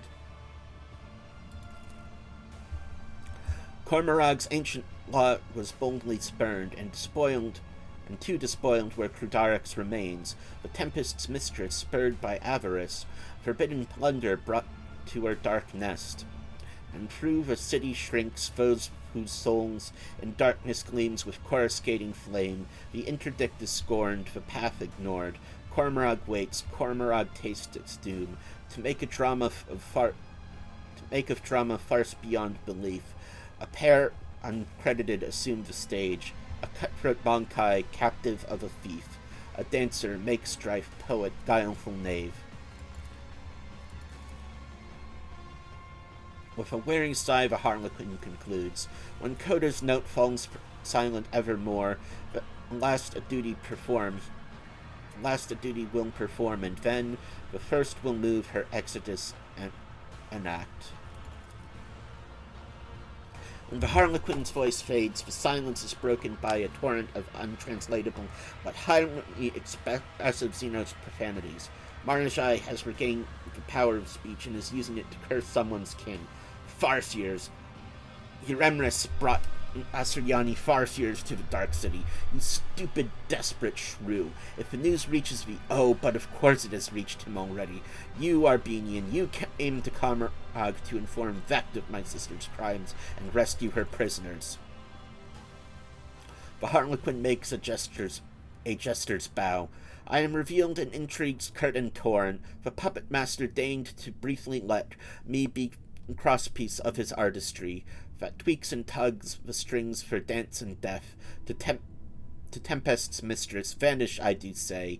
I fashioned from your shackles a garrote, your burning wrath my fief directed her way, and forth you'll see the fruits of vengeance brought.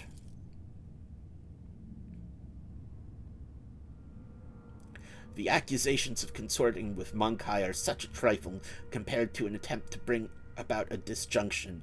If only I had known it, had Ymres not managed to keep it secret from me. Marajai shields his eyes, contemplating something. Wonder how many times now Azrake cursed himself for not overthrowing Ymres at the Obsidian Court when he had the chance. He had unknowingly spared the one his ruler had condemned. Hardly an excuse that will help him at his next meeting with Vect. The webway in which Commoragh resides is fragile. A ripple of a veil can breach its boundaries and cause a disjunction, an incursion of silent fresh into the streets. Each such occasion is an ordeal that weakens the dark city, and Ovos capable of piercing the veil are banned from the spires. Of course, there are madmen who try to exploit any disjunction and the ensuing chaos to take down competitors and move up the food chain. It happens that Ymres decided not to wait for an opportunity, but to make it happen herself. I had enough reasons, even without this revelation. Commoragh, I am half a step away from starting to see my expulsion from the Cabal as a blessing and not a punishment. Nocturne of Oblivion watches the raging Drukhari with obvious amusement, but his interest barely lasts a moment. Vecinos tilts his head at Yrliet. The cradle's fragment shoulder dimly there, where the light has drawn the tempest all together. Dare you plunge your hand into the flame and drag Truth's embers out into the light? O Arbenian, you ask if I am too afraid to try to save little that remains of my home, now that the wind of hope fans the flame of coming truth? The stone on Yrliet's chest flares crimson, a timid glow that goes out as soon as the Altari touches her chest plate. Even if the fire of truth burns me from within, I will follow this path to the end. Alantok, the Arbenian loves jest, but not this one. Please, before it is too late, we must save the Farseers. Allow me to go with you to the spire, to that nest of depravity, to that haven of pain, anger, and betrayal of my kind. Yrliet's voice wavers like a taut string, and her eyes are veiled with darkness.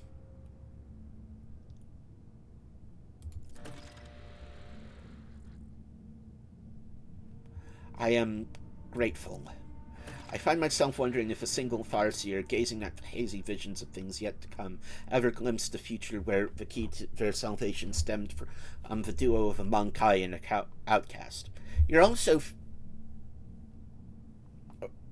It's not just a Monkai, several Monkai, an outcast, a Drukhari, and whatever the fuck Harlequins are. She turns her face to you and nods with gratitude. Come along, let us tear the Farseers' lives from the clutches of my insatiable cousins.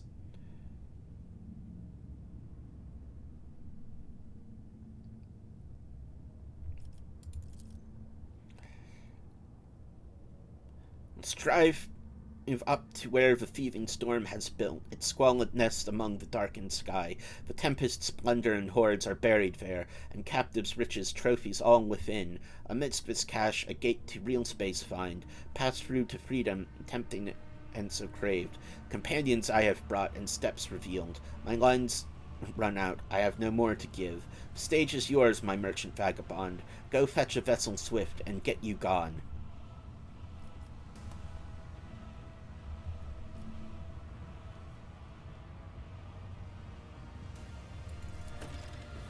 Saying nothing, the Harlequin vanishes in a blue shimmer of air.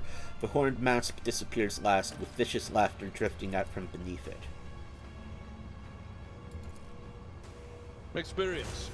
Nothing matters more.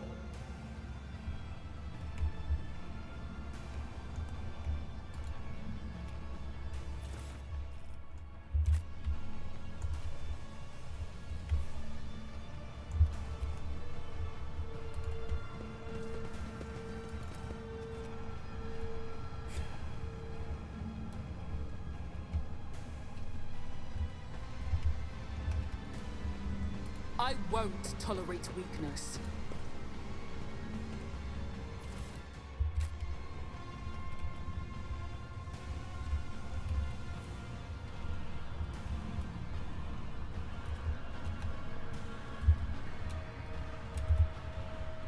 There are a lot of dead people here.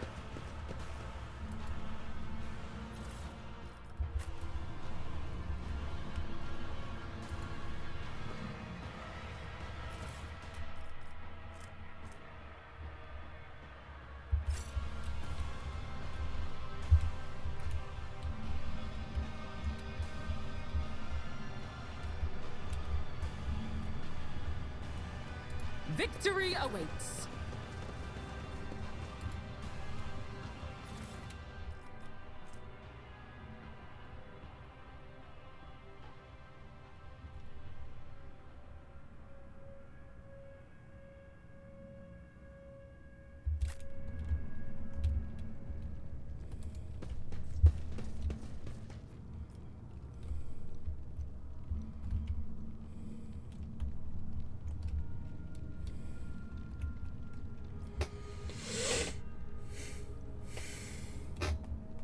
Well, like, honestly, though, I think it's time to end, so until next time, have fun and take care of each other out there. I will see you tomorrow. Good night.